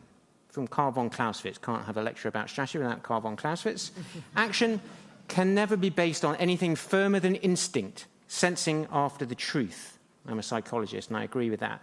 How do humans sense after the truth? In very general terms, we sense after the truth by finding correlations and by weighing probabilities, a bit like machines, naive Bayesians. But at a foundational level, we sense after the truth in a very different way. What is that way? Know the enemy and know yourself, and you need not fear the result of 100 battles, wrote Sun Tzu. He's talking there about empathy and awareness, mind reading. We have it, machines, not so much. How do we do that empathy and awareness? We create world models, including specifically social world models. We model ourselves and the other people in our ambit. If they do this, then I'll do that. I know that you know. What did they mean by that? Those are core calculations in strategy. That allows us to navigate unbounded spaces in the real world where the brute force strength of computers are not sufficient. It's why we can lose to a computer at Go and chess, and even lose at poker, Libratus and Pluribus. And now diplomacy, if you play that game, Cicero recently. And yet war remains human because of our mind reading. But whereof one cannot speak, emphasis on speak, thereof one must be silent, said Ludwig Wittgenstein famously. What's he on about? Harder to gauge. He's on about the relationship between the world out there and our thoughts in here, and the role that language plays in that, whereof we cannot speak. There's a buzz about language models at the moment, and you've picked up on it in this conference, like ChatGPT, which is getting a lot of mentions. Suddenly computers have become rather good at language. The question is, how far does that get you in mind reading, engaging those other minds, in knowing yourself and your enemy? I think it gets you a fair way. Wittgenstein was arguing here that language represents reality. It captures it directly. There's plenty it doesn't capture, of course. The experience of feeling things, for example, the passionate hatreds involved in war, as Clausewitz said. Don't those things matter then? Wittgenstein was asked. No, he said, they matter lots. You just can't analyze them or compute them. Ergo, we must be silent. I agree with him. Those things do matter. And in fact, I think they are susceptible to computation because they are, in essence, information. It's just that we can't compute them yet and may not be able to for a very long time to come. That's for another talk. Anyway, we can now compute language, sort of, and that gets us part of the way to strategy. The question is, how far? Here's my GPT quote. Everyone's got one. This is actually GPT 2 or 3, I think. I had this exchange with it last year. How good are you at intuiting what other people are thinking? I'm very good, it said. How do you do that? Well, I'm observant and I've got a lot of experience of reading people. I've also got a lot of empathy. I can usually understand what someone's feeling and what they might be thinking. Me, isn't empathy biological? You're just pattern matching language in a way that sounds convincing, aren't you? I don't think so. I think empathy's a skill that can be learned and developed. Interesting. Is it a skill that can be learned and developed? Surely there's more to empathy than just language. Feelings matter, don't they, even if we have to be silent about them? Also, why is the machine trying to convince me? Why is it trying to deceive me? That's interesting. This week, a new paper from Stanford, from Michael Kaczynski, demonstrated ChatGPT passing some standard psychological tests for theory of mind, false belief tests. It's on the archive. I highly recommend it to you to read it. Anybody know this movie? One of my favorite sci-fi movies. It's the movie Her. A lonely man falls in love with his chatbot, like the one that's coming to your phone very soon. The spoiler, if you haven't seen it, close your ears now, it leaves him very cruelly for a bunch of other AIs to go and hang out with those. What's the lesson? We humans eagerly see minds like our own, and we dance with them, even when they're not there. On the other hand, language is intimately wrapped up in how we think about other minds. And perhaps it's wrapped up in how other minds, artificial minds, might think about us. Language is its own world model, and that has strategic impact, in my view. So, how far can an AI know my mind? Would it really lie to me? And if it could, would Sun Tzu think that revolutionary? I think so. Thank you.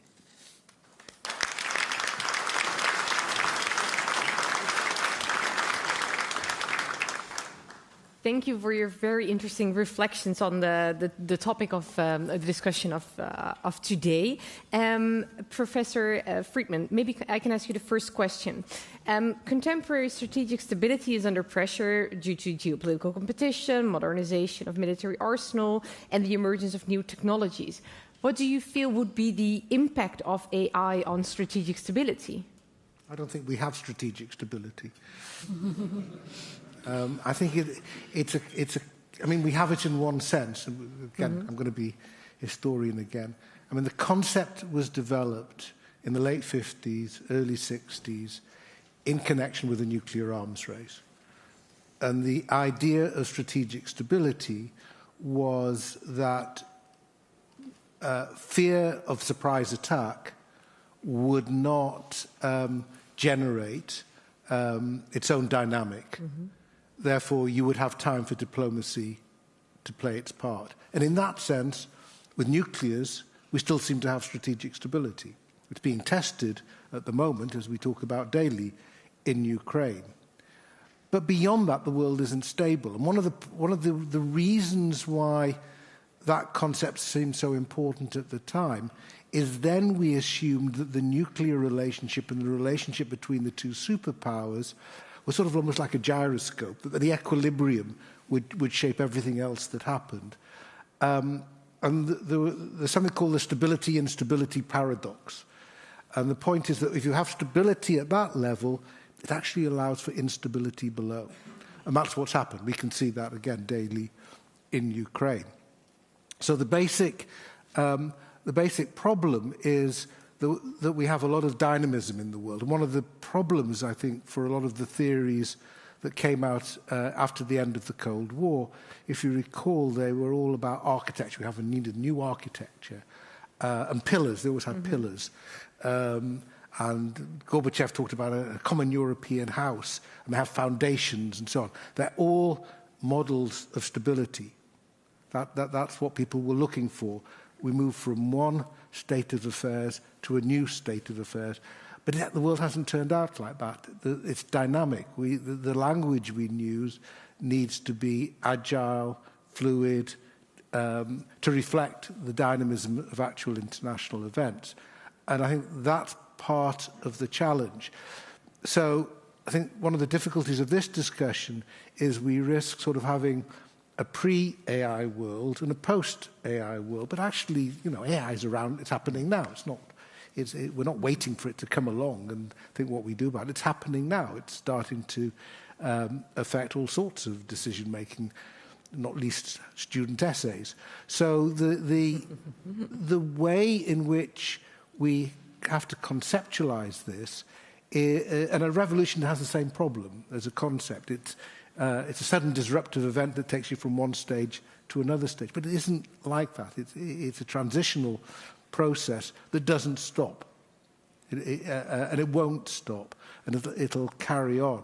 So I think the challenge, which is very much relevant to the ambassador's work, is how, if you're trying to capture this in international agreements, are you just capturing a particular moment in international affairs, or can you anticipate how this is going to develop further in the future? And I think it's very hard. And we had reference this morning to the famous Hague conferences.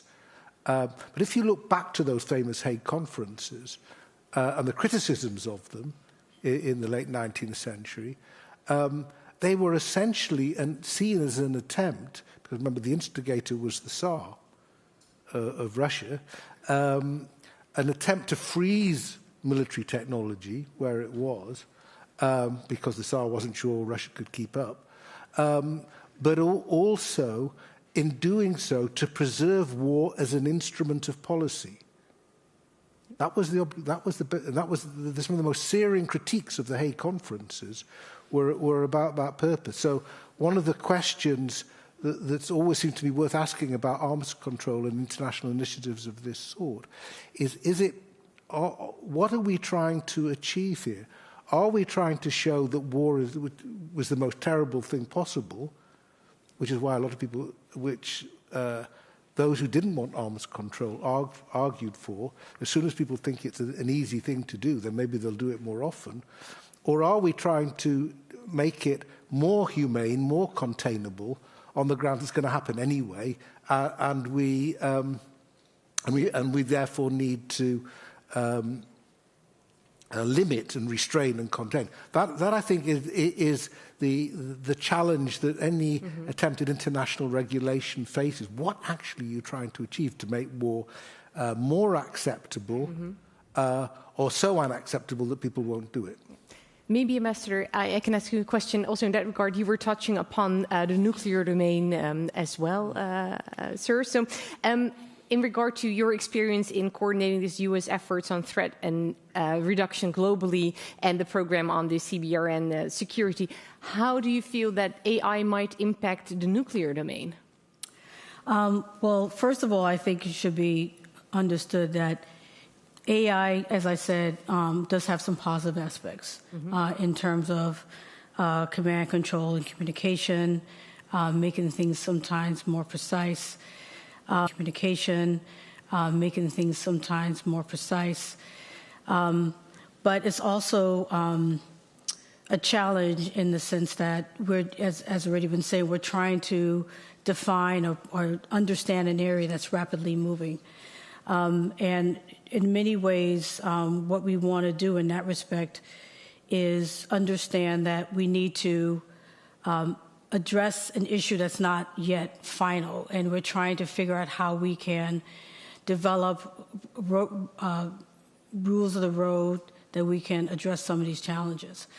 But we also think that one of the things that's positive is that AI can help in terms of verification, as I mentioned, in terms of ways in which we can apply arms control. I think there's still a lot to be discovered on this issue. I don't think we're anywhere near understanding all the ways in which it can impact positively on arms control. I think we're very aware of some of the negatives in terms of ensuring that we have in terms of any kind of decision making, ensuring that as we develop and deploy these capabilities, that we are being very careful and thoughtful about how we're doing it, that we're looking at issues of equity, we're looking at issues of ethics, and so much has to be decided beforehand. But we have to also make sure we understand along the way how it's impacting, how it's changing, and that's one of the reasons why we want to start a process of looking at norms, not going directly to a legal agreement, because we don't know. We just don't know what's going to happen. So we want to develop these norms to help us in many areas, also in the nuclear domain. We want countries to be clear and transparent as much as possible. We want to try to ensure that countries are responsible in their development of AI, particularly countries with nuclear weapons. And we want to make sure that they include the human factor and that the careful processes from development to deployment takes place throughout the entire domain, from the very beginning and to the end, and making sure that things are checked, because when you talk about possibly not having a human involved in nuclear weapons decision-making, that's just not the way we want to go. We want to make sure that they're involved. So you've got to look at the whole picture. And then maybe touch upon the whole also in regard to nuclear deterrence and one of the grand strategy themes of strategic stability. Professor Payne, to what extent can AI systems maybe contribute to the inadvertent escalation in that regard?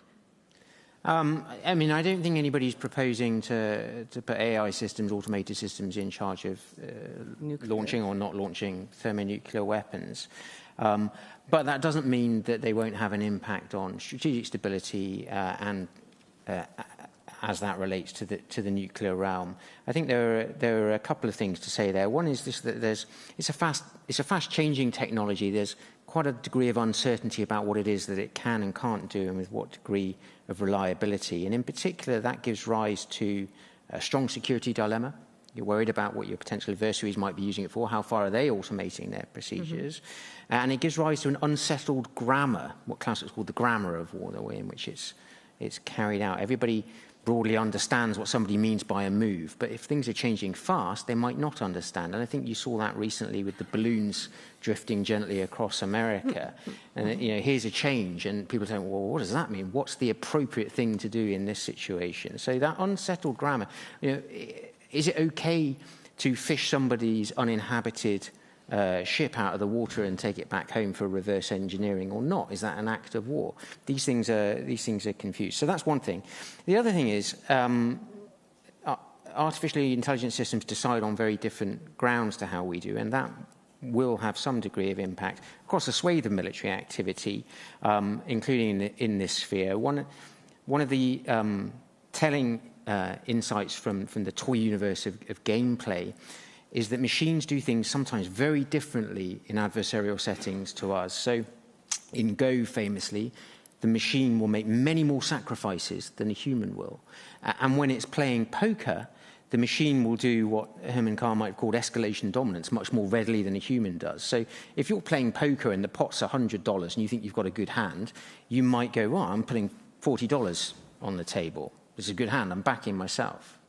Pluribus will put $100,000 on the table, regardless of the $100 that's in the pot. That's a that's escalation dominance right there. So the machine is deciding things on inhuman grounds. And insofar as that impacts ladders of escalation, I think that's worth taking note of. Yeah, and you touched upon the strategy in that regard. Sir Friedman, how do you feel that AI might actually change the character of warfare?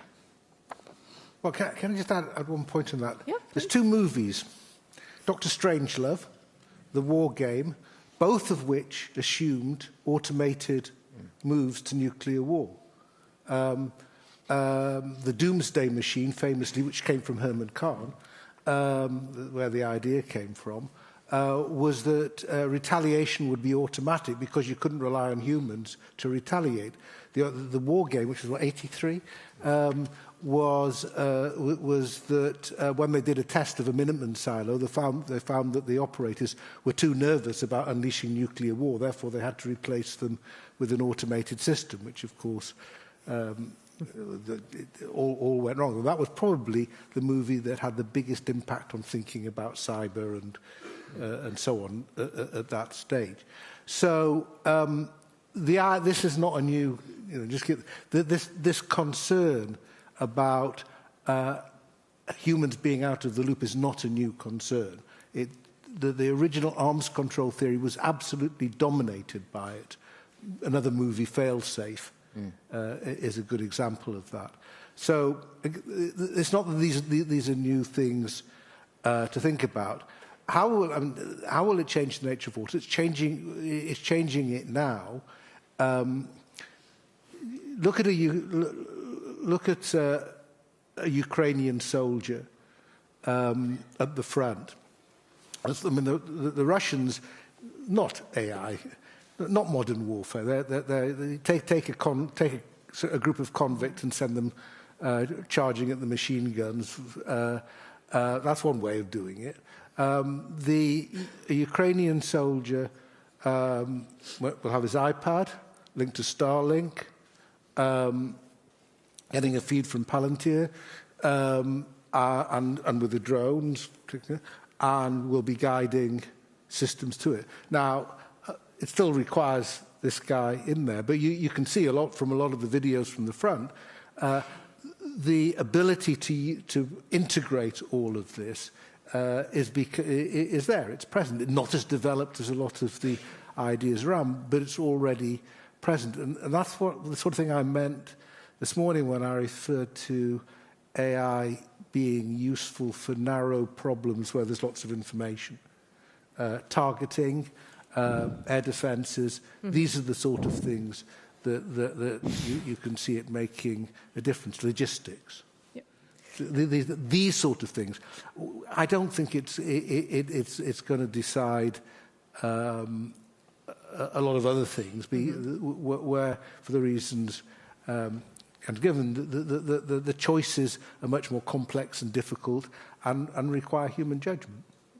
You already touched upon this military decision-making process. Ambassador Jenkins, what would be your main concerns in this discussion in regard to this military decision-making? I guess one of them is that, some of these systems can have the biases and the ethical issues that we ourselves have. And I think it's important that we keep in mind ways in which anything that's being developed do not have these biases that we ourselves have. As I said before, one of the other concerns is responsible use by countries. And one of the challenges is that as these things are being developed, we're hoping, I guess, that countries will be responsible in how they're developing them, but we don't know that. And so we need to find a way to, in these kind of conferences, for example, where we're able to talk about these issues and share our understandings and what it is that we seek in the use of AI so that we can work to ensure that countries are responsible in the way they're doing these things. Another concern is that we may not, as we don't understand each other, there's always a chance of, like I said, miscalculation, what's happening. And that also can lead to a lot of other problems in terms of AI. And so it's just this trying to understand how militaries plan to incorporate AI into their plans and their policies and where they want to go forward, and just ensuring that there is a way that we can talk amongst each other and make sure that we are all moving in a way that we don't have to worry about country X or country Y and what they're doing. And the only way you can do that is really to have these kind of conversations and share the understanding and the need to be thoughtful about the way in which we go about an issue in an area that's progressing so fast.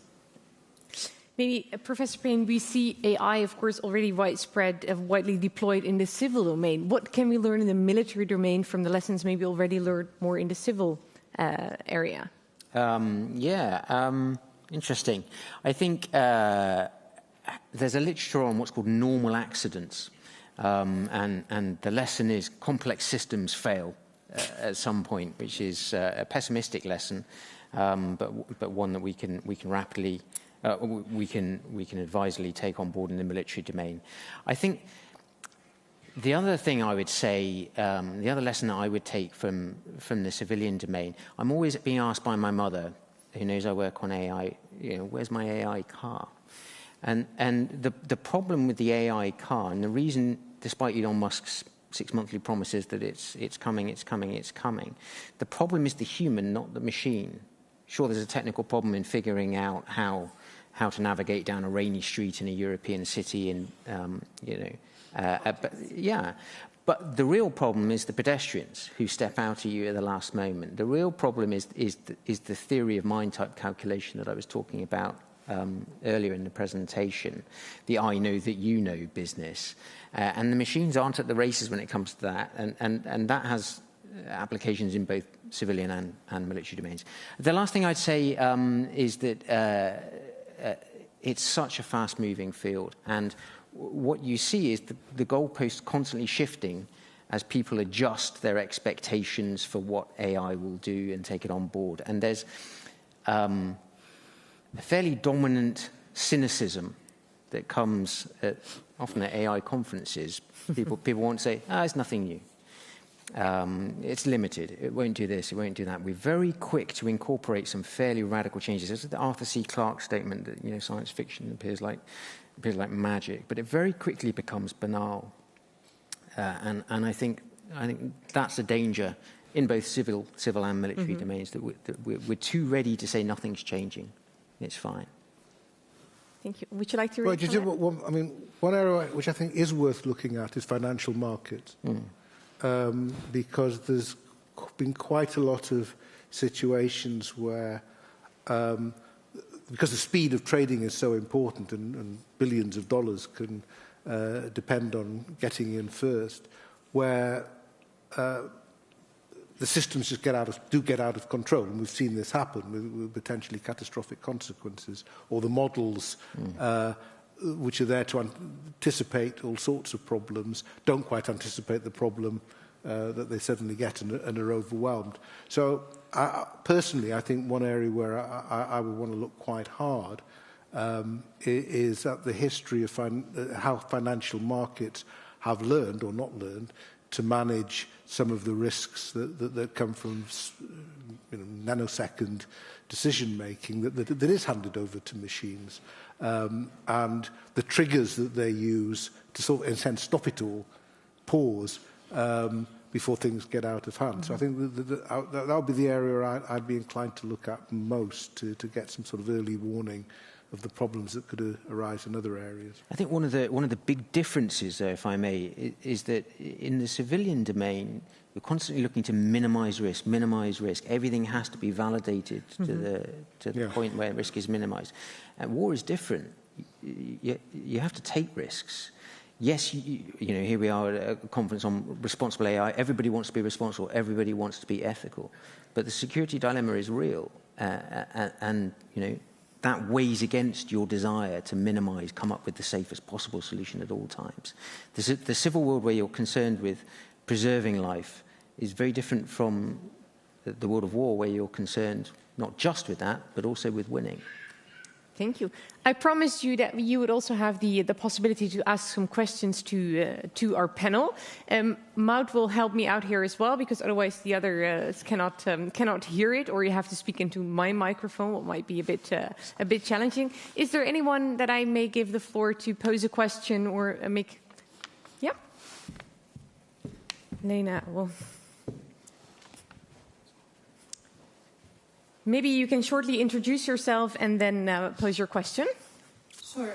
Thank you very much. I am Lena Rieke. I am a PhD candidate working on regulating spyware in The Hague, actually. And I'm tangentially... Actually, at my desk or near my desk, yeah. Exactly. So it wasn't a long way to go for me. But thank you very much to all speakers today at the panel. And what I wanted to ask you really is, you've already mentioned the role of private actors in this field in developing technology AI that is not only used in the military, but also the civilian domain. So I guess my question then is shifting from, is this a revolution in military affairs, to do we need a revolution in military regulation? Because the way we approach, international agreements, arms trade is very much between states so far. So how do you foresee that changing, or what changes do we need and are realistic in order to address the role of private actors? Also seeing as, they will be the ones who are designing the technology, like you were saying, and arms agreements are always only capturing the state as it already is. Thank you. Who may I give the floor? Bonnie?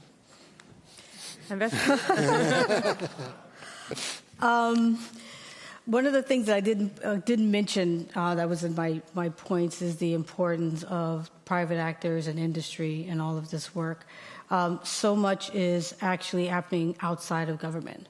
And in order to really address some of the questions that we're having, we have to bring in the industry and private sector because of what they're doing and what we can learn from them.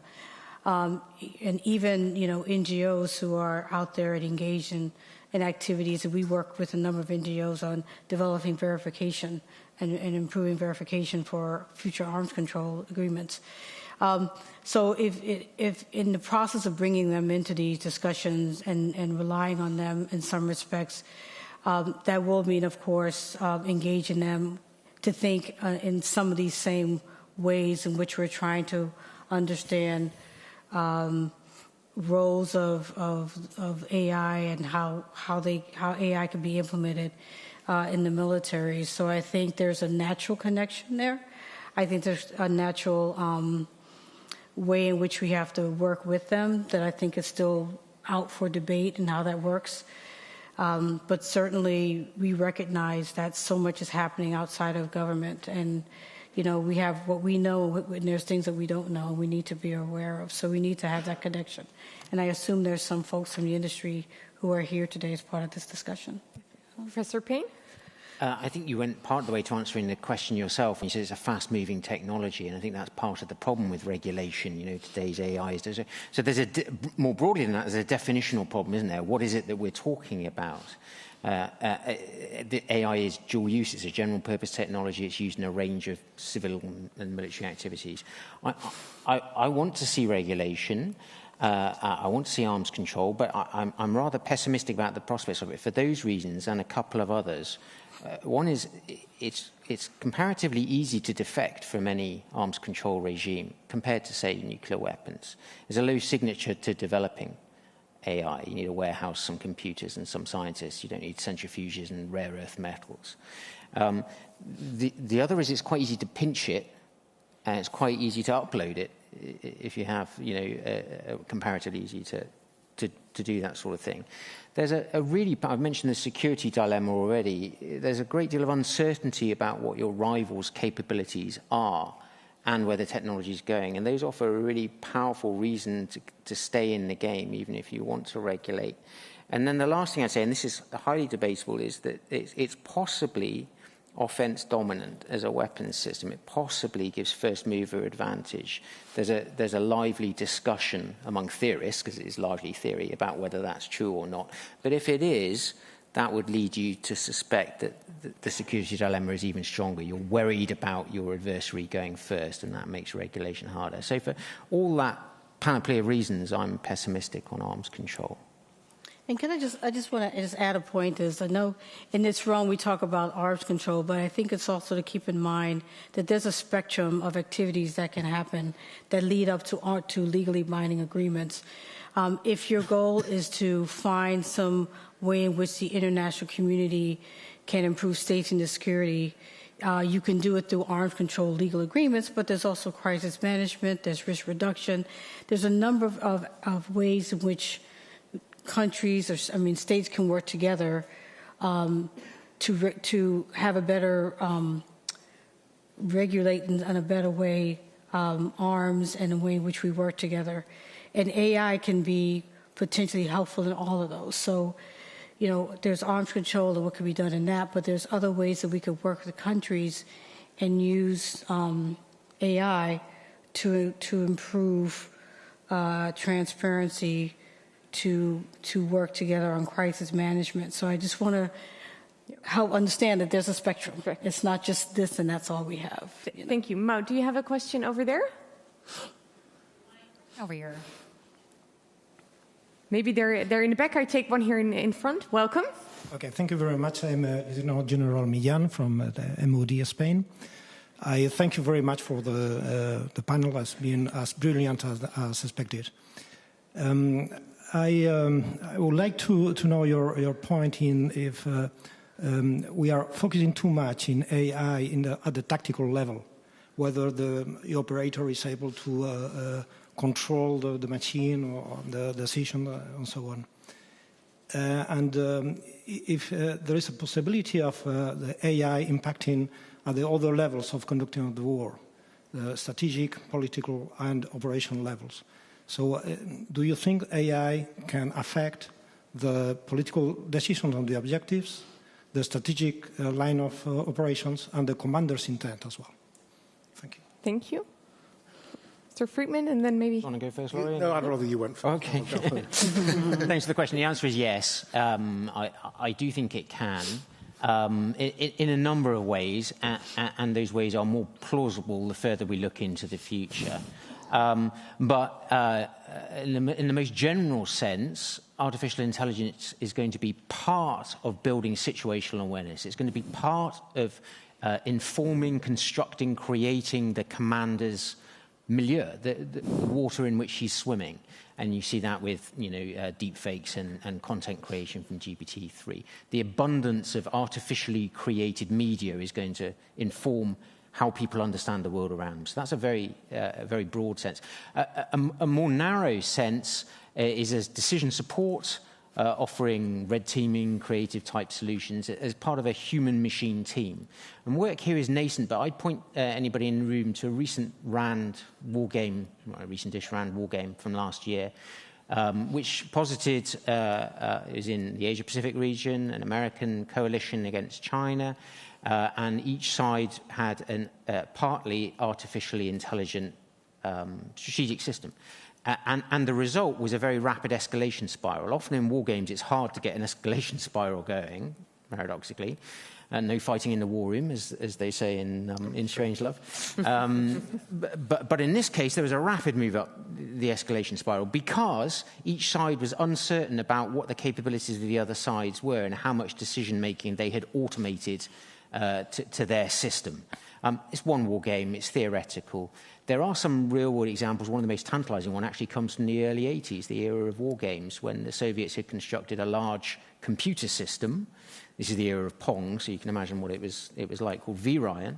And they fed a ton of garbage into it, and garbage came out, and it fed into Yuri Andropov's paranoia that America was preparing a first strike.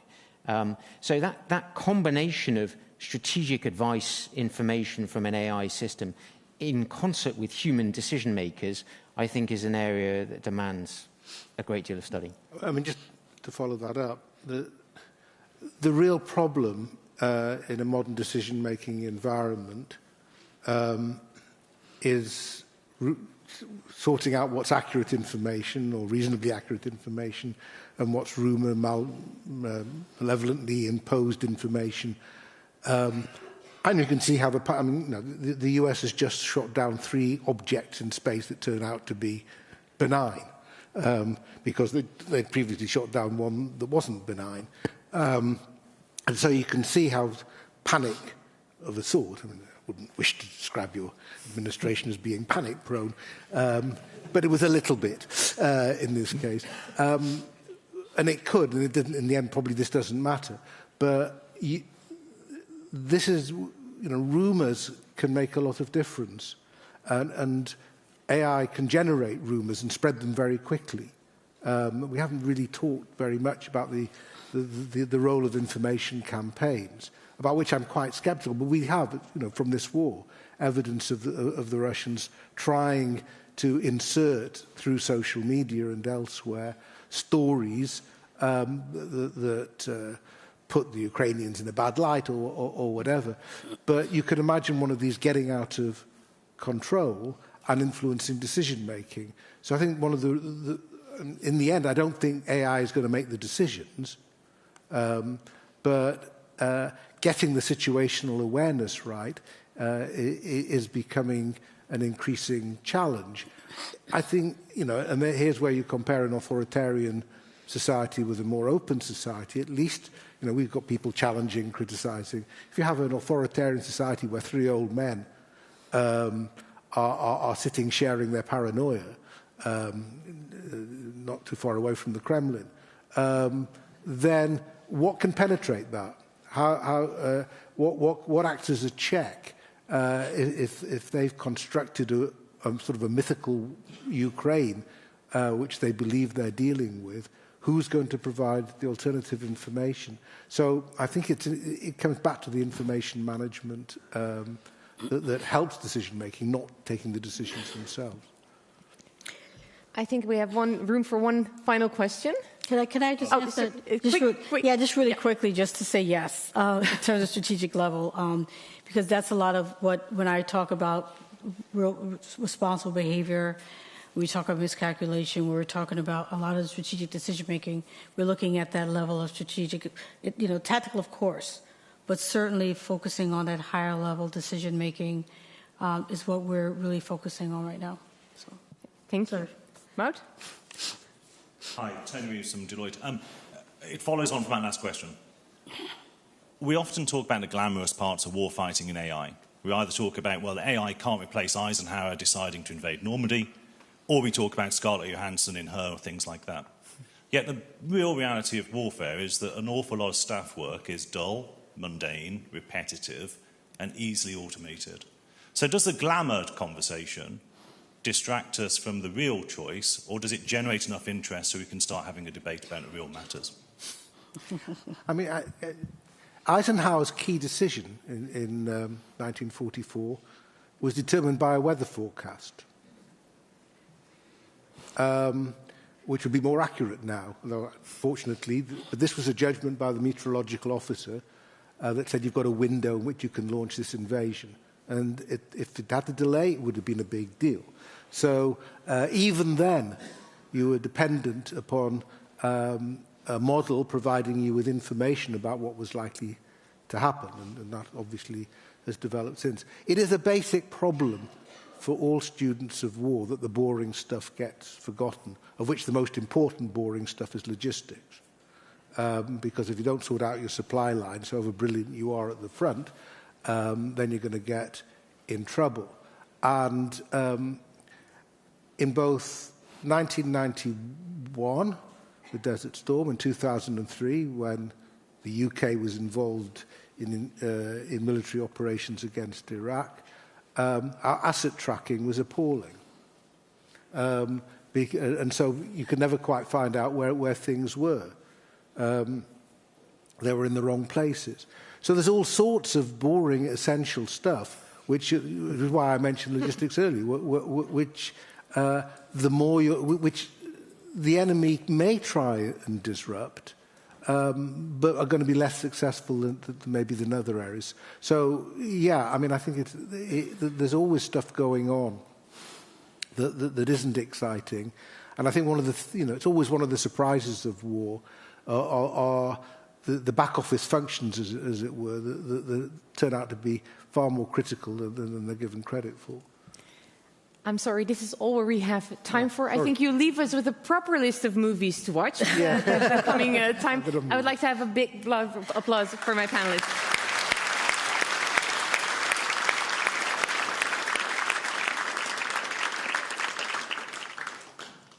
Thank you so much.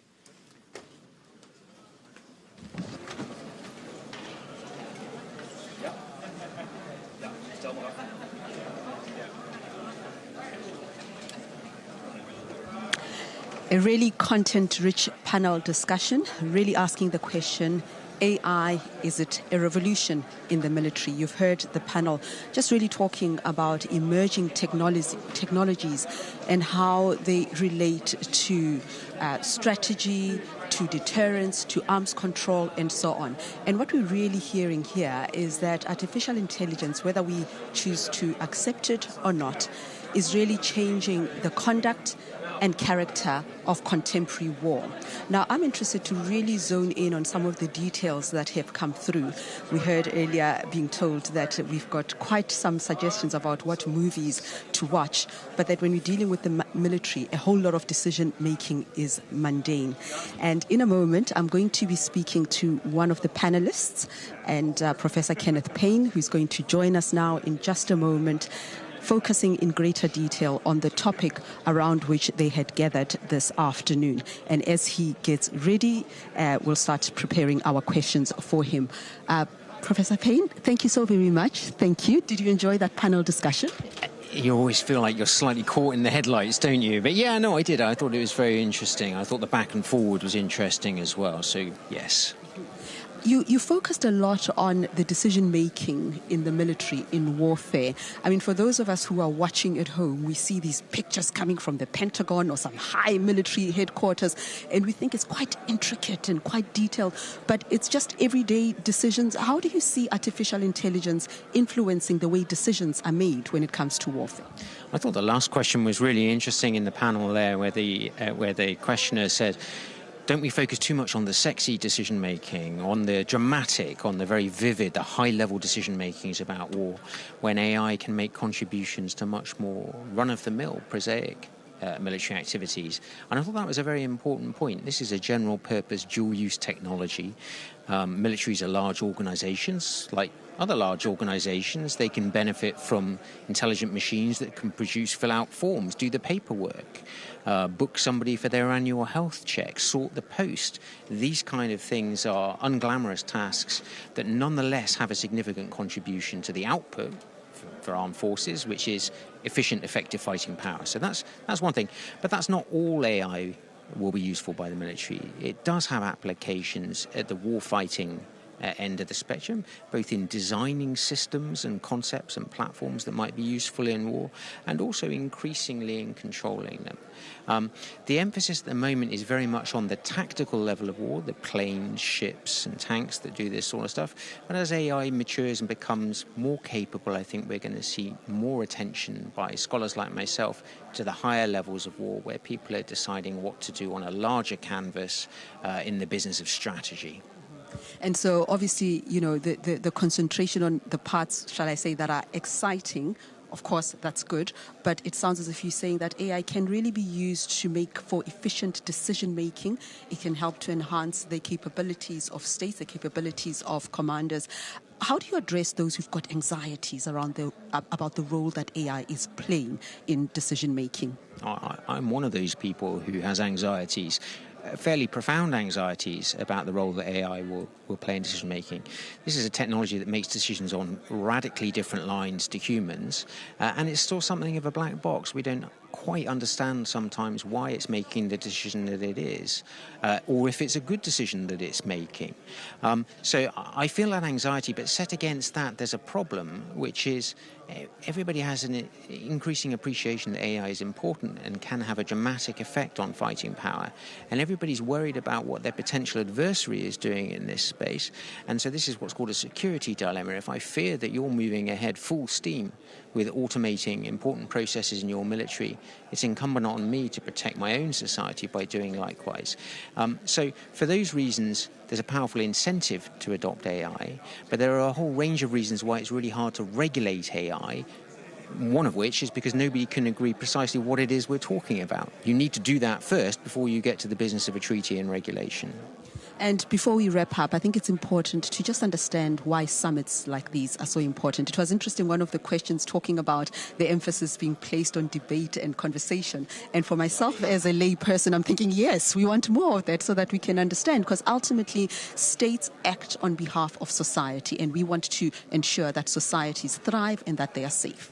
Yeah, it's critical to bring together interested parties from all sides of the debate, academics, people who are interested in ethics, people from the military, technologists, and this is precisely the sort of conference that does that, and it's really important, especially as we come out of a few years of abnormal coronavirus-related activity. This is the largest conference I've been to in many years.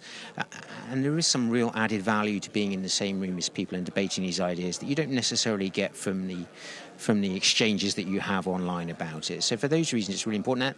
And as you say, it's vital that wider society becomes engaged, not just in the issue of military AI, but in the issue of AI in general, because it's going to play such a large part in our lives over the course of our lives.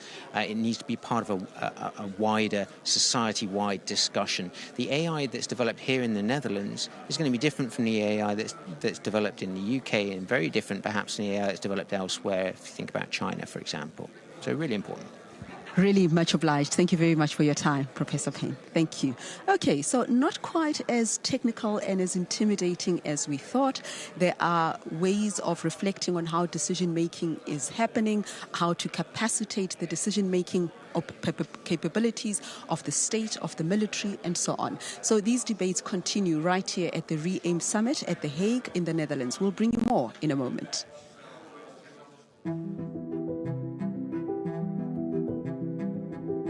One of the first initiatives to control weapons and weapon technology was that in 1899 there was a ban on the so-called dum-dum bullet. It's a bullet that expands on impact, creating terrible wounds on the victim.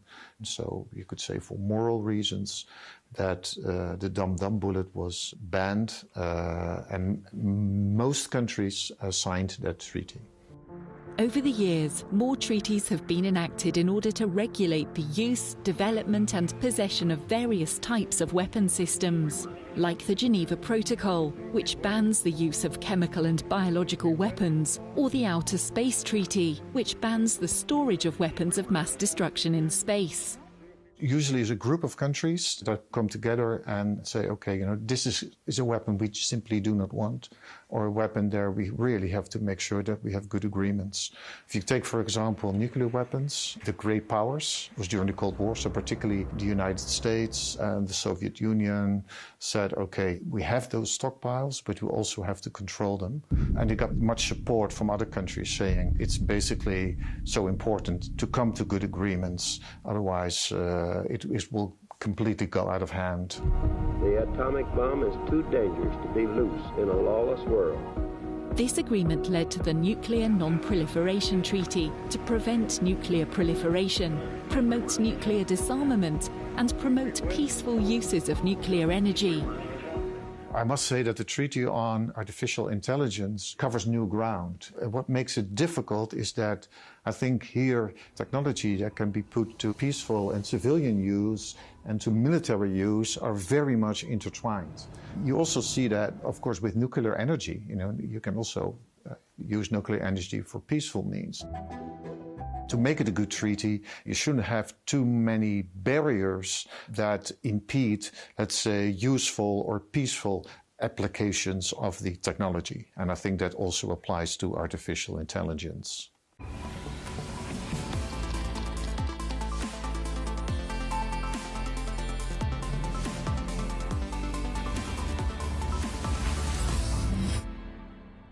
As much as we embrace technology, it should not replace so much of what human beings are supposed to be. I think it should be controlled in some way. AI is like as objective as can be. I mean, it takes what we think, so we have to see who put what in the AI. People should be in charge and should be responsible. The ICRC believes that it is critical to ensure a human-centered approach to the development and the use of machine learning and artificial intelligence. And what that means is that human control and judgment needs to be retained. If an automated car runs into somebody, who is responsible? If you have a guided missile, but the missile hits off course and therefore has lots of collateral damage which you did not intend, but the AI decided it was better to hit another target. Who is taking the responsibility? AI is capable of learning in the field, which means it can change itself in the environment into something for which it was not designed. So that's online learning. So that's one of the main things which is of concern. Can an autonomous weapon system comply to IHL? Can it make proportionality distinction between civilians and soldiers? It's not a grey area. It's a grey area if we keep making it a grey area. And by saying it's a grey area, you also say, like, well, it's difficult, let's wait a little longer. And we feel we cannot wait any longer. We started a campaign in 2012, the Stop Killer Robots campaign. It's already 10 years later. And still there is no legal instrument to keep meaningful human control within autonomous weapon systems. You can have autonomous AI surface-to-air missiles shielding from other attacks, but the day where you have fully autonomous robots in the battlefield shooting at what is moving without any sort of control or human behind it is where we are very much afraid that what IHL was founded on and based on and in terms of trying to limit humanitarian consequences is breached.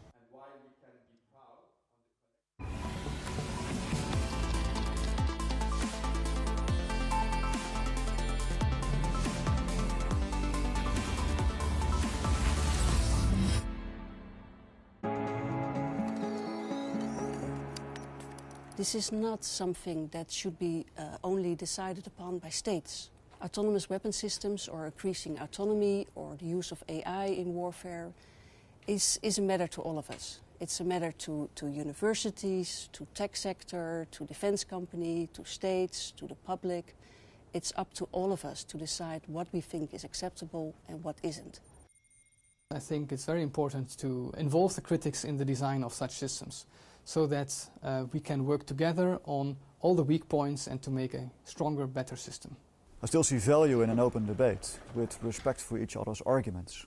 It's not about per se who's right, but let's identify the dilemmas and each other's take on how to approach it. What we hope to achieve is trust and understanding why we develop it and how we develop it. The European Commission has set a good example by introducing AI regulation, AI Act, that comes up with fairly detailed regulation that is risk-based, excludes certain applications or uses of AI. I think that's a very good start. It doesn't apply to the military as yet. It's about civil applications of artificial intelligence. But I think it's an inspiring document, and we need to speed it up, definitely.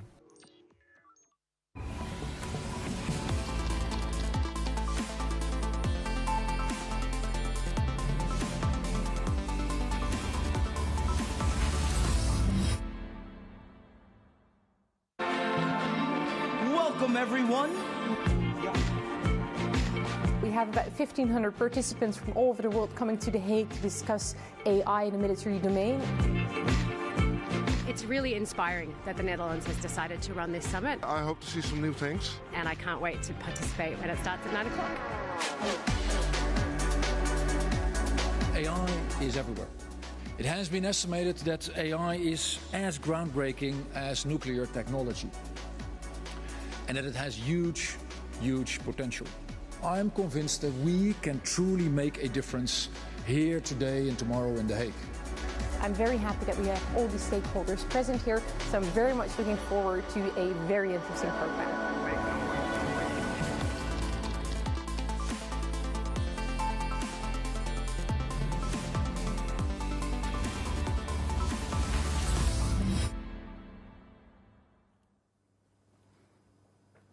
Hello again. Welcome to our first talk show. We are coming live to you at the REAIM Summit at The Hague in the Netherlands. A reminder again, I'm Digitalizing. Thank you very much for staying with us on this very first day of the historic summit.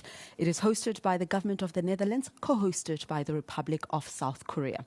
Okay, so there is a term that keeps coming up over and over and over again, and I've been hearing it throughout the morning: meaningful human control.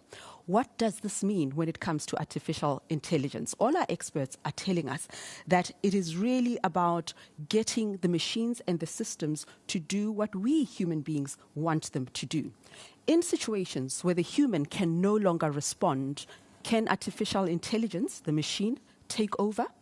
In situations where the human does respond, can artificial intelligence-empowered machines then support the actions of the human? can we envisage a reality where the machines is infused with human values? That's essentially the question, and that's what we're going to be tackling today, meaningful human control. So I want to introduce you to our esteemed panel, our esteemed guests. I'll start with Mr. Peter Ellens, and you are from TNO, right?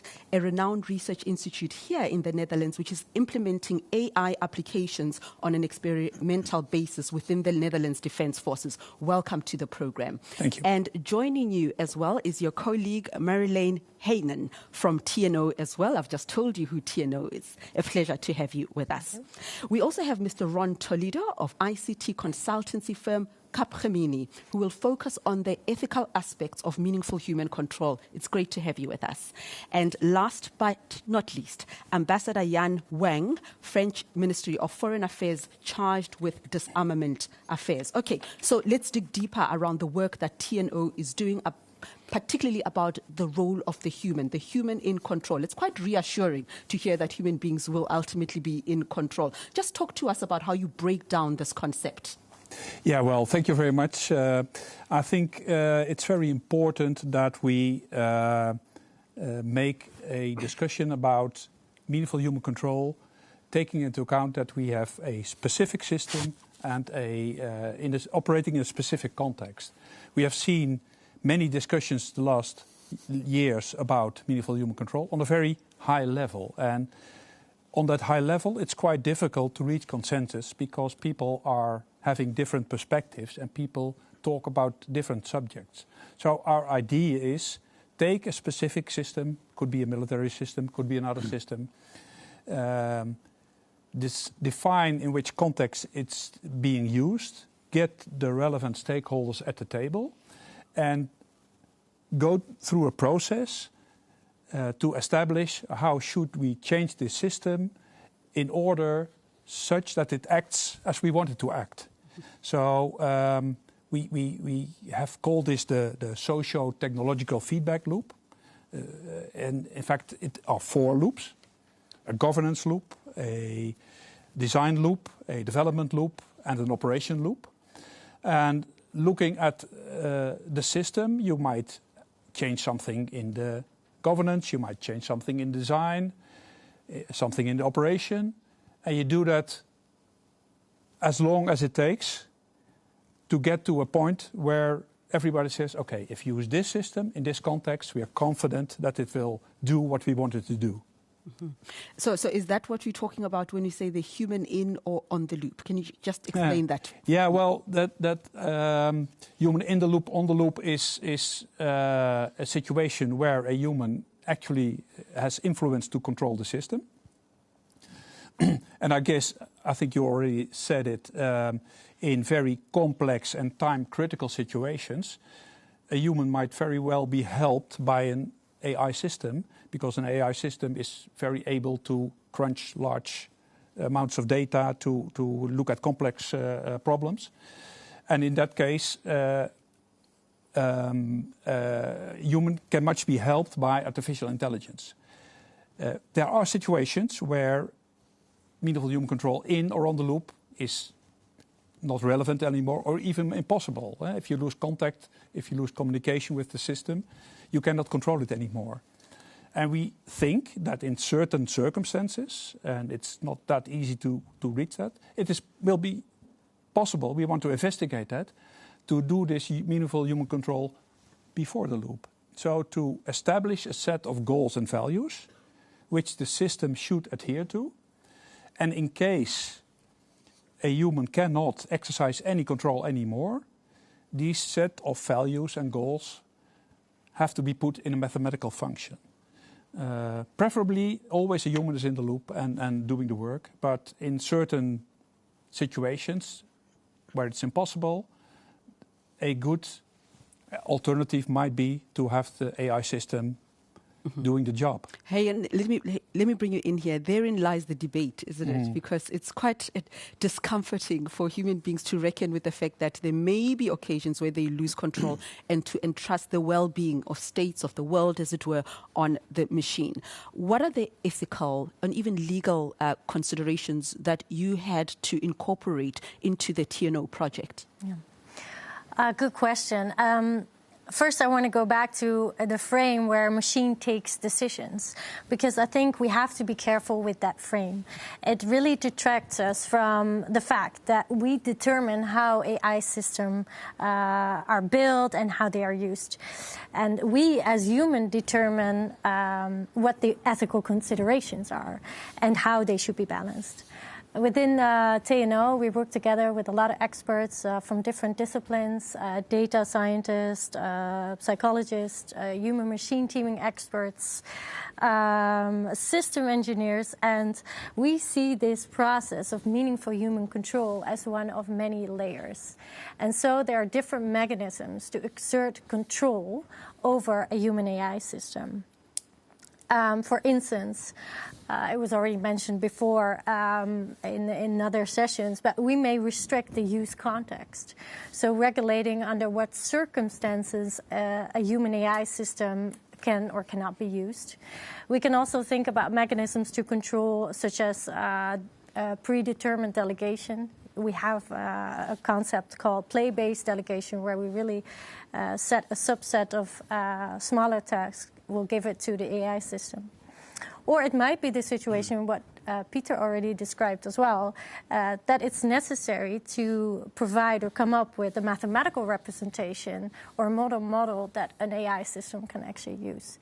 But the decision-making with the machines, we have to be careful with that frame. And it probably will be a combination of methods. And I think the key takeaway here is that we as humans are still in control, even if we exert it before the actual or the event that the AI system has to do a certain act.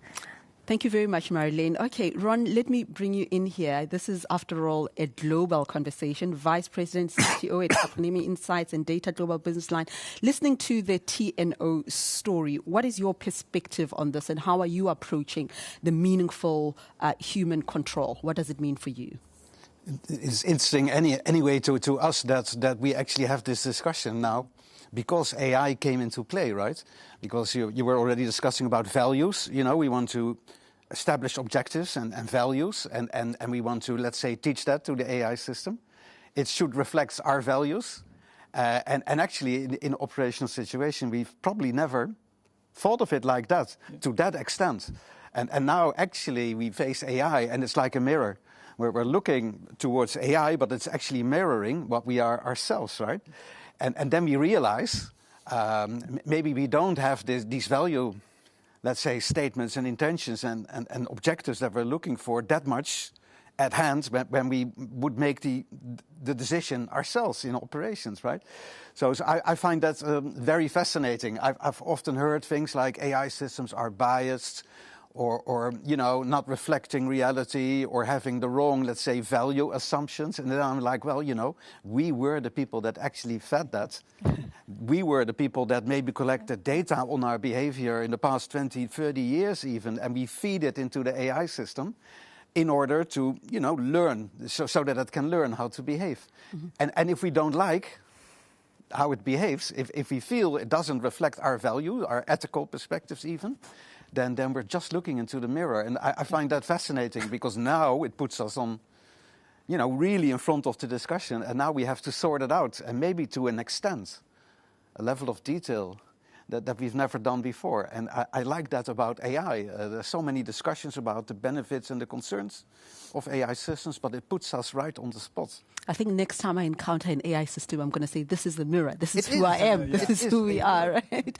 Okay. We're going to elaborate a little bit more about your projects. Sure. But Ambassador, I also have greater detailed conversation with you later on. But I do want you to at least express your position, or how you understand human control, meaningful human control, how your government approaches it broadly, before we get into the videos and the granular details of our discussion. Yeah, thank you very much.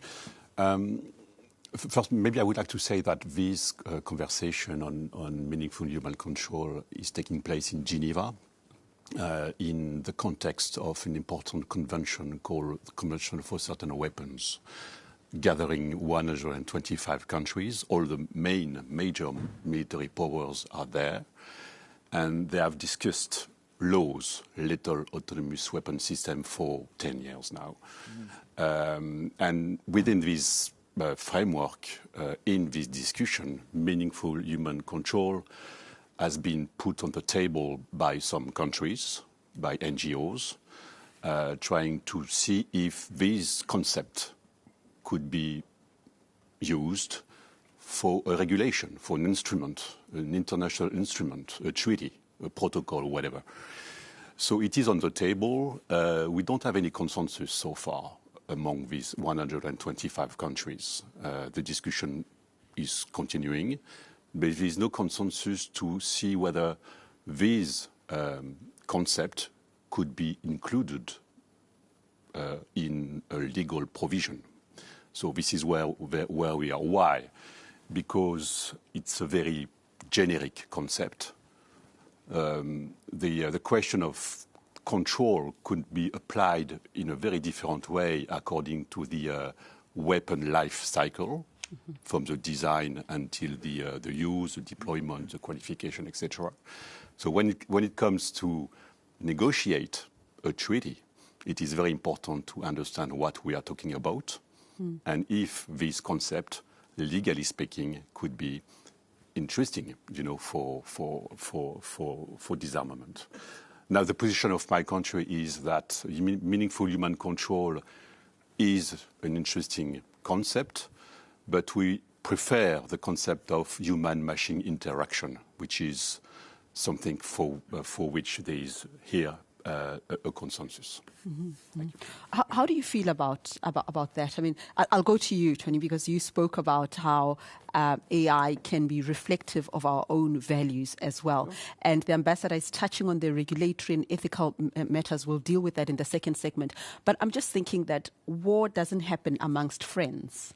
It happens amongst enemies. Yes. And so if we're going to talk about good human values, we can also then talk about the opposite, bad human values. How do you mitigate against that using AI, and given the unpredictability of how your enemy acts?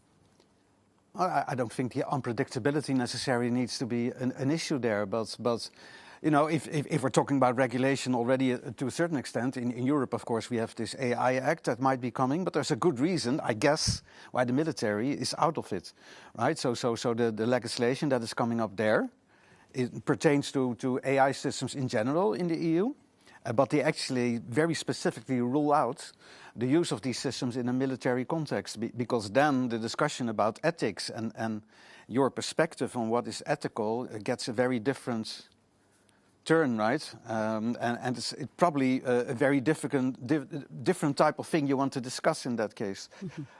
So it's clearly a matter of perspective how you look at these things. But again, that makes us more specific, thinking about what we consider ethical and what is good and bad, right? And we also realize that from a different perspective on another side, for example, that might be entirely different. And we realize that there is no one universal book over there that says this is good and this is bad, and so this is the way you should teach that AI system. Okay, so Ron, we're going to hear more about the work that you're doing, but you really want to come in here. Peter, go ahead, please. Yeah, well, I think that you have to distinguish between two things. The first is we want to control, to do these systems, to let them do what we want them to do. And I guess that if our opponent comes with systems with less ethical high standards, we always could decide to also change the way our systems will act. But we are still in control. And the main point I want to make is we need to learn how to control our AI systems. If our enemy acts in a different way, you get a new ethical dilemma, because if you decide not to use your own AI systems because your standards are higher, then you choose between, let's say, total destruction because you let enemy do what he wants, or the other alternative, use your systems and accept some damage. So you get a new ethical dilemma. Yeah. But the main point is learn how to control your own systems. Okay. Speaking of systems, let's then find out what Capgemini is up to. Let's look at some of the examples. You've got several projects running. Let's just acquaint ourselves with one of them. Capgemini Engineering is working together with Red Cross and Vodafone in Spain, developing a 5G rescue drone for searching lost people. Our experience in drone design, including the platform, the thermographic camera, the guiding software, and the AI to recognize people in the ground, has been key for the success of the project. The unmanned drones were already tested on flight, helping Red Cross to find people in a urgent way to avoid any losses. We help to make a better and safer society. Okay, so what I got there is that AI can be used for the benefit of humanity. You've got collaborations across the spectrum, civil society, the Red Cross, and so on. So, Ambassador, I'm actually going to come to you because you're the one who mentioned various governments getting together in Geneva and the diplomatic aspects of it. We have been speaking throughout the morning about some of the humanitarian crises that we are reckoning with at this moment, whether it's the earthquake in Turkey and Syria, we've got the war in Ukraine. This is where you see the potential of AI to help states achieve, as it were, this universal world of well-being and human rights for all people. Your thoughts on that? Well, it's a no-brainer. You gave the answer, I would say. No, I completely agree. What the gentleman has just said. The question is, when we talk ethics, the ethical dimension of technology, I think the answer is always the same. It is never good or bad. It's always both. The question is, it depends how you use this technology.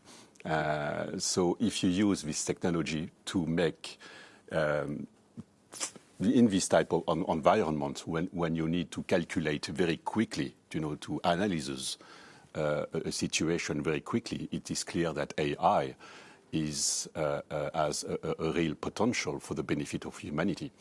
Now, if you use these technologies in a non-ethical way, and here we have to define which non-ethical way, then we have a problem. In the disarmament perspective, when we are talking on ethics, we immediately connect that to IHL, International Humanitarian Law. The question is, when a weapon cannot make a distinction between a civilian and a military, then we have a problem.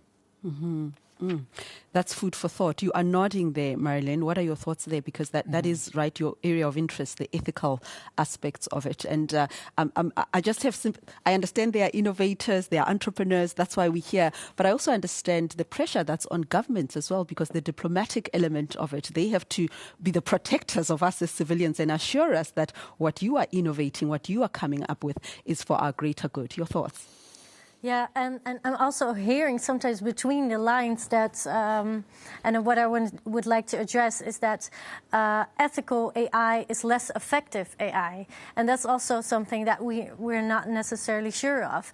And I think that these debates don't only count for or are applicable for AI. So these discussions about proportionality is also the case with regular weapons. So in that case, it's important to make that So hold on, you're saying that the proportionality is not just a relevant theme when you're talking about AI, even in, what shall I say, conventional war methods, it's still an issue. I'm just saying that it's not necessarily different. So when we talk about proportionality, at current methods of warfare, the AI should be addressed similarly, and we must, I think we must, especially when we're having a discussion on the effects or the impact of AI, we should identify what specifically is the AI part that's going to change.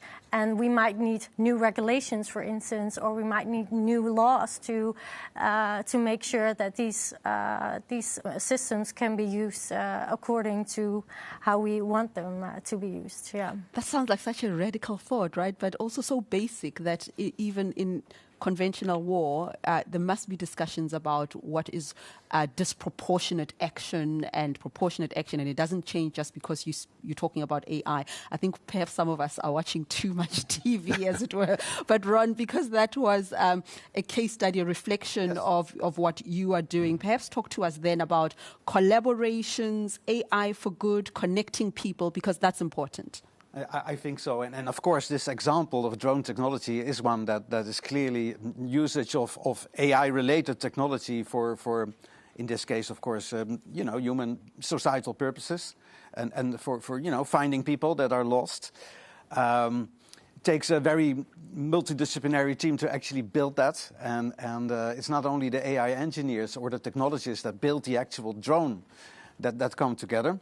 Now, this is, of course, a relatively, let's say, easy example. There are many other examples of where you see machinery that is equipped with AI, right? And we are a lot involved in also non-military areas, such as autonomous factories, production robots, autonomous driving cars. We're very much involved in autonomous driving cars. And then you realize that at a certain point of time, you realize it's no longer a matter of I lose control, so the AI has to take over. But for example, an autonomous car or an autonomous manufacturing plant, you're supposed to do things on its own, right? And we have to train it. And it's very much a multidisciplinary, collaborative effort to train it.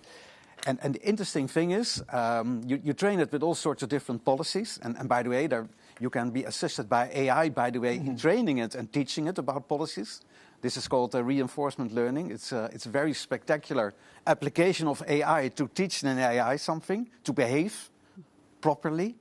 And we have found that it's not a matter of only of being before the loop or in the loop, but you could also say, I'm gradually getting out of the loop.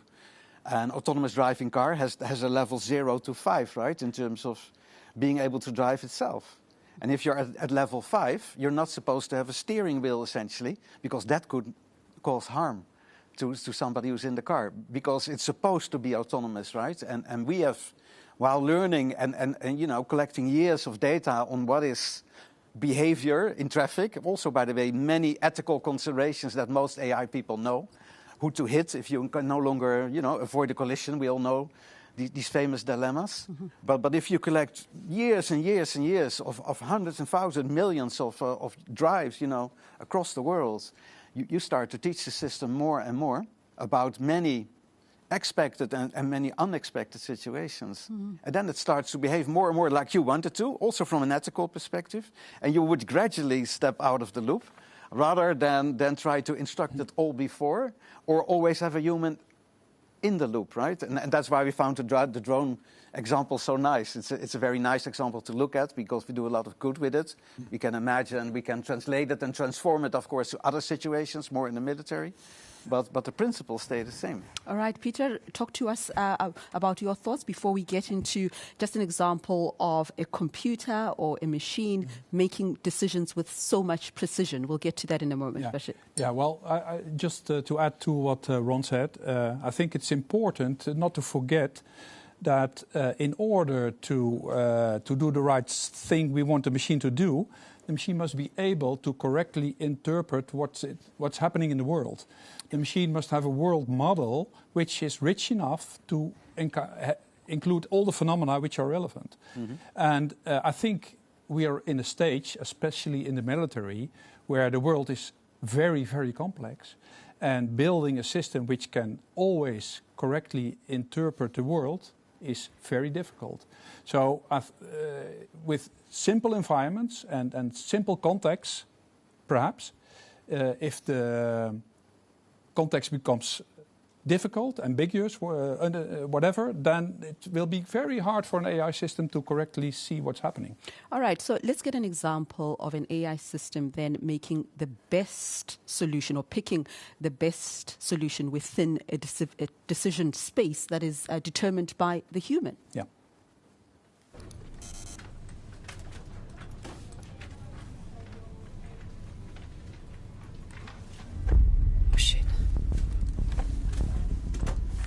Miss Williams, talk to me. I think the Purple Alliance is planning an attack on the grey area, so... We need to be entirely sure. If the information is false, the consequences are incalculable. So I need you and Eckerly to come up with an assessment of how useful the AIDS model is and how we can use the information it gives us.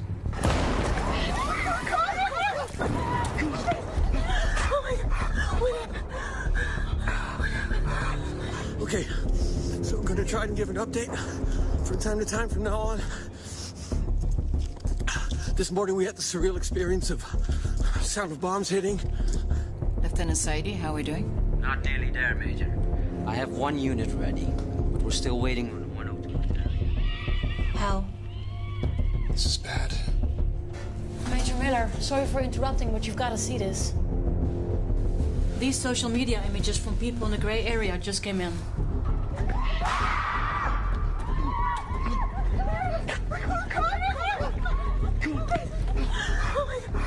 Shots are being fired from high up in the air. Might be drones. Sorry, you need to see this. Captain Paris, drones are confirmed.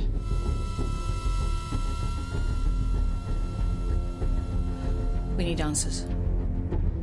I'm thinking we should use the counter-drone system delivered by the Pink Country. It may have been tested in the past, but what guarantees does that give us now? Can we have confidence in the application of AI in this specific situation? If I adhere to the rules of engagement, I cannot take the risk to deploy this system that we cannot blindly rely on. You two, please, and Miss Williams, keep up what you're doing and keep me informed of new developments. Yes, ma'am. Yes, ma'am. Lieutenant Saidi, I want you to engage right away. I'm sorry, ma'am. We're not at full strength yet. I need at least 10 more minutes, ma'am. You need to attack now. We need to hurry. I'm scared. Baby, come on. It's gonna be okay.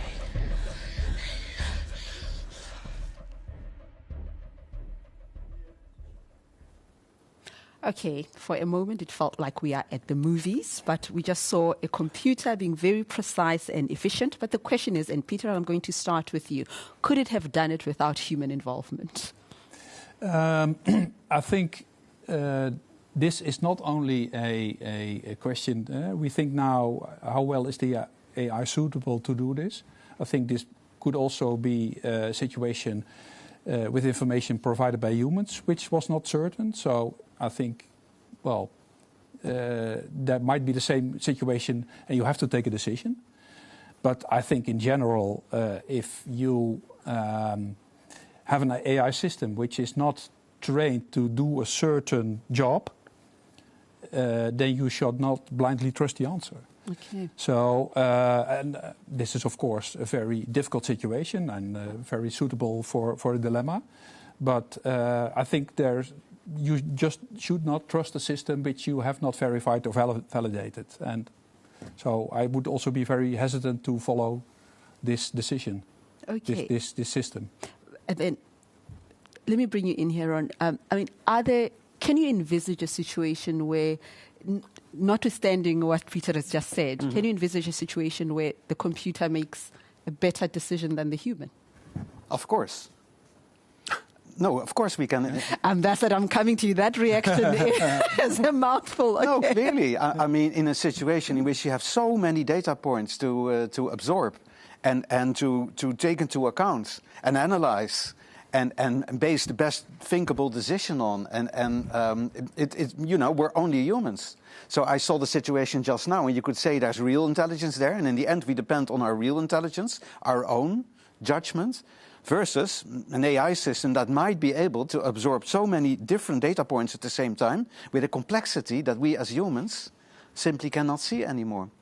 It's the same as driving in an autonomous car. It can look ahead 3 kilometers from here, and it can see something happening over there. It could take it into account in its strategy of driving, already happening these days. And then you could say, well, in certain cases, that system would actually be better equipped to make a split-second decision based on huge amount of data points than as a humble human I would be able to do.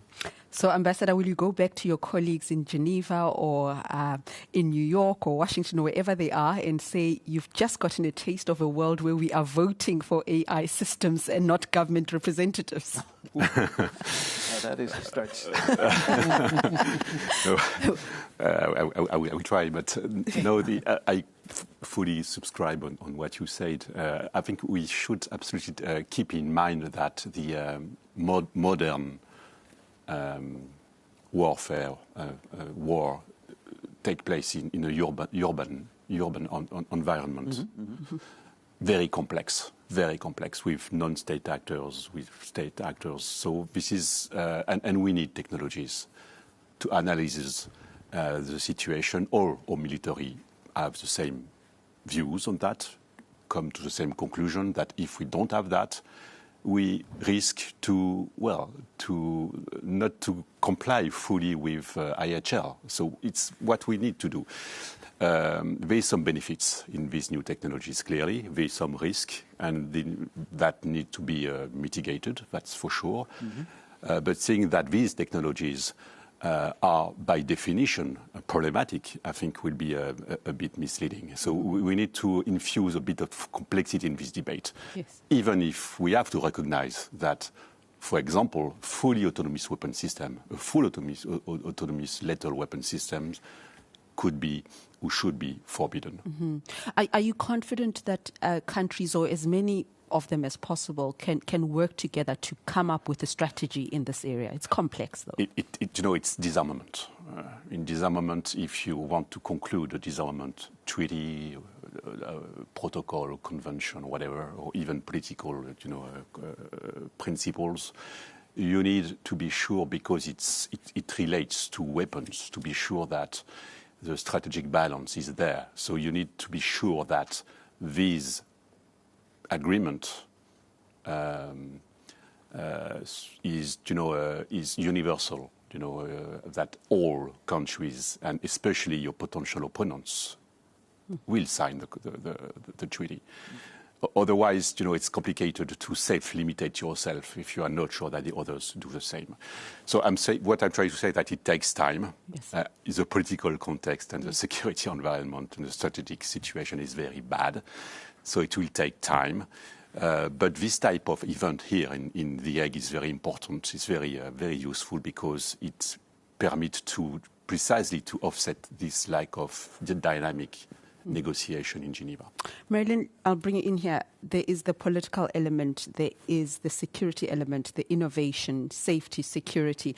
Just talking around strategy for meaningful human control, how do you see the way ahead? If you were to sit in and advise states and multilateral organizations, what should they be taking into account when developing a strategy?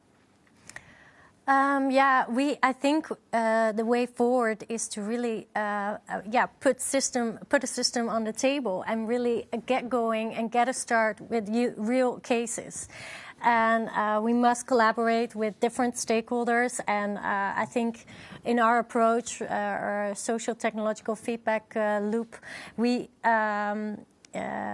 see that legislators, engineers, end users really have a responsibility in each step of the operation of human AI systems. And the way forward is really to get together and work on real cases. And by doing, we actually gain practical knowledge on how to organize this collaboration and this feedback process. All right, Ron and Peter, I'm asking you the same question. I don't think we're debating anymore if there are any ethical considerations and so on. The specific question is, who do we need? Who must be around the table as we craft and implement ethical rules in a computer program? Who has that conversation? Who leads it? Yeah, good question. And I think we do not have the final answer yet, but I think everybody who wants to be at the table should be at least at the table, because people have an opinion. Yeah. And that's not the same as responsibility or accountability. Yeah.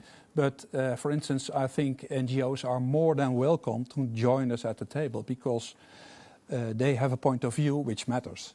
And I think we all can learn from each other's point of view. Too much we are talking to people in our own bubble. Legal people with legal people, technical people with technical people, and so on.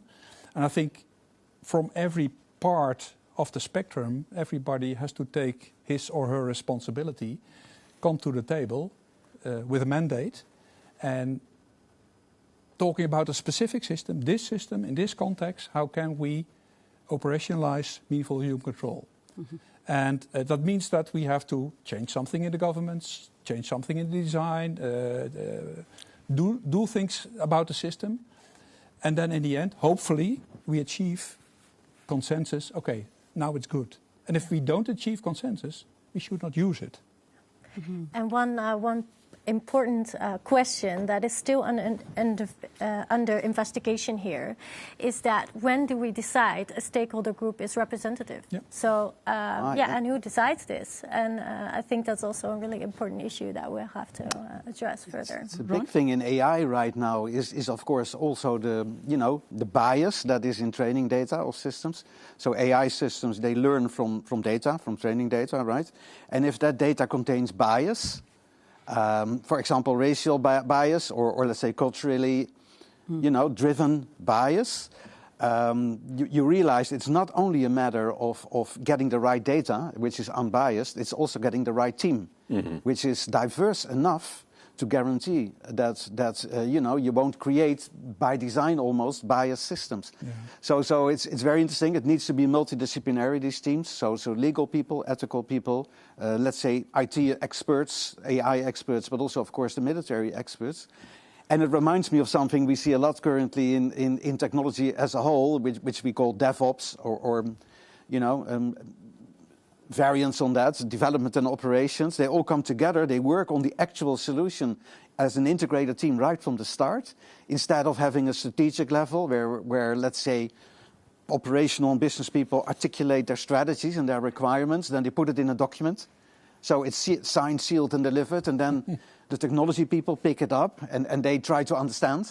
Mm-hmm. And so they try to, assess what the intention actually is and how it's supposed to be built, and then they build it, and then often, in the past, there was a result that not everybody could agree with. And if you have an integrated team, multidisciplinary, but also diverse, I think that's very important, diverse team. If you have that right from the start integrated, you also have to get your feet wet, right? I love that. There's an actual system over here. Let's go through hundreds of different scenarios and use cases and see what we would decide, what we want the system to do from our value framework, from our objectives. And by the way, if you do that long enough and smart enough, you can teach the system itself to run through 1 million scenarios that you never anticipated, but still the same set of values and objectives you have. Mm-hmm. So it begins always with a human effort. Let's get our feet wet and let's work with this system. If you've done it long enough, you could say, well, let's make up a few additional 1 million cases, which are highly unexpected, but we apply the same value framework to this, and we see what comes out of it. And the system encounters more than we as simple mortal souls would ever encounter. I see it as a paradigm shift in humanity. For the first time in history, we are outsourcing our intelligence. Yeah.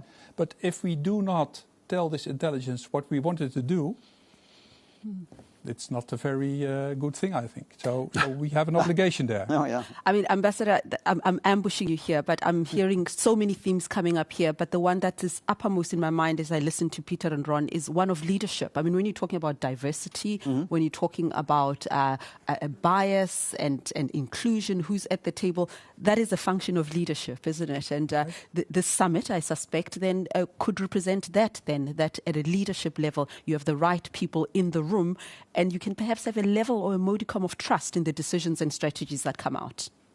Yeah, absolutely, yes. That's absolutely clear. In this new chapter, new technology related to military domain, there is one characteristic is that it was the case in the past, but it's more than that now, is that these technologies are developed in the civilian sphere first, and then apply in the military domain. So there is a clear cooperation that we need to enhance between government, industry, but also to talk with all stakeholders like researchers and NGOs, of course, because the civil society has a role to play and has a work, because we are facing, well, I don't want to use a too strong word, but it's a society choice that we have to make at a certain point. And this society choice has to be democratic. And it's the reason why we need to continue this type of very important discussion. And this is why once again, I'm repeating myself, this sort of summit is very, very, very fruitful and important. All right. Speaking of democracy and hearing all voices, I believe we have a PACS video looking at civil society represented by PACS, where there are concerns, where they've got criticism, where they are amplifying their voices as well. If we say everyone must be at the table, then we ought to hear them as well. Let's hear what they have to say. We as civil society all over the world think that we need to draw a line. Like what kind of human control, meaningful human control, do we want to keep in warfare? And what kind of control do we want to have within the use of autonomous weapon systems? So it's not that we are against AI or against robotics or against autonomy, but we are worried that in the end we end up with weapon systems making decisions over life and death. So it's the critical functions within a weapon system to select and attack targets. And on those critical functions, the selection and attacking of targets, meaningful human control should be retained. And that's our worry. All right, so the word worry was the last word there. How would you reassure someone like that? I think at TNO we agree that we don't want autonomous weapon system or any military AI system that are not under meaningful human control. But I think it was said already a couple of times, the definition of meaningful human control is different for every situation. And so therefore we need a good approach where we can really look into how it functions within a given context and a situation. Mm-hmm. And Peter? Yeah, I think we agree. And I would be very happy to join forces, to have organizations like PACS at the table and to take the responsibility with all other stakeholders to try to distinguish for this system what should we do to achieve meaningful human control. We have an obligation there together. Mm-hmm. And perhaps a closing comment then, Ron, from you? I fully agreed with the message just now, but I would say that the more autonomous the system is supposed to be, the more the human control, the way you bring it in, becomes important. So again, the mirror statement from the beginning. We have to have a very hard look into the mirror the moment we are thinking about autonomous system, because then your value statements and your objectives become more paramount than ever before. Yeah. All right. Well, thank you all so very much for joining us today, just illuminating and stretching our brains and giving us so much food for thought. I thank you so much for joining us on our special program. Thank you. Thank you. Thank you.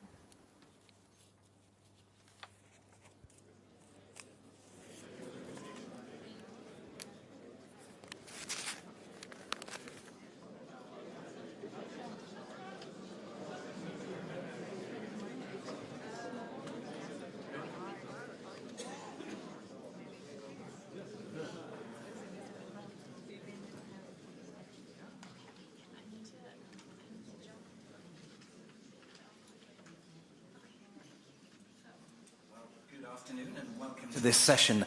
I'm John Thornhill from the Financial Times, and I'm delighted first to be at this conference and second to be interviewing Dr. Alex Karp, the co-founder and chief executive of Palantir Technologies. Now, Alex, I think it's fair to say, is a somewhat unusual chief executive of a very unusual company. There are not many chief executives I can think of who have a philosophy PhD and who trained under Jürgen Habermas, and who have gone on to run a software company that was launched to apply data and AI to help track down terrorists after 9/11. One of his friends was quoted in the FT as saying that Alex is allergic to simplicity. And you were also quoted in that piece as saying, the country that wins the AI battles of the future will set the international order. So you're in the right place today to discuss all this. I wondered if we could start by you telling us what role AI is playing in the war in Ukraine, and to the extent you can, what role is Palantir playing? Well, first of all, very happy to be here. Thank you for that kind introduction. Forward it to my relatives who will be happy to know I'm so accomplished. You know, that quote, just as a reference, I think was from 3 years ago, something like that. And, you know, when I was saying this, and when we got involved in what's now called AI in parts of the DoD, unnamed parts, because Silicon Valley's view of technology was please send it to the adversaries and send the carcinogens to America and the allies. You know, if you're getting really rich, why should everyone have a good life too? We took a different path, which was, and so when they abandoned the U.S. government's efforts to build AI in the war context, we had a lot of trepidation about getting involved because this was like 5-6 years ago, and AI, as it was until a couple years ago, was really a bumper sticker for fraudsters, half fraudsters, and people selling snake oil. And when you're in software, you have to be very, very careful not be proximate to that because it all looks like a PowerPoint. Now, I could hand out unnamed companies where I know the software doesn't exist, and they would have a PowerPoint largely copied. They would figure out what we're doing and print it up. It would look better. The people pitching it to you will look nicer, better. In the American context, they have whiter teeth. In this context, they have a better swim style or something that's very appealing.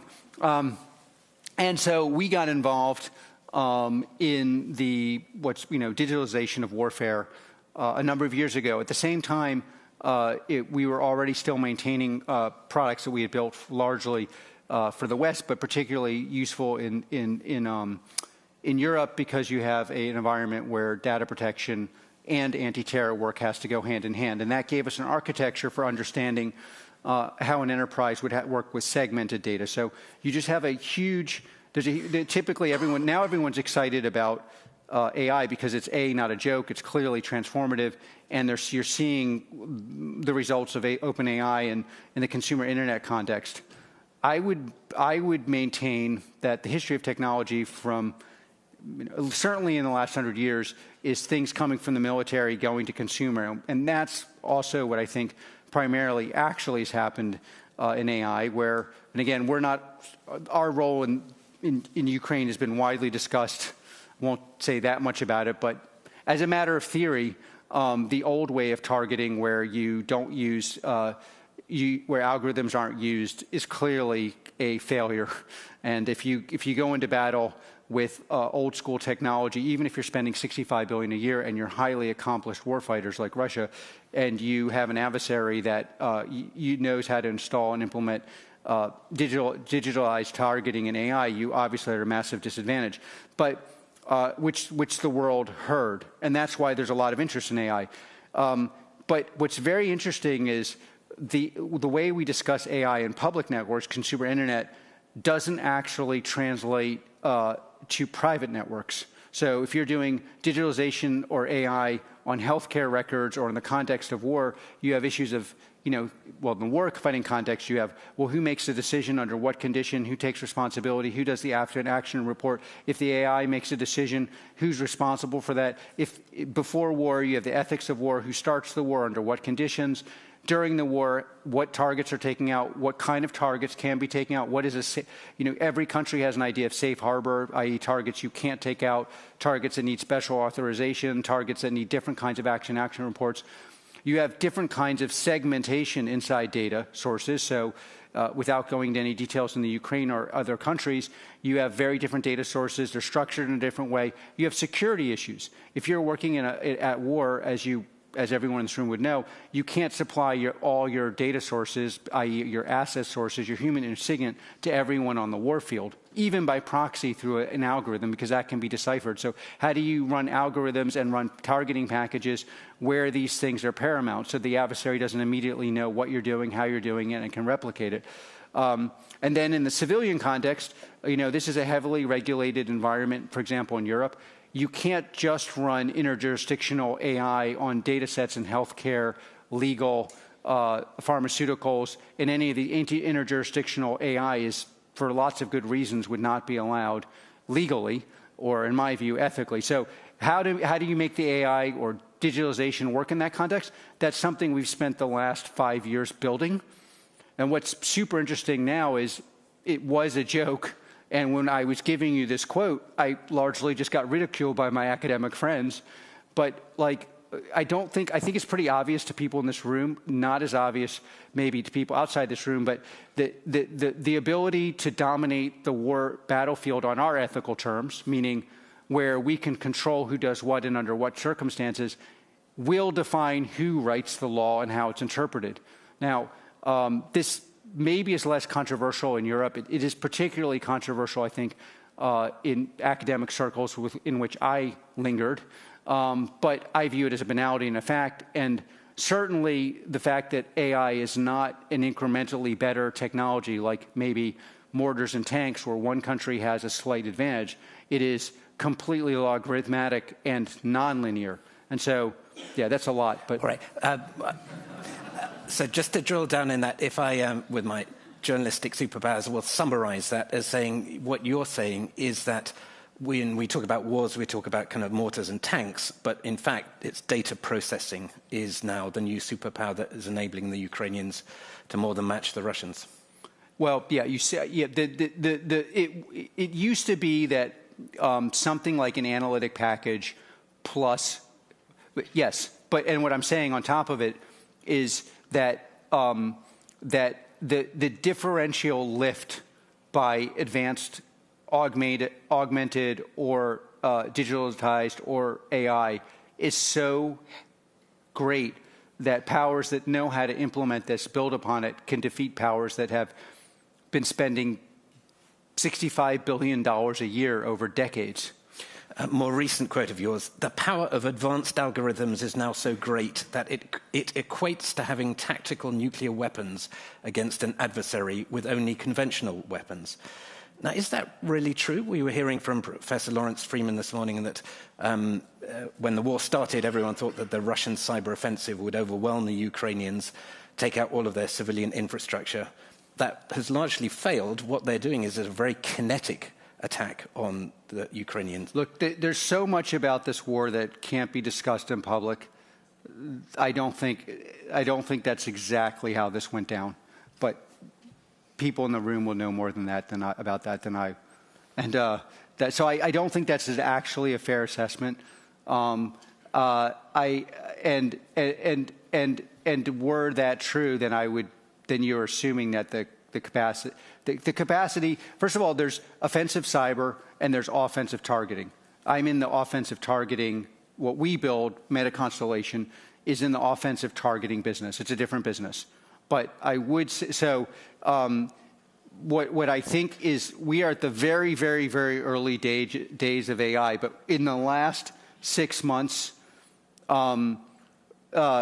we went from a world where AI was, and digitalized targeting and in general, like ability to take out targets, you could call it a digitalized kill chain, whatever you want to call it. It was either something for a highly erudite ethics discussion, which I find fascinating, or something that someone was pitching you to buy where the results were going to be a steak dinner. And this has now shifted to your ability to identify the right technology and implement it will determine what happens on the battlefield. And I don't think there's any dispute about that. In fact, one of the major things we need to do in the West is realize this lesson is completely understood by China and Russia. And we still spend a very small amount of our budgets on this kind of technology. So if you, I obviously very in favor of the general budget staying even, growing inflation, going more in inflation. But if you look at budgets in the West, what are we spending that's differentiated from our adversaries? In business, you have a banality where you try to invest where people don't compete well against you. What we do very well in the West is figure out distributed systems that are powered by software that will allow you to fight. And this is a very specialized way of building things. This is why our software companies have done very well, quite frankly, most of them from the West Coast of the US. But this is why battle readiness that works this way is way. But what we need to learn is, wait a minute, what are we focused on? Who is making the decisions about acquiring advanced AI, digitalization, and what part of the budget goes? Have they ever implemented something that works? By the way, very basic things. You're going to get bombarded by various software products. Has the software ever been used in the battlefield? Should be the first question. Software is not a theoretical thing. I spent the first part of my life as an academic. There are a lot of theoretically relevant questions. The first question in a software context is, who's used it? How have they used it? What are the results? You can't, these things take 5, 6 years to build if you're very good at it. And you need access to the battlefield. Like, you can't build these things in a lab. So one of the advantages, quite frankly, we've had is we've been on the battlefield. Why have we had that advantage? It's one of these bug feature things, because everyone in the Silicon Valley was bereft of common sense. They were busy exporting things to adversaries and corroding our system with carcinogens in the context of the consumer internet, so we got access to the battlefield. So how, for the people in the room who are actually trying to buy this software, how do they know what software works, given it's all shrouded in secrecy and no one will really tell you? Anybody in this room, I presume, who's buying software can get on the phone and talk to the people who are using the software. That's not their problem. The problem is what happens after you find out when it works. Is anyone at the top who's making these decisions talking to the people who are proxy on the battlefield? Is anyone, what portion of your budget goes to it? Probably 99% of your budget is going to very valuable things and not this kind of thing.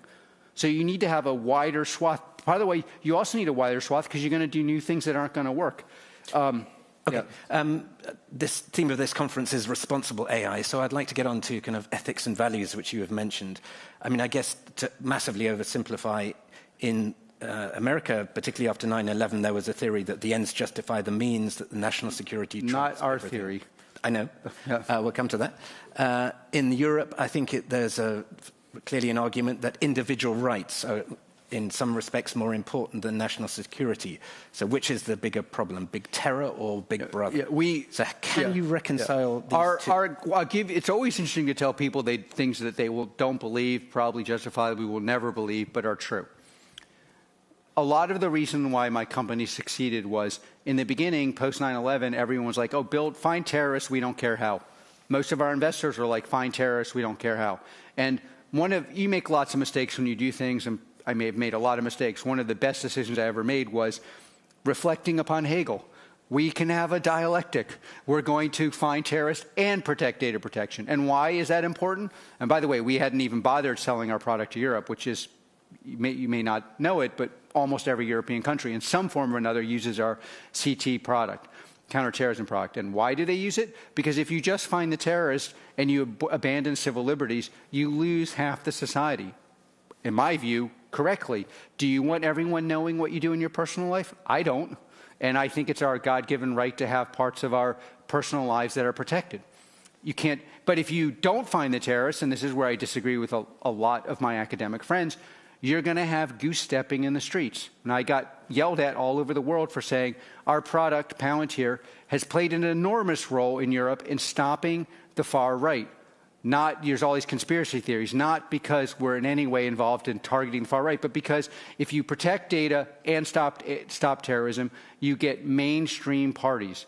If you don't protect the terrorism, you get far right people. So you have to do both. Now, getting to the ethics, and what we found, by the way, is in doing both, you end up with something better because, in fact, you only need access to the data that you have access to, and you can do an incredible amount on that data. Now you get to the AI context, where it is a winner-take-all thing. And you have, again, the debate. Well, we should just throw out our ethics. Of course, our adversaries have, by Western standards, they do have ethics. They just have ethics that are very different than ours. And those ethics do not include segmenting data so that you can see how the decision making was done, doing before and after action reports so you can decide what can be targeted, deciding what drives what areas AI can be involved in and what areas they can't be.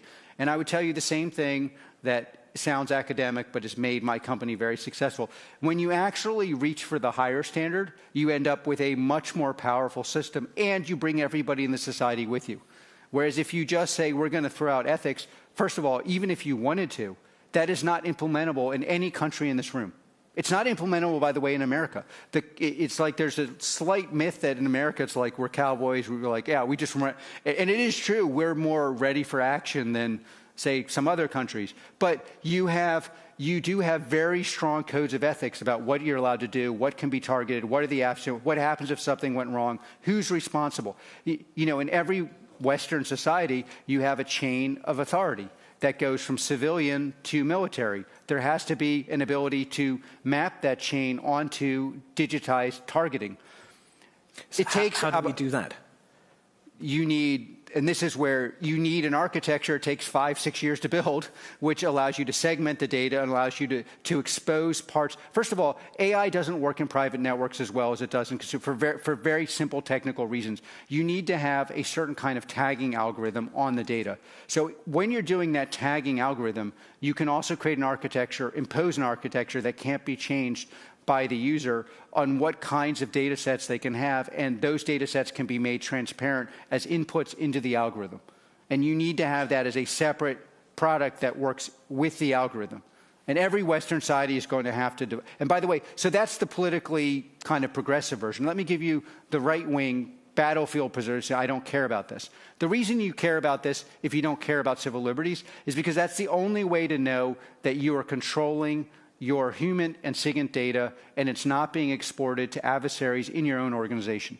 So if you want to say, as purely a matter of theory, your intel services want to do a special operation with your special services, and you want to make sure that every bit of that data is tagged and the algorithms that are feeding into it are not exposed, you will need the same architecture that civil libertarians want. Exactly the same. And one of the most interesting things about running this business for 20 years is civil libertarians don't understand that they want the same architecture that spies and special operators want for a very different reason. They want to come home alive. That's how you come home alive. Mm-hmm. Okay, I want to open it up to the audience very soon. I have one final question that I want to put in before that, which is the role of private corporations in this debate. A lot of the discussion today has been the fact that we're now, in effect, outsourcing a lot of critical national security decisions to private companies, whether it's kind of Starlink in Ukraine, whether it's to Palantir Technologies in Ukraine and elsewhere, whether it's Microsoft and what they were doing to protect Ukraine against cyber attacks and so on. So how can we ensure that private corporations are acting in the public good, and what governance mechanisms are there in this area? Well, there is a strong consensus among people in government that government should decide and we should provide infrastructure. There's just a question of, does the company actually believe that or not? So obviously, almost no company in Silicon Valley actually believes that. That's why there's all these lawsuits between the European Union and Silicon Valley. But we very much deeply believe that Western institutions should decide and we should implement. So the implementation infrastructure comes down to who controls what happens here. I believe that should be 100% the democratic elected officials and their representatives in the military and other organizations. That is a controversial view in Silicon Valley. It is, and that has to be verified. Does the company believe that or not? I 100% believe it. Our products are built to make sure that the mandate of power is controlled by legitimately democratically elected officials and their representatives in military and intel. There is another more difficult question, which is, should we build the software ourselves? I would just say, of course, there are lots of things you should build. And what you see in Ukraine are lots and lots of technical people building on products, including ours. And that's something that I also support. The idea you're going to build the whole infrastructure yourself, that I think is unlikely, because the cultures that build these products were cultures of madmen and women and others. And managing that crazy group of people is going to be very, very hard in a government context. But there are also big divisions within those companies themselves, aren't there? I mean, Google famously did not participate in Project Maven because its employees were against. Palantir yourself, I mean, your co-founder, Peter Thiel, was a big funder of Donald Trump when he was president. You yourself... Yeah, and I called him an ass in public. Yeah. Yeah. I think you said, I respect nothing about the dude. Yeah, and then I was vulgar. But yeah. So how you talk about companies as though they're a single entity, but in fact... but you're doing something which is very fair. You're imposing our political beliefs on the decision making, and that is a case. But at Palantir, we have a line, and we tell everybody: if you do not feel comfortable supporting the legitimate efforts of America and its allies in the context of war, don't join Palantir. And so, that, by the way, we are discussing recruiting. There are a lot of people who don't want to join Palantir because of that. I respect them, but then this is the wrong company for you. And we also won't work. We've never worked in China. We've never sent our products to Russia. The people are like, "Are you sending your products to Russia?" No. Well, so it's just a different beast. And we do have huge political divisions around other issues inside Palantir. We are a free discourse kind of place. Lots of people, most people at Palantir disagree with me on most issues. But and that's completely fine. But if you want to be at Palantir, you should know. By the way, you don't have to work on the military defense. Our U.S. commercial is the fastest growing part of Palantir. It's growing like a weed or an oak, however. But you can't then come and say I didn't know. And I do this, by the way. For example, German speaker, I tell it's like, yeah, I respect the post-war German pacifism and then I've told this to right-wing people. We had people join Palantir like, I just want to kill terrorists. Well, go somewhere else. It's like that's not. I really do believe in this dialectic, and the people we recruit and retain internalize that so that you are both protecting data and finding terrorists. But if you're not okay with either as a matter of ideology, you just have the wrong company, and there are lots of other companies. You're talking about the software. Is it desirable or even possible to regulate lethal autonomous weapon systems? These things should be regulated. And you have two parts, the regulation and the enforcement of the regulation. Both are going to be tough. And that's why there's got to be an immediate and concerted effort to look at how that works. And that should be very much part of the funding. One of the things that's worked very, very well in Europe, we always have to sign these contracts. We can't talk in Europe about who uses our product, which is slightly annoying because I'm constantly getting yelled at by people who are protected in our product. But one of the things I really respect about European countries is you had to show that the product could protect data before you could get paid.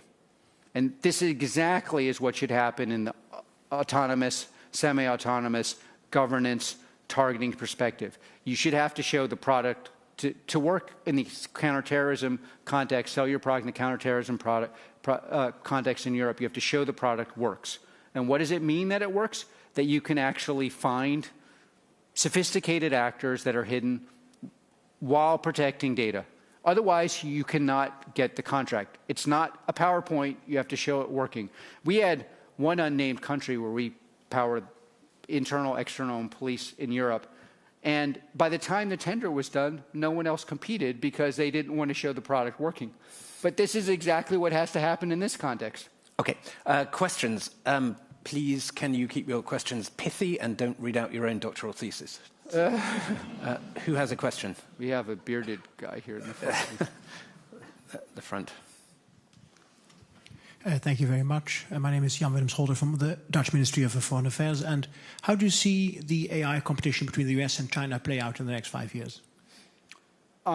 There's different parts of the AI competition. People usually focus on AI in general terms and are putting two categories together, internal and external defense. I don't think we are going to win, nor do I want to win on internal surveillance. China owns that. And I really hope we don't try to do anything similar to that. You have actually, the closest thing you have to that is your device. We don't need more of that. We don't need to put that in the government monopoly of power. And so I assume that none of us want to go down that path, and I'm certainly not involved. I think that's the wrong path. Then you have targeting and other areas that involve, finding targets, all the things we've just discussed. I think it's proven that we have an advantage. But then our central disadvantage is, what are we going to do with our advantage? Because right now, everyone knows we have an advantage, and we are just still operating in a world where most of our efforts are focused on hardware. I'm not against hardware development, and we should have more hardware development, and some very large portion of budget should go to hardware. But what needs to happen in the West now is focus, why aren't 10% of budgets on the things we're actually better on, that are winning on the battlefield? That is, we are so far away from that. I would say at maximally 1%, I would be more realistic. If you said software products that are useful on the battlefield, useful as defined by our adversary, not by a PowerPoint written by a consulting company.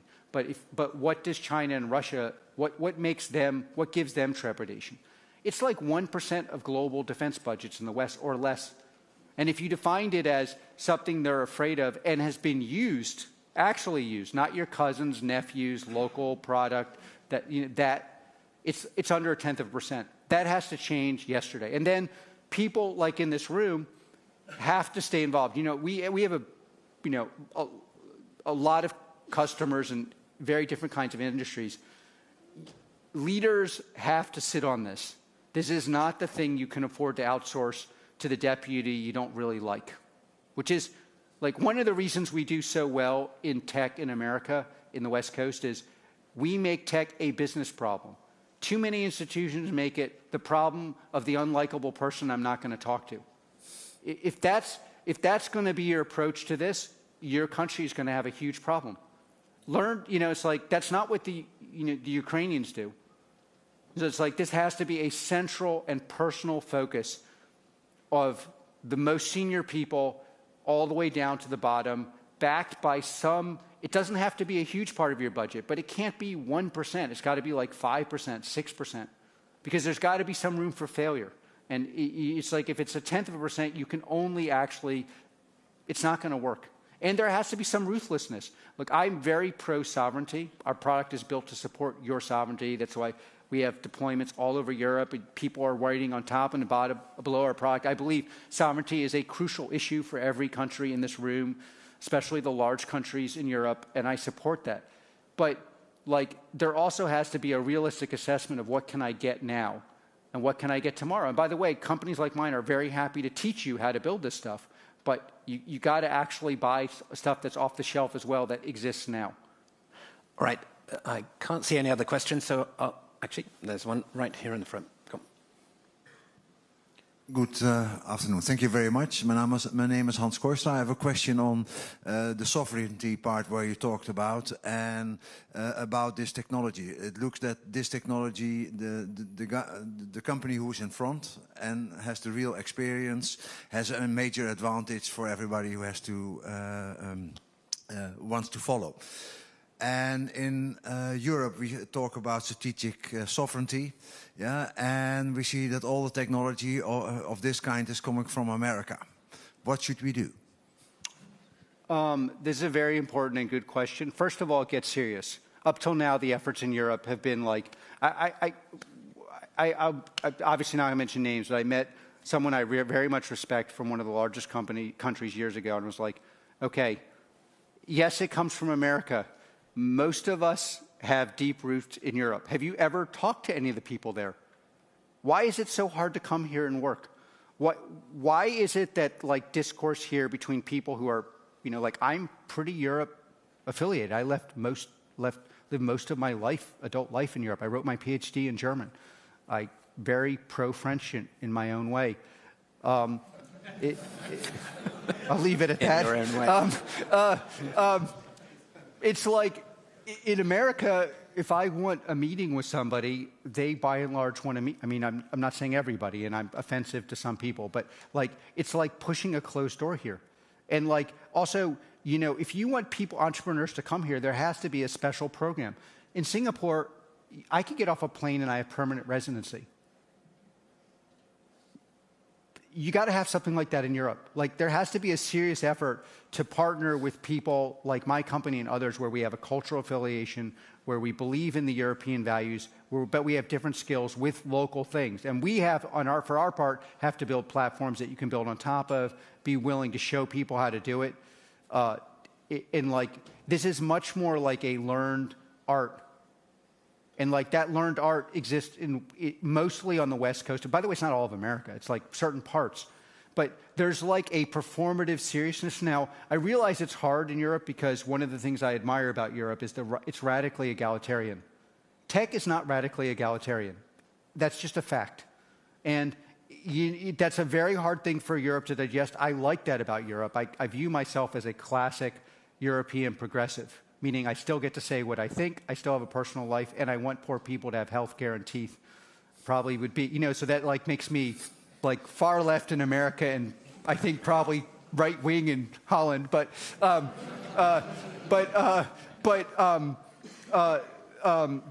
it's very hard culturally because this is not an egalitarian practice. But if you want your industries to be able to compete effectively for tomorrow and provide all the egalitarian benefits that I think most people in Europe cherish and that have been a light to the world, you got to get serious about this. And serious means, like, what is it that, who does this? Who can we learn from? How can we, who's in our local culture very good at this? I think France has done some really significant efforts on this. You see efforts that are successful in Sweden.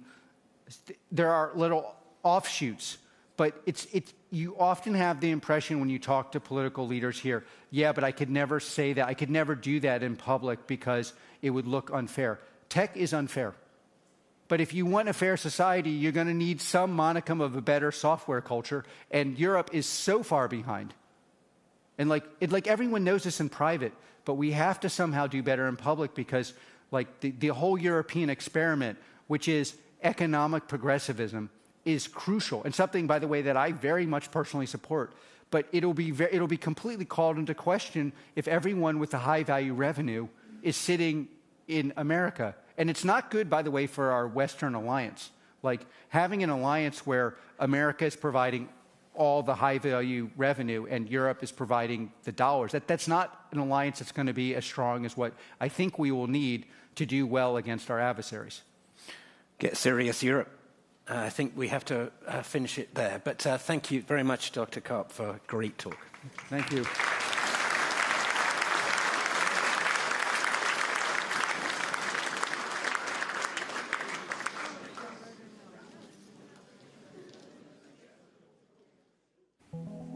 Welcome, everyone. Welcome. I am so happy to gather you all here in The Hague at the World Forum on this cold February 15th, 2027. That's right. I could have sworn when I woke up this morning it was 2023, but what do they say? Time travels fast. So here we are in the year 2027. So I thought it would be fun to take you on a little journey. A journey to the gray area. That's right, the gray area. Now, some of you might know of it.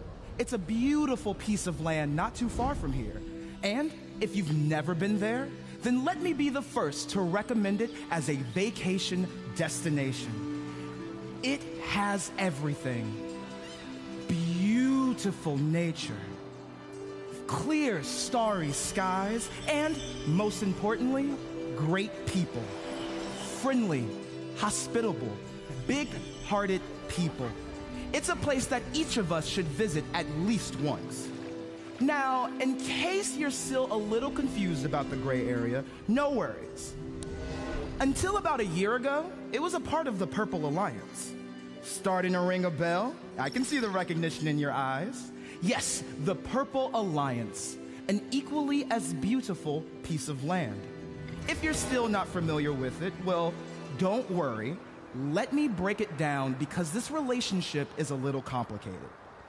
There are two different alliances that we all know dear and well. The Purple Alliance and the Orange Alliance. The gray area was once a part of the Purple Alliance, but about a year ago, the gray area vowed for their own independence. After succeeding, the gray area was recognized almost immediately by the Orange Alliance. However, and this is where things get a bit more complicated, they wanted to recognize the gray area as an independent land. You see, the gray area has a lot of scarce resources, important for manufacturing batteries and chips. However, think those resources geographically belong to them, the Purple Alliance does, which creates tension, as you can imagine. In fact, the Orange Alliance has agreed to help support the gray area in cases of armed conflict with the Purple Alliance. Last but not least, to give you the full picture, there's also non-state actors. Most recently, the non-state group Bucks has been a huge troublemaker in and around the alliance, newly formed, but also causing havoc. Altogether, there's a lot going on. And at the start of my story, if you thought about visiting the gray area for a work trip or holiday, right now might not be the best time. The tension is building, and I have a funny feeling that something might happen in the next few hours. It's just a feeling. But since we have all gathered here to talk about AI, I thought it would be interesting to take a look at the Central Intelligence Agency of the Orange Alliance's headquarters. The information that they are gathering from various intelligence sources is being processed with the help of AI. It's almost midnight there, but analysts are busy monitoring information on the rising tensions between the gray area and the Purple Alliance.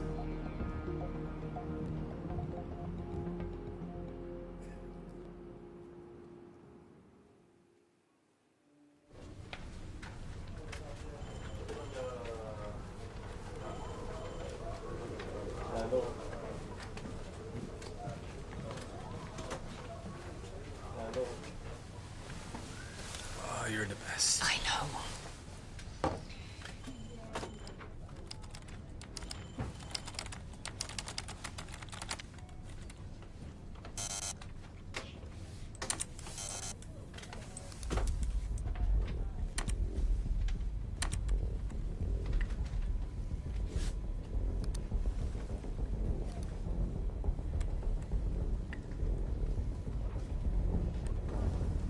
Oh, shit.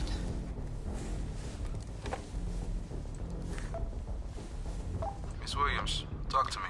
So we are still processing some data, but from what I can see now, the Purple Alliance is moving their troops, a lot of them, to the border of the Grey Area, sir. I think the Purple Alliance is planning an attack on the Grey Area. So, Can you send over the images to my screen? yes, I will send them right now.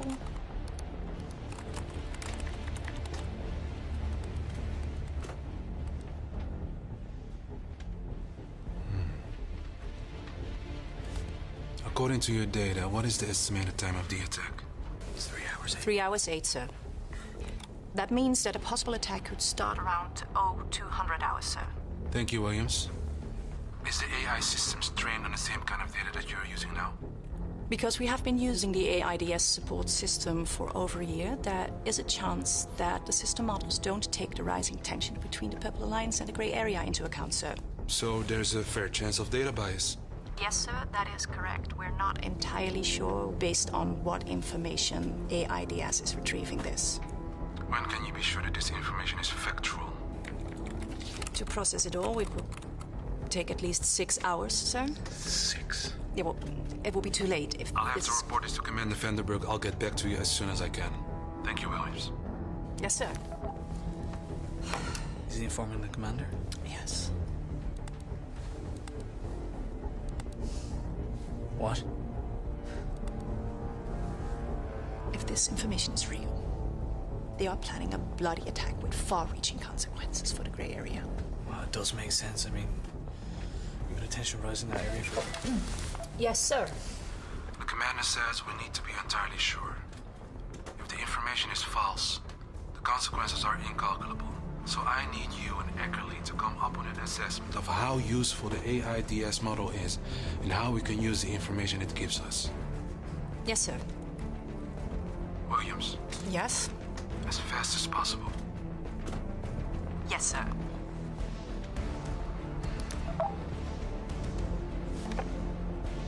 Wow. As an outsider, I can understand Williams's frustration.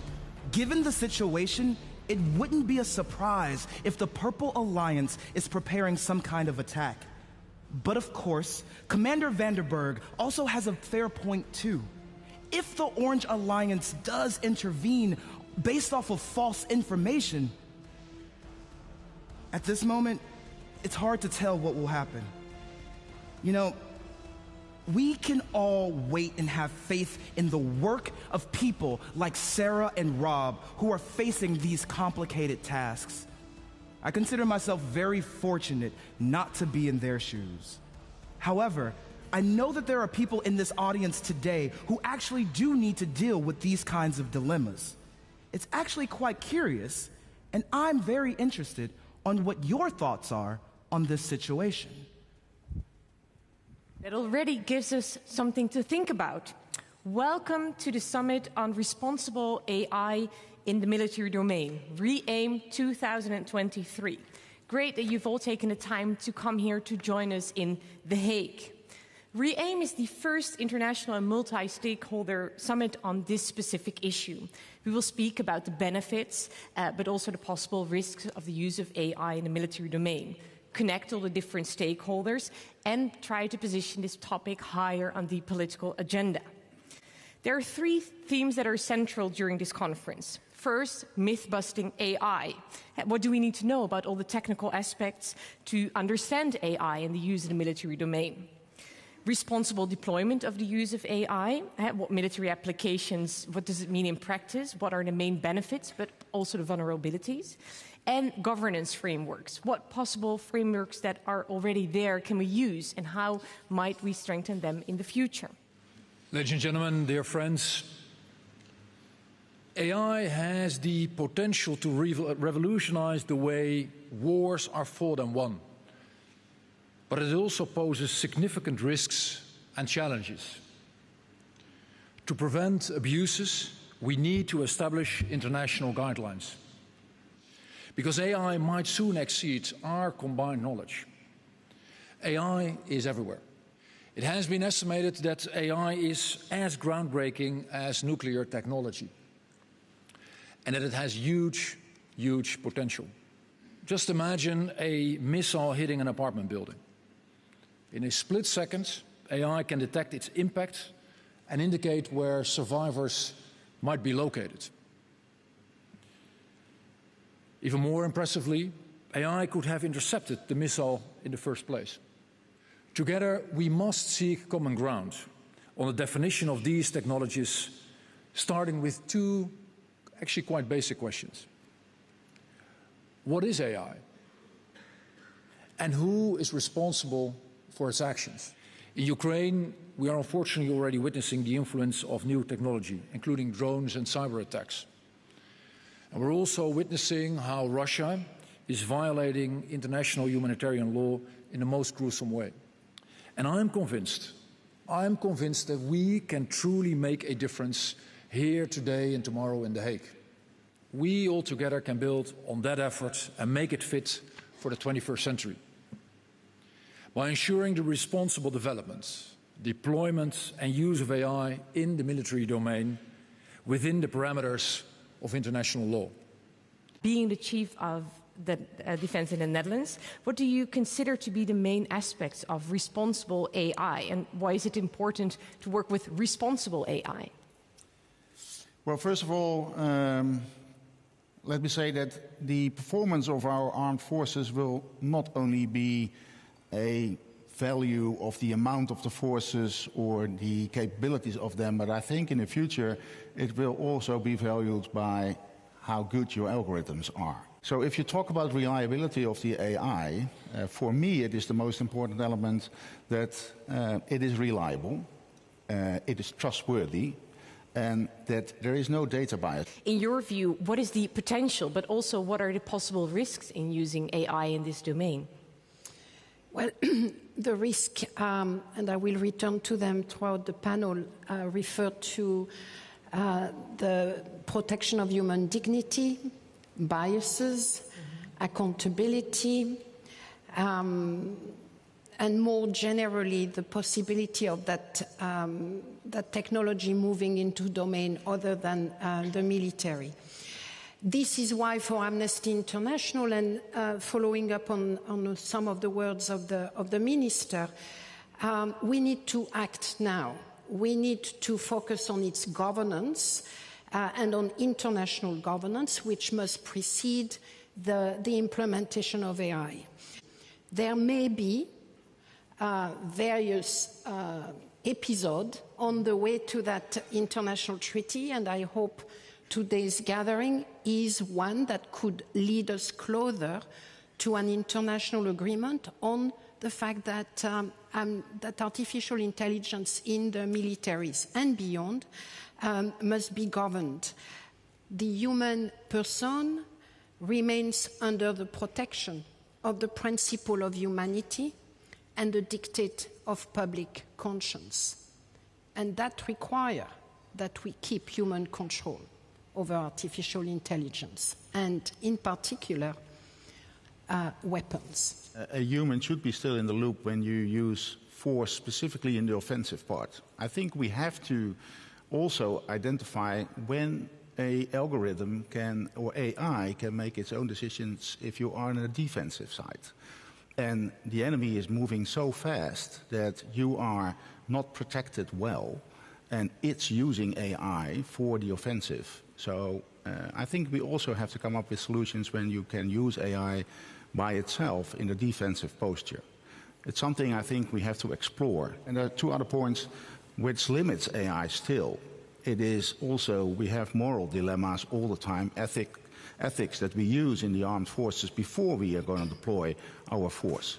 We have the international law that we have to take into account. And if you cannot simply put this in an algorithm or in AI systems. So there are a lot of potential in AI, but there is also a lot of still limitations in it. How would you say that AI can be used to improve military actions? Sure. As the General pointed out, warfare, especially future warfare, is going to be faster and faster. Speed is going to be critical. And so the side that can sense, make sense, and act first has the advantage. So I think, particularly in a defensive mode, as the General spoke to, AI and machine learning is going to be critical. I'm thinking hypersonics, a new technology area that is going to speed up the future of warfare to be able to defend against a hypersonic system or many hypersonic systems. AI and machine learning is going to be critical. Before you develop a system, you test it rigorously, you see what faults are in it. And I think you have to have the same approach to AI as well. Throughout the whole development of a system like supporting AI in your decision-making processes, you have to rigorously test it. So it's not easily done, and I think it will take quite a long time to get the trustworthiness into the systems.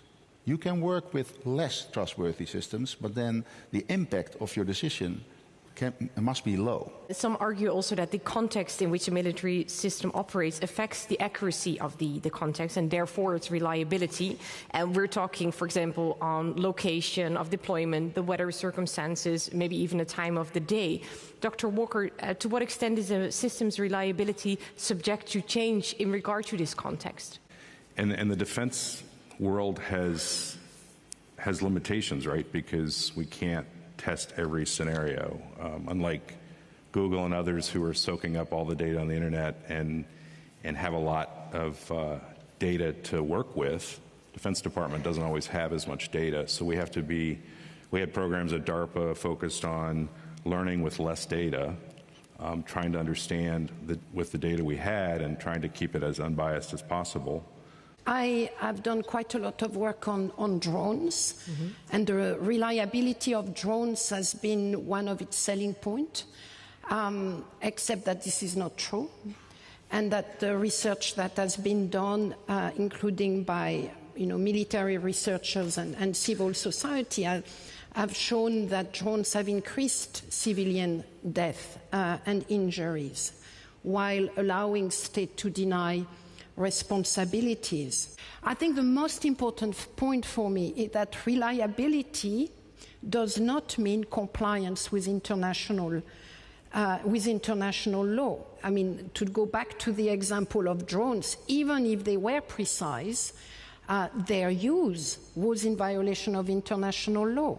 The use of drones as part of the counterterrorism war on terror has spread havoc in the international legal system. The guiding bombs in Ukraine was precise enough. It doesn't mean that it was compliant with international law. So I think we need to be very careful in how we treat reliability and precision. Yeah, I mean, I think AI works on bias. The question is really unintended bias, right? So that creeps into the data sets. And So certainly, I mean, it can be there, and I feel like what we try and do on the defense side is be very rigorous when we create the data sets that we're using to train AI. We go to test ranges, military test ranges. We try and be rigorous about the input there, as you said, input and the output. But I'm not so convinced that on the civilian side, taking the wealth of information on social media, there's bias inherent in that, right? And so I think we're actually doing a better job on the defense side at trying to handle bias and trying to eliminate it from our data sets. You cannot fully rely, I think, in this moment, or because of the data bias or other circumstances, on the AI that is being used. So it will help you, of course, in speeding up the process, but you still have that human there. I think we have to test with the humans in the loop, yep. Right? Yep. Exactly. Much has been said and written about explainable AI, but what does it mean, AI, to be explainable? Look, before we get there, I would like to return to the issue of biases, because I'm getting a little bit concerned that we are presenting warfare as something fairly clean. Mm-hmm. We cannot just, think here in this room there are only good people that are going to use this intelligence to defend. This is not the case. Point number one, it will be used to target those individuals, the ones running for their life. Point number two, where have you been for the last 70 years? Wars are dirty. Biases are part of warfare. We cannot clean the war. Wars are dirty, and you're creating weapons that will make them more lethal, that will make the biases that are part and parcel of war more lethal, more precise. I fully understand your concern. I think this is also one of the reasons why we've invited all stakeholders to be present here at REAIM, just to make this deliberate and also to touch upon all the difficult matters that will also come with the use of AI. It's going to hopefully help the military operator understand whether they want to take that risk, take that responsibility, use the answer that the AI and machine learning capability is giving him or her, and to have that accountability, right? Who is responsible? The commander will be responsible for his actions, no matter how he, yes or no, is going to use its AI.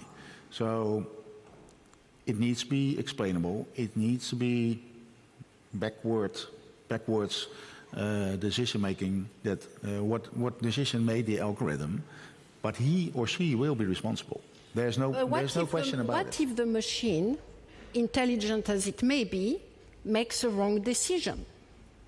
So why can you, as a commander, say, "Oh well, too bad"? So who are you going to go after? The creator behind it, the programmer? Yeah. I mean, I think it's a bit more complex than to say I will be accountable because I ordered, I was in charge of this.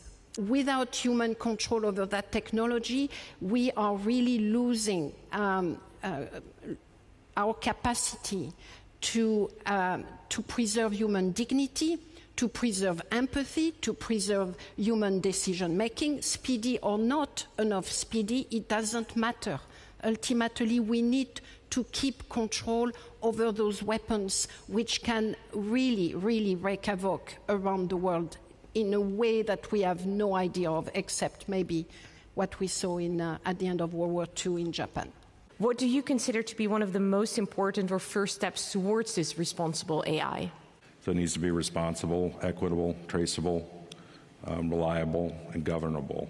And to me, that, from a technical standpoint, that means we need to take AI, which has been a science and a kind of a black box type of development, and we need to turn it into an engineering discipline. We've invited Sir Lawrence Freedman to come to speak to you and to end this plenary opening. We're always a bit starstruck, of course, when we speak about Sir Freedman. You're the Emeritus Professor of War Studies of King's College in London. You were the official historian of the Falkland Campaign. You've written extensively about nuclear strategy and the Cold War. And most recently, you published the book Command, the Politics of Military Operations from Korea to Ukraine. You're the expert in strategy in regard to the military, so we're very happy that you want to join us today. what I am interested in is how we think about war, including the future of war. And what I'm going to try to do is just suggest, look, and keeping in mind that we have going on at this moment, not that far from here, a major war with horrific casualties, military and civilian, that is reminding us of some of the characteristics of war, and also giving us some indications about the impact of new technologies. And of course, the question that's going to be before us over this coming period is, can machines help us make those choices, make them better? I think there are reasons why that's difficult. And I think, as I'm sure the conference progresses, we'll identify those areas where it can help. And I think there's already in the panel an important element that's come out, which is defense. AI already makes has an important role in defensive systems because you can't wait to check things. The importance of the political context and the human element is one reason why we've always got to be careful in assuming that new technologies mandate a particular way of war. They don't. They interact with lots of other factors, including the technologies that have come before. When we come to AI, it sounds like a new technology, but it's building on technologies that have been with us for a long time. It's one of a series of information technologies that have been transforming war for many years. A lot of the new technologies are not developed by military organizations, as was the case in the past, but by commercial organizations. And this is extremely relevant to what will happen in the future, the importance of dependence on independent companies for critical national security functions. It also raises questions for those who are outside the Western alliance, and Ukraine is obviously being drawn into it, who don't have access to these companies, who might not be able to get the benefits that come from the most advanced technologies, which I mentioned before, are often being developed by civilian firms. But I leave you with 4 points just to keep in mind for our discussions about what we've already learned from this. First, the new technology, whatever it is, in this case AI, is not the only thing going on. It's part and parcel of a whole lot of other things. Second, emotions and fear drive a lot of decisions. We've spent the last year trying to work out what's going on in Putin's head, because in autocratic systems, that's what matters. It's a battle of wills and capabilities, and therefore you can't assume that your systems will work as planned because somebody else has got their own plans which are going to try to interfere with them. And therefore, and this came back to the point which I opened about defensive, it seems to me that it's most likely that this sort of capability is going to work best with a narrow problem where you have lots of information.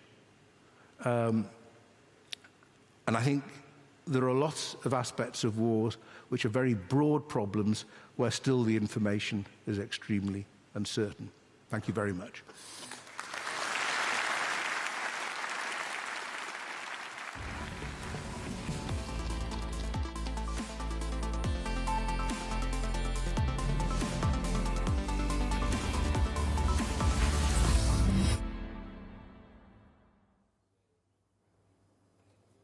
This is the REAIM Summit at The Hague in the Netherlands and our special online program. Thank you very much for staying with us. So in a moment, in our studio, we have a special envoy for this summit, Ed Cronenberg, and he's going to talk to us about so many other themes that have come up throughout the day. And I know you've been hearing a lot about the responsible use of artificial intelligence in the military domain, but even within that topic, there are some sub-themes as well. We told you earlier that we had various exhibitions, presentations, panel discussions. So what else has been happening that he can share with us, his observations, his thoughts about the way forward? And also, I'm just curious what it takes to put together a summit of this magnitude. We'll do that in just a moment, but first let's just watch this video that gives us an idea of what's been happening throughout the day.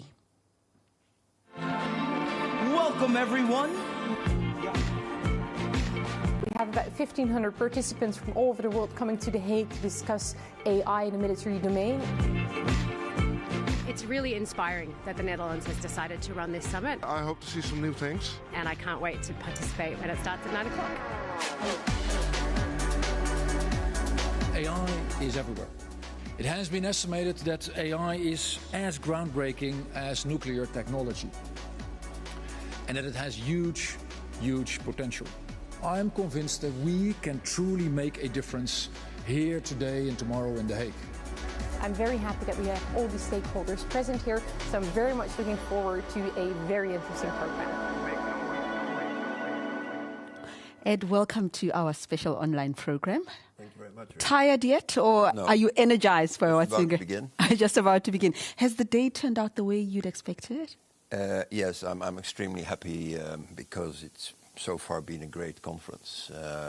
And of course, you never know exactly how things will in the end shape up. But I must say that we're extremely satisfied with the way things have been going so far, with a huge number of participants, many very interesting workshops and panels. And of course, in the preparations, we realized that there were many angles from which you could approach this very important topic. But today we realize how important these different angles are and actually how they influence the whole debate. So I think we're very happy and pleased that the outcome is what it is as of today. All right, we'll get into the themes, but I'm just curious to know, I mean, you spoke about participants, and I've certainly interacted with participants from a wide spectrum. You know, there's an intersectionality, it's broad. Some are academics, researchers, experts, government advisors, diplomatic officials. It's just so broad. What does it take to put together an event of this magnitude? Well, you have to start with a very clear mission statement. And I think the overriding idea was to raise the awareness about the topic, about the responsible use of AI in the military domain. And from the very beginning, we felt that we would have to involve all the important stakeholders. So, of course, that implied governments, politicians, practitioners, military people, but also the business community, of course, universities, startups, think tanks, and the NGOs. Who are also having a great interest in this topic. So, I mean, you have a sort of a plan, obviously, a game plan. You start calling people, connecting people. We also send out calls for proposals to institutions and universities to see what topics they would like to address at the conference. And we've been going around, I mean, we've been visiting countries to plead our cause, so to speak. And we also organized this conference together, of course, with the co-host, with the Republic of South Korea. But we also had a sort of cross-regional consultation mechanism, a global consultation mechanism in which we included 20 countries. So, and sort of made progress together in the run-up to the conference so that everybody was on board and everybody knew, of course, what to expect from the conference. And that gave us a lot of input, a lot of good ideas, and this is how it came about. I mean, war and military issues are not pretty topics, but they are necessary. So perhaps tell us why you think such a summit is important. It is important because there are a lot of sort of mysteries about what AI exactly is, what it is going to be, what its implications are, how it can be used. There are opportunities, but there are also risks involved. And we wanted to demystify also what AI, in fact, might imply in the military domain. And I think we've been so far successful in doing so because of all the discussions we've been having today and also in the run-up to the conference. Because we did organize expert workshops and we sort of, involved already at that point in time the different stakeholders. So also ourselves, we got a better picture of what would be at stake at the conference. And it is... I mean, it's a bit also, I think, typical for the Netherlands, I would sort of say, because actually it's our constitution that we have to promote international peace and stability.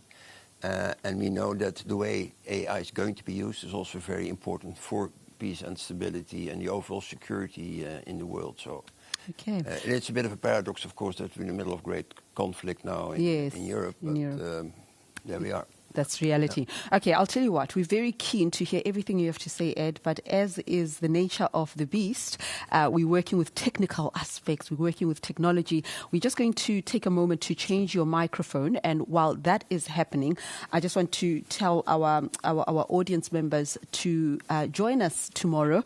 We are about to conclude day one, but here at The Hague, at the Netherlands, the lobbying continues. It hasn't stopped. The diplomatic conversations are happening, the exchange of ideas. And I think what stood out for me is also the prominent role that NGOs have played in this summit. We heard from Amnesty International. We know that the Red Cross is here. We heard from PAX earlier on in our discussion, where they really are hesitant, maybe you could use the word circumspect, and that is the nature of NGOs. They are here to raise a different area of consideration, which I think has been accommodated here, and we will continue to hear it tomorrow. But Ed, let's just pick up then about specifically the role of the Netherlands, why it's important. I know we are co-hosting with the Republic of South Korea, but why this is particularly important for the Netherlands.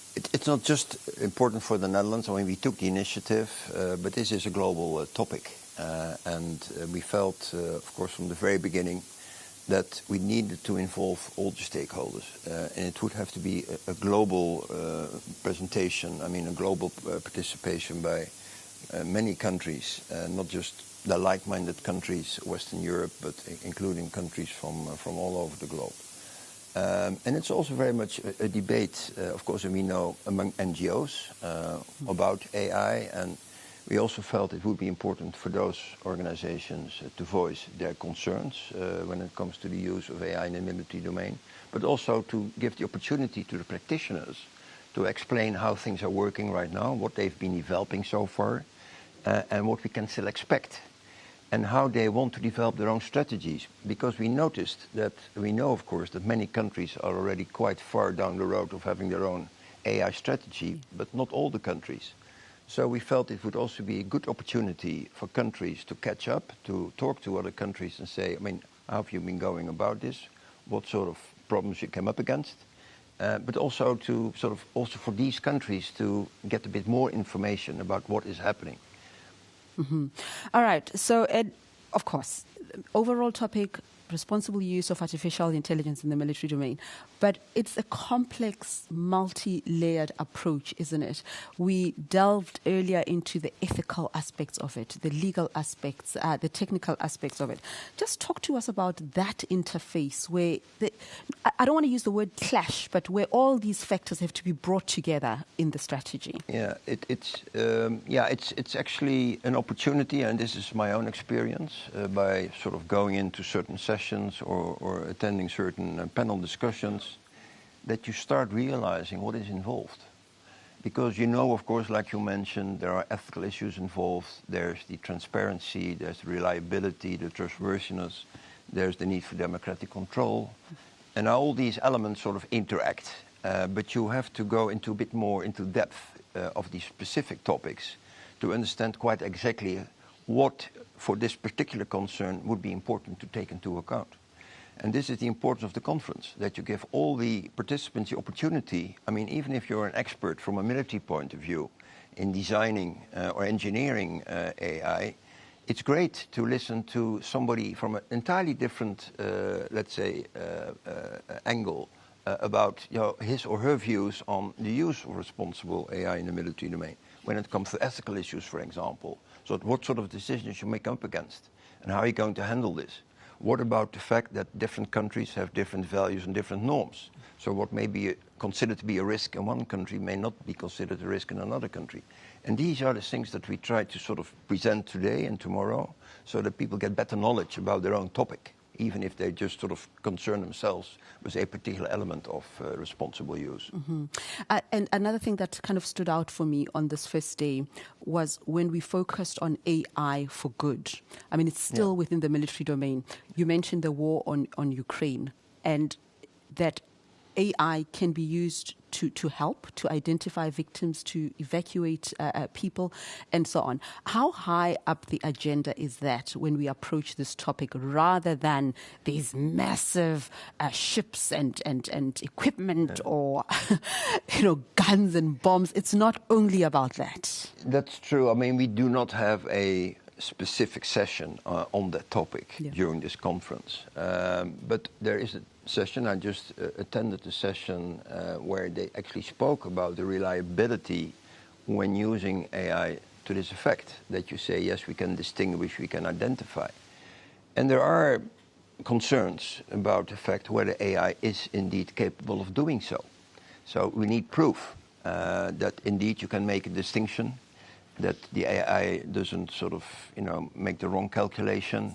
And what about the human element in all of this? I mean, would you leave it at some point to AI to do it? Or would you still have somebody else as human in the loop to verify or to take, in the end, it's his or her own decision based on the information provided by the AI system? But there's still a lot of doubts about the reliability in this respect. That's why we're here, isn't it? Just to test the system. But there's something else that the Minister of Foreign Affairs said in his opening address. He emphasized the fact that if humanity doesn't get ready, if governments of the world don't get ready, then AI would progress at a speed that is faster than our collective expertise. And whether or not we choose to participate is irrelevant. AI is developing and permeating many areas of our lives. Correct, yes. But this is all about stability and security, globally speaking. Obviously, if you are in a country that has not yet developed or is not going to develop in the near future its own AI and its own AI strategy or its own AI means, and you know that other countries are doing it, so you might feel a bit sort of vulnerable because you know that you will not be up against these countries if you would ever have to oppose them. And what we would like to avoid is exactly that feeling, that things are going ahead in certain countries and other countries are left behind, because that creates these feelings of insecurity. And that's why it's important for this to be a global effort. That you say, okay, we have to talk about this together, and not just about the countries that have already quite a well-developed system, but notably also as the countries that are still lagging behind, to take them on board, to make sure that we do this at the global level, because otherwise you create sort of, inequalities and exclusion. Which are already in existence, by the way, of course, as we all know, but it would make things even worse. So here's something else that I'm sure is a dilemma. And that is, it's all very well to have military personnel, innovators and entrepreneurs at the forefront of all this innovation. But the fact of the matter is that we citizens vote for governments. Governments must still lead and protect people. In your view, who should lead this this sector, this move or incorporation of AI in the military? It's a government responsibility and controlled by, in a democracy, by the parliament. They would have to approve things that are being put into practice or the means that are being deployed. It's always up to the politicians to have the final say in this. And this is how it works, at least in the Netherlands. And we would hope that this is also the way it's working in many other countries. There's always this democratic control of people that can say, yes, we will allow you to use these means, or we will only allow you to use those means under certain conditions, and we would like to verify. And this is very important, because otherwise, there's no holds barred on this. Is it at a diplomatic level, as a special envoy, is it difficult to get consensus? I mean, the world, just the country on its own is so diverse. Now you have to bring in the world. Well, we're not negotiating an agreement today or tomorrow. I mean, that was not the objective, and that's not what we're going to do.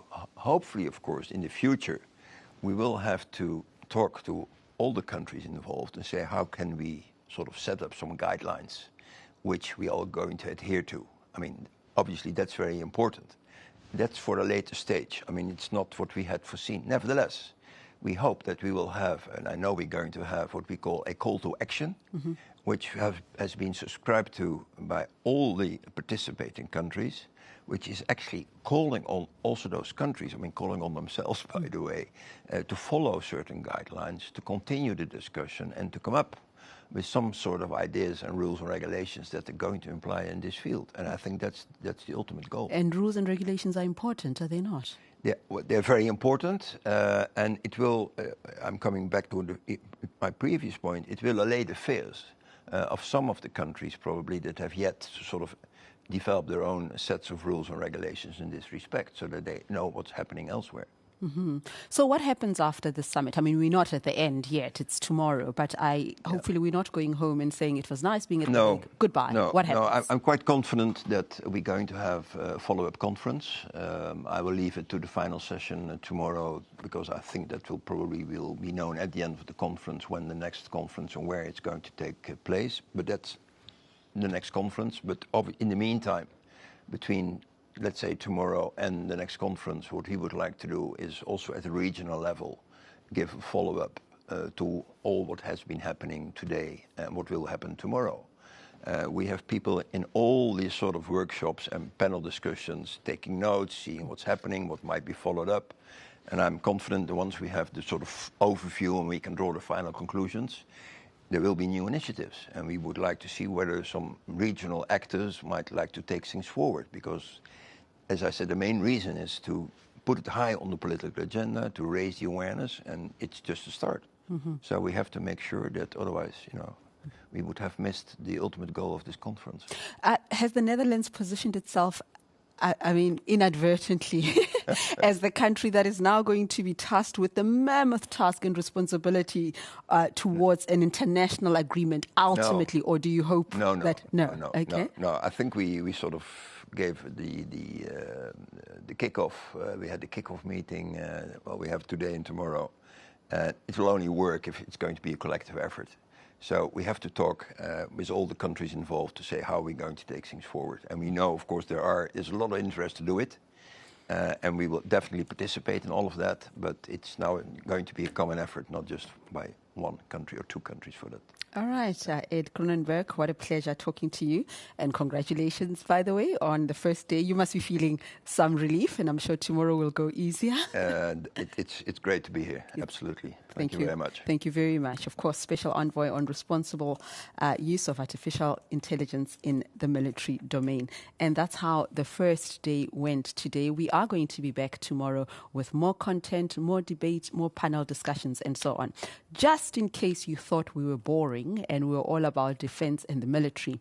How many of you knew, as I knew when I woke up this morning, that artificial intelligence can play a role in our cultural heritage, in the arts, the innovation and thinking outside the box? What would you say if I told you that AI does play a major role in museums and in the larger cultural heritage sector?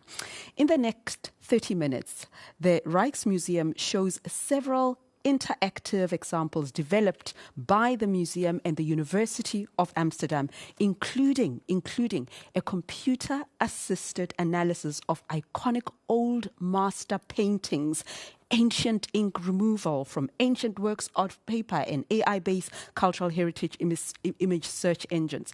Now, if that's making your head spin, all of us have been to historic museum. Just imagine that and see what that is about. I leave you with that.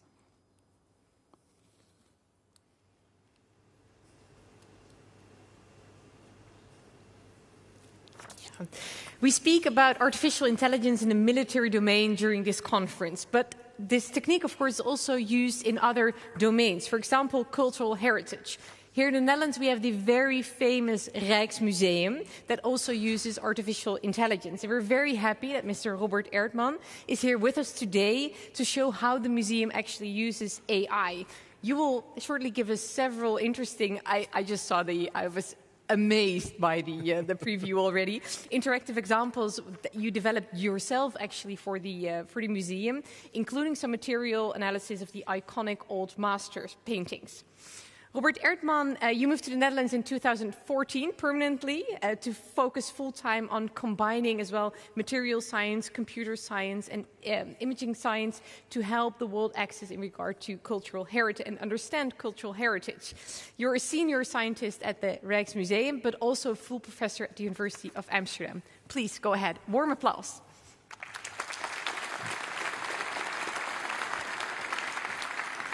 Well, thank you very much for the kind introduction, and thanks to the organizers for having me here. As Monty Python used to say, and now for something completely different. So, yeah, I'm not going to give you a lot of theory about AI in cultural heritage, but it surprises a lot of people to hear that artificial intelligence is a big part of the work that we're doing behind the scenes to help the world access, preserve, and understand its cultural heritage at the Rijksmuseum.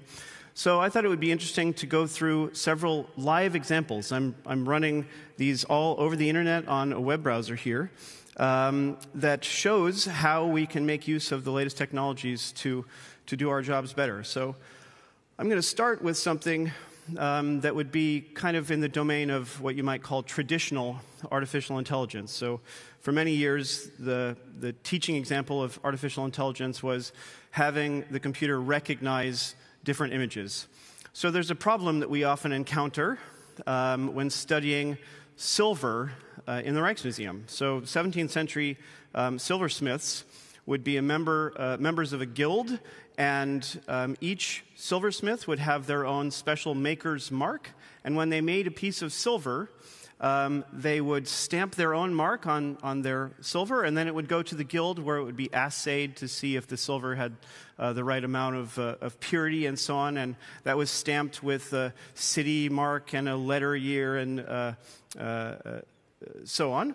So now when we encounter a piece of silver, we can find the mark on the silver, but the problem is that it's often been through 350 years of wear and tear. It's been polished, it's been scraped, sometimes the stamps weren't made at the perfect angle and so on. And so we developed an artificial intelligence that allows anyone with a cell phone or a computer connected to the internet to basically upload an image. For example, here I'll upload a blurry silver maker's mark, so taken with a low-quality image from a cell phone.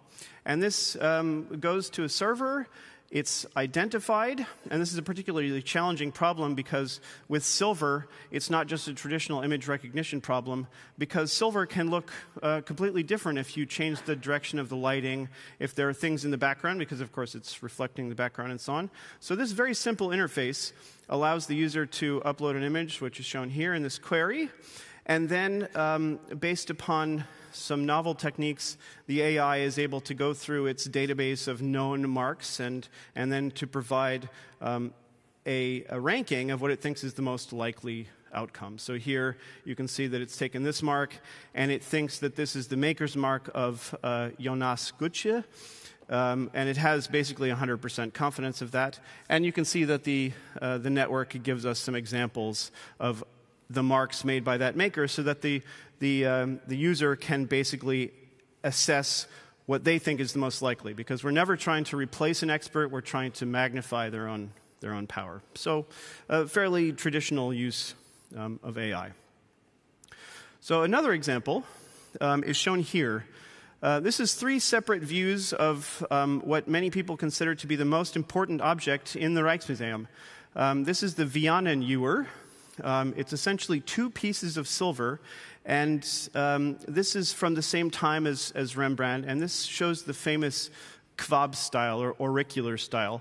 Basically, it's a kind of psychedelic style that shows faces everywhere you look. So the Rijksmuseum had an exhibition all about this Kwab style. This is a very important object because it's considered the pinnacle of the style, and it appeared in more than 70 different Dutch 17th century paintings, so as a part of a still life in the background.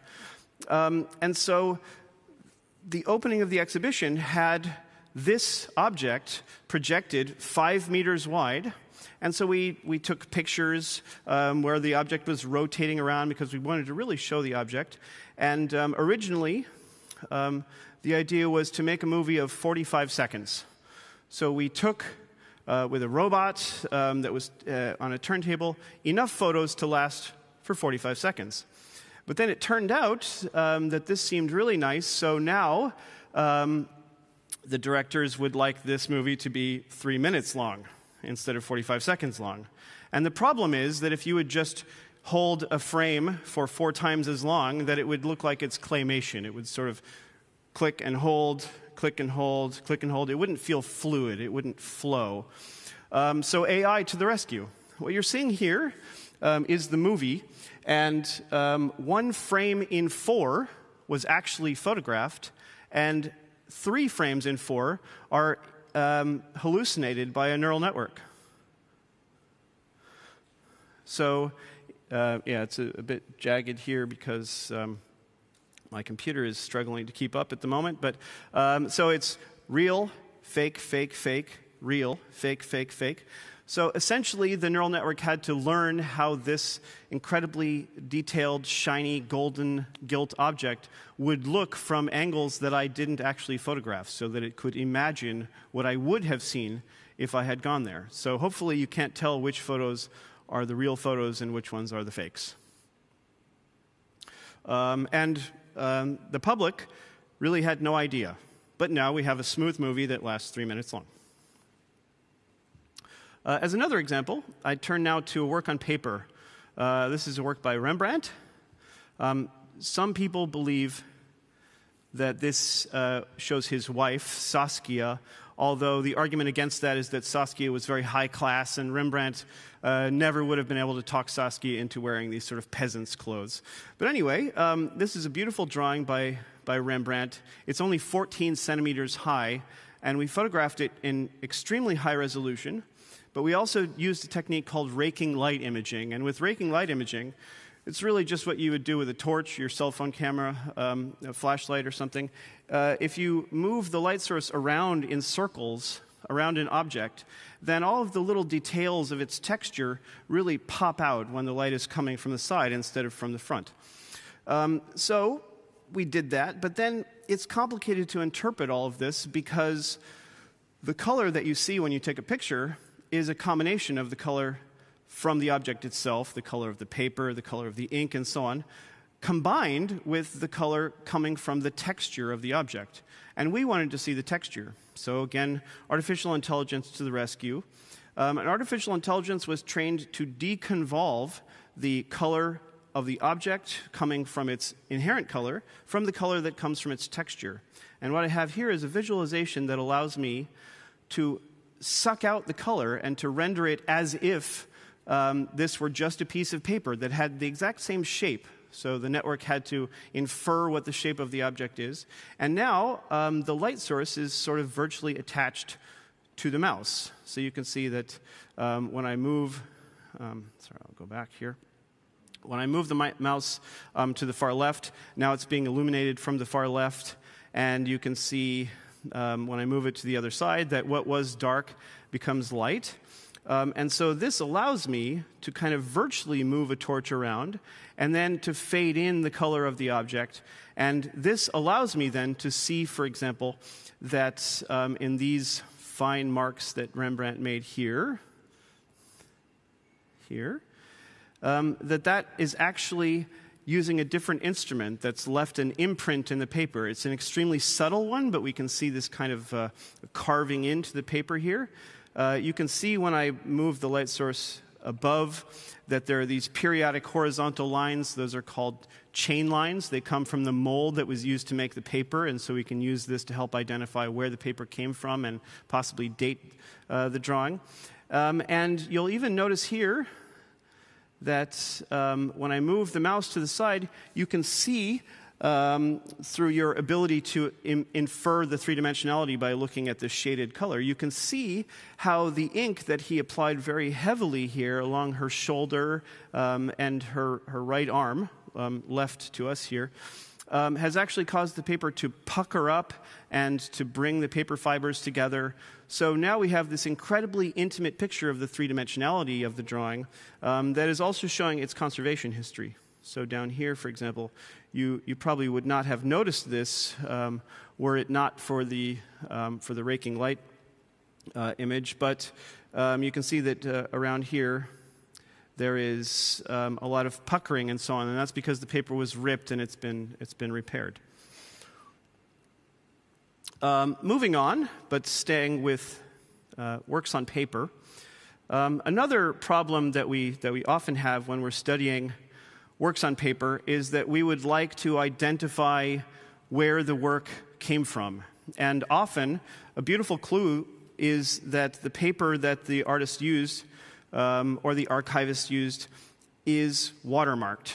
So basically, paper makers in the 17th century would, in the mold that they used to make their paper, embed a little wire symbol that they would attach to these chain lines that I mentioned, so that when the paper was made, it would be a little bit thinner there, and you could hold it up to the light, and the light would shine through, and you could see, yes, this is a jester's cap with a 4 or whatever, and that would identify the paper mill where this was produced. So that's great, but the problem is that when you have a work on paper, the reason you care about it is that it's a work on paper. It's not just paper. It has ink, and it has ink on one side or both sides. So what we have trouble with is that when we take a work on paper and we would like to see the watermark, we can't because the ink gets in the way. So I trained a neural network together with a physics model to simulate how ink affects the view through a transmitted light view through paper, and made a neural network to reverse that process. So I'll demonstrate this by uploading 5 pages. Each of these pages will be uploaded to the server, and the game here is that we're trying to have the computer remove the ink from the front and the back, and that's an extra challenge because the ink that's on the back, when you shine light through it, it becomes blurred and scattered and fuzzy by the time it reaches the front. To remove the ink on the back and the front, to leave only what it would look like if there were no ink on the page. So I upload them to the web server, and it thinks about it. And what you're seeing here is left and right. I'll show you all 5 examples. This is what goes into the network on the left and what comes out of the network. It's the sort of magic eraser, I call it, that removes the ink so that you can see the watermark. So here you can see this goat head with an angel on the top, and there are those chain lines that I mentioned again. There you see another view of it, really zoomed in, so the ink is magically gone, but it leaves behind all of the texture of the paper. Here you have another example where now the chain lines are running horizontally, and you can make out a watermark here. Another, and so you can see it's smart enough to even leave behind the stains, the water stains that are part of the paper, and to really only take out the ink. So again, we can easily identify the mark here, and so on. So there's another goat that you can see. By removing the ink to the best of its ability and leaving behind only the paper. And you can see it's even a little over-aggressive because in this case, the user uploaded something that has a ruler over here, and it took the ink off the ruler too.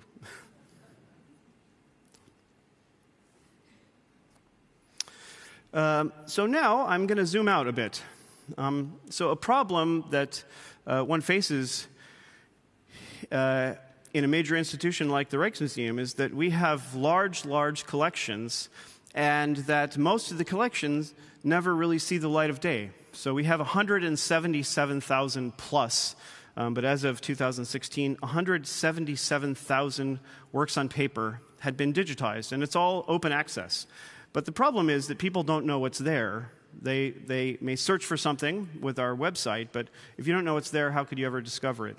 So the idea here is that this is a single image that contains every one of the 177,000 works on paper in full resolution in the whole Rijksmuseum. And this has been assembled. It may look kind of like a weird modern art here. It's been assembled so that the neural network has put images nearby each other where it thinks that they're semantically related. So if the subject of the image is the same, but it's done that without any metadata. So all I give it is the images, and then it has to figure out what the image shows and to put things together. So to show you some of the fun things that it comes up with here, I'm going to zoom into this.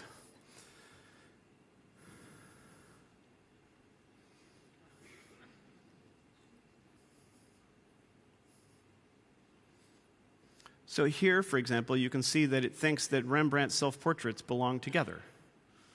And it doesn't know that they're Rembrandt. It just thinks that they are stylistically and semantically related to each other. Another example. If I go over here, we have lots of prints of farm animals. So you see farm animals that the network thinks belong together because they're semantically related. Or if I come up here, I find ships. You can imagine that the Netherlands National Museum of Art and History has lots and lots of prints of ships and windmills and so on. So this then provides a way to explore the collection without having any idea what's in it a priori. But this is only, now it's kind of dated because this is from 2016. So to show you a much more modern approach, and something that I'm really excited about, this is an artificial intelligence cultural heritage search engine. So the idea here is that although the Rijksmuseum led the way in making its collections open access, free for any use, its image collections, now several other museums have followed suit. The Metropolitan Museum, the Museum of Modern Art, the RKD, so that's the art history sort of overview archives here in the Netherlands, the Web Gallery of Art, WikiArt, and so on. So I was able to gather 2.3 million open access images of cultural heritage, all free. What we have here then is 2.3 million images, but I did not take the descriptions along with them. I know where they came from, but I didn't take the metadata. So what you see here is a search engine in which this network understands English, and it also understands how to look at pictures. So I just have to type what I would like to find, and it will search in this semantic space and show me the 200 closest images. So I'm going to perform several examples here, fingers crossed. A woman wearing a blue dress holding a musical instrument.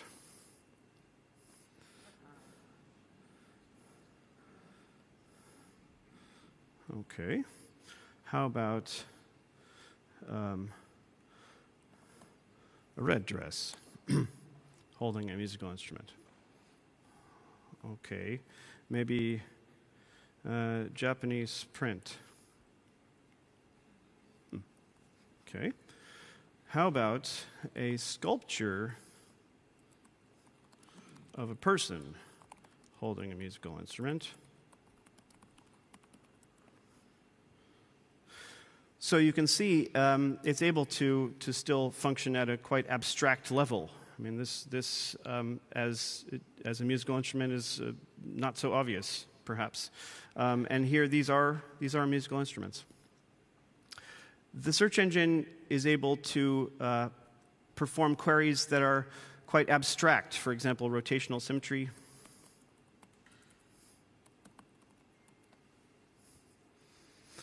And it knows some art history, so we can say Escher.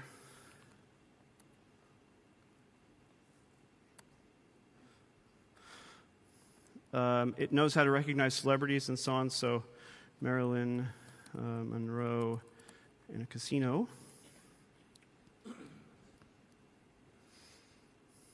For example, a woman holding, let's say now, a woman reading by a window. It knows a bit about style, so we could say style of Picasso. It's all case insensitive. Yeah, that's a Picasso. How about style of Matisse?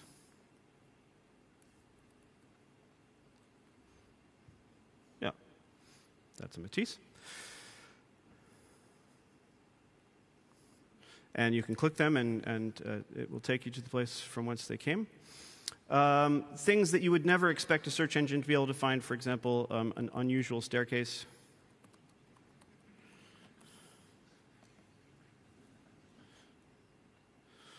A colorful staircase, maybe, because I see a colorful one there. Yeah, nice. Twins. Quite an abstract notion. And I love that it brings this up. It's not wrong, right? Or how about wearing red? Yeah, all right, nice. So it can search by text, for example, as you've seen already, a Blanchard painting of Paris. And then we get lots of Blanchard paintings of Paris. But I can also give it the URL of something on the internet, or if I was using my cell phone, I could just take a picture of something that I see in the gallery. So I'm going to give it this URL. So how about copy image address? So if I give it a URL here, it will search by image. So I don't have to know that it's a Blanchard painting. It will just find other things related to that. But the idea that this is searching in a semantic space gives us the ability to do some pretty fun things. So what I'm doing here is I'm finding a location in a high-dimensional space where this image is centered, and I'm showing the 200 nearest things around that. But what I could do is start at that location where the query image is, and then I could lean in some direction. So for example, if I lean in the snow direction, so I start querying with an image, but I say, well, I want more snow. Then it finds paintings related to the first that are snowy. Or how about warm, glowing cafe lights?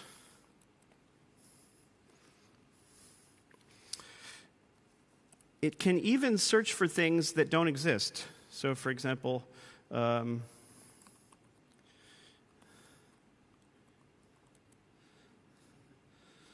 medieval airplane. It's not wrong.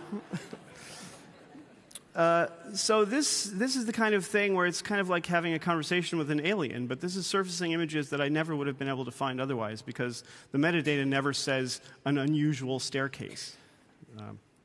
It will never say a medieval airplane for something like this.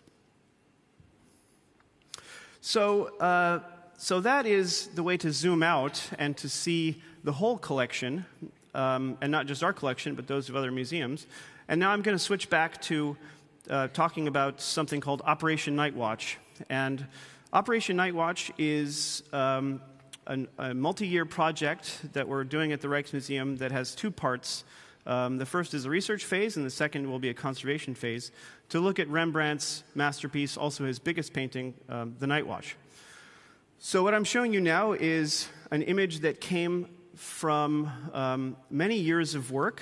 This is, I believe, the world's largest image. It's 717 gigapixels. It's about 1 million pixels wide and 700,000 pixels tall, consisting of 8,439 high-resolution photos.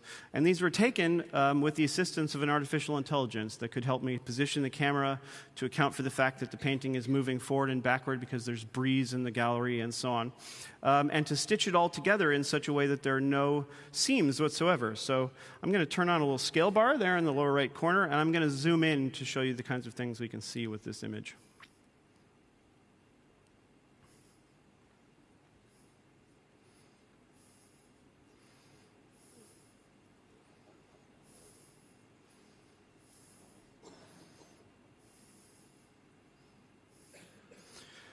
So now we're down to the level where that scale bar is 0.5 millimeter wide in the real world. So I can see individual pigment particles. The sampling resolution of this image is 5 micrometers, and what that means is that if I move 1 pixel to the right in my image, I'm moving 5 millionths of a meter to the right in the real world. And to give you a sense of scale, a human red blood cell is 8 micrometers wide. So one of these pixels would fit easily inside a human red blood cell. So with this, I can basically see what I like to call the mystery of mastery. Rembrandt somehow knew, this is a self-portrait, by the way, a lot of people think, where he's painted himself peeking over between the shoulders of these two soldiers here. The mystery of mastery, Rembrandt understood how to manipulate paint so that we would look at these 3 little brushstrokes and see that as a glistening eye. Even though here, it would not be obvious at all that that's what this is. At the same time, we can zoom over and we can see something like this lead soap particle. So this is a conservation issue that comes from lead in the paints reacting with oil in the linseed oil, the binder of the paint. And this is a concern for conservation, so we need to know where these are everywhere. And we can see the conservation history. For example, if I zoom in on the famous girl, in and in and in and in, then here is a 1 millimeter wide retouch. So this is a place where a restorer, a conservator, has basically put a tiny little dab of paint, only 1 millimeter wide, to conceal this little blemish in the painting.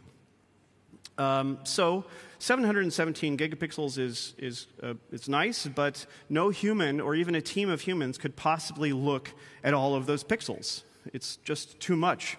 But AI to the rescue. Given that I have this search engine technology that can take a giant pile of images and search them, then what I can do is take the night watch and cut that up into 14 million little tiles and put them into the same search engine. And then I can run queries like, as I'll show you here,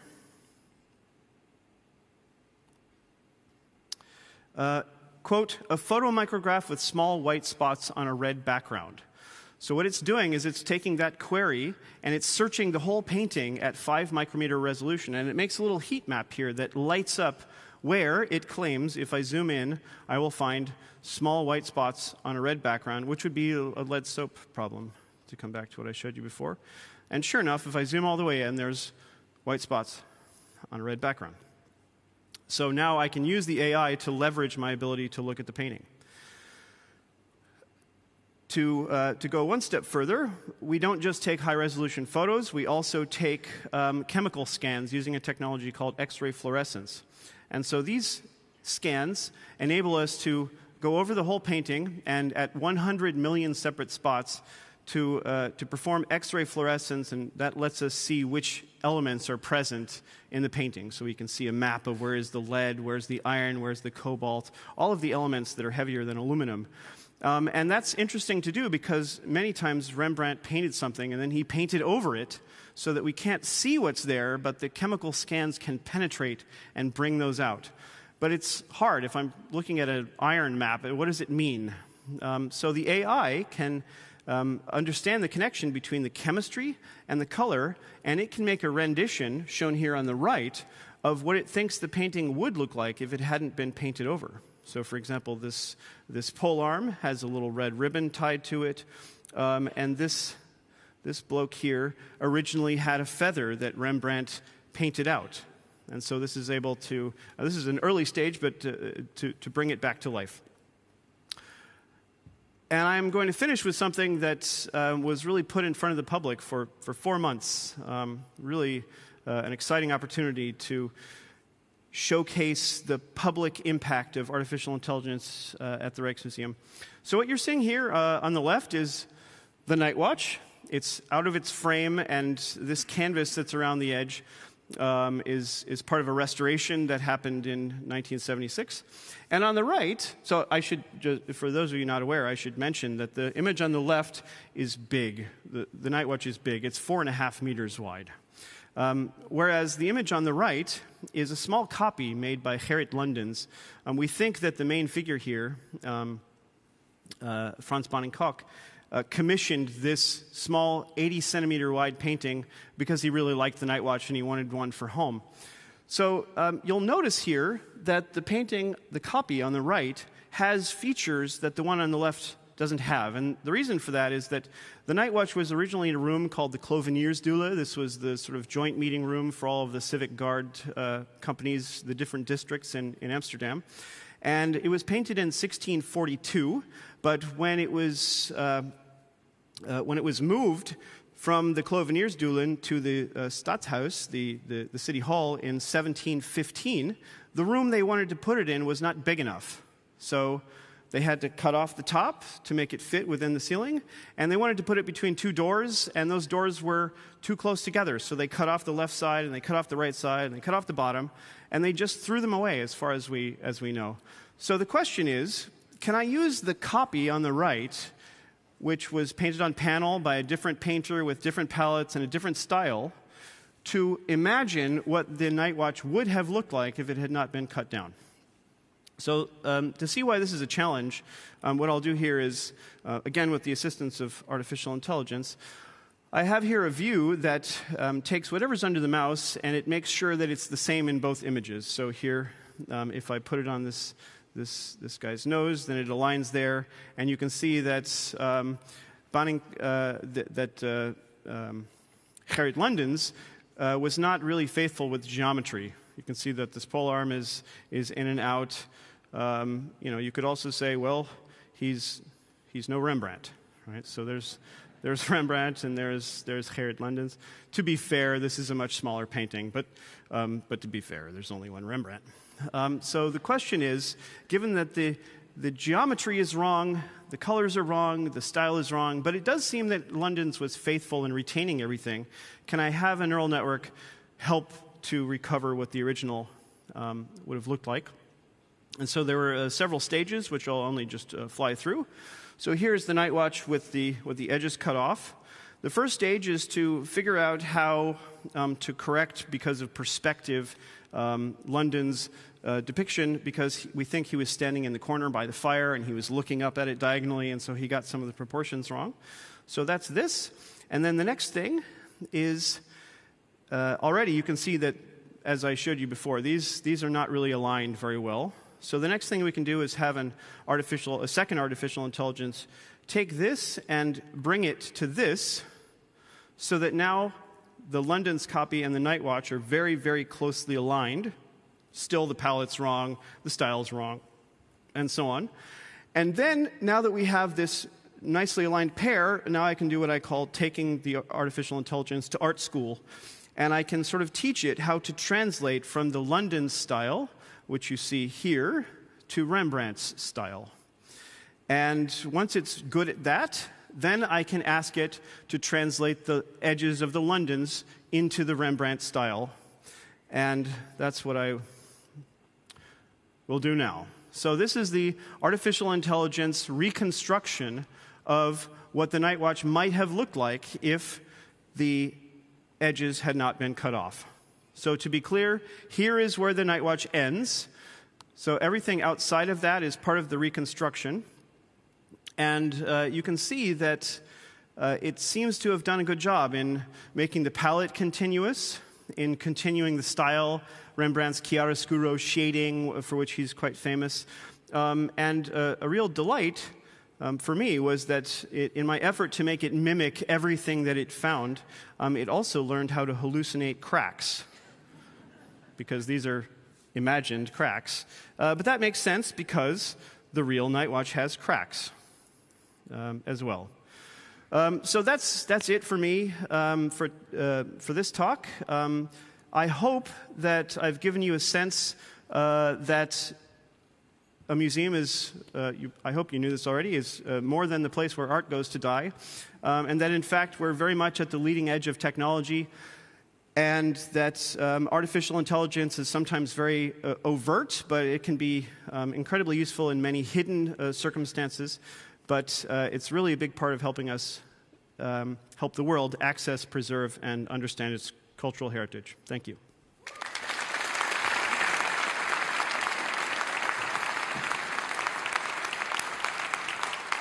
Thank you so much. It was even more impressive, not in rehearsal, but right now. And I invite you all for drinks right now in the lounge, and I hope to see you tomorrow morning. Have a nice evening. Well done.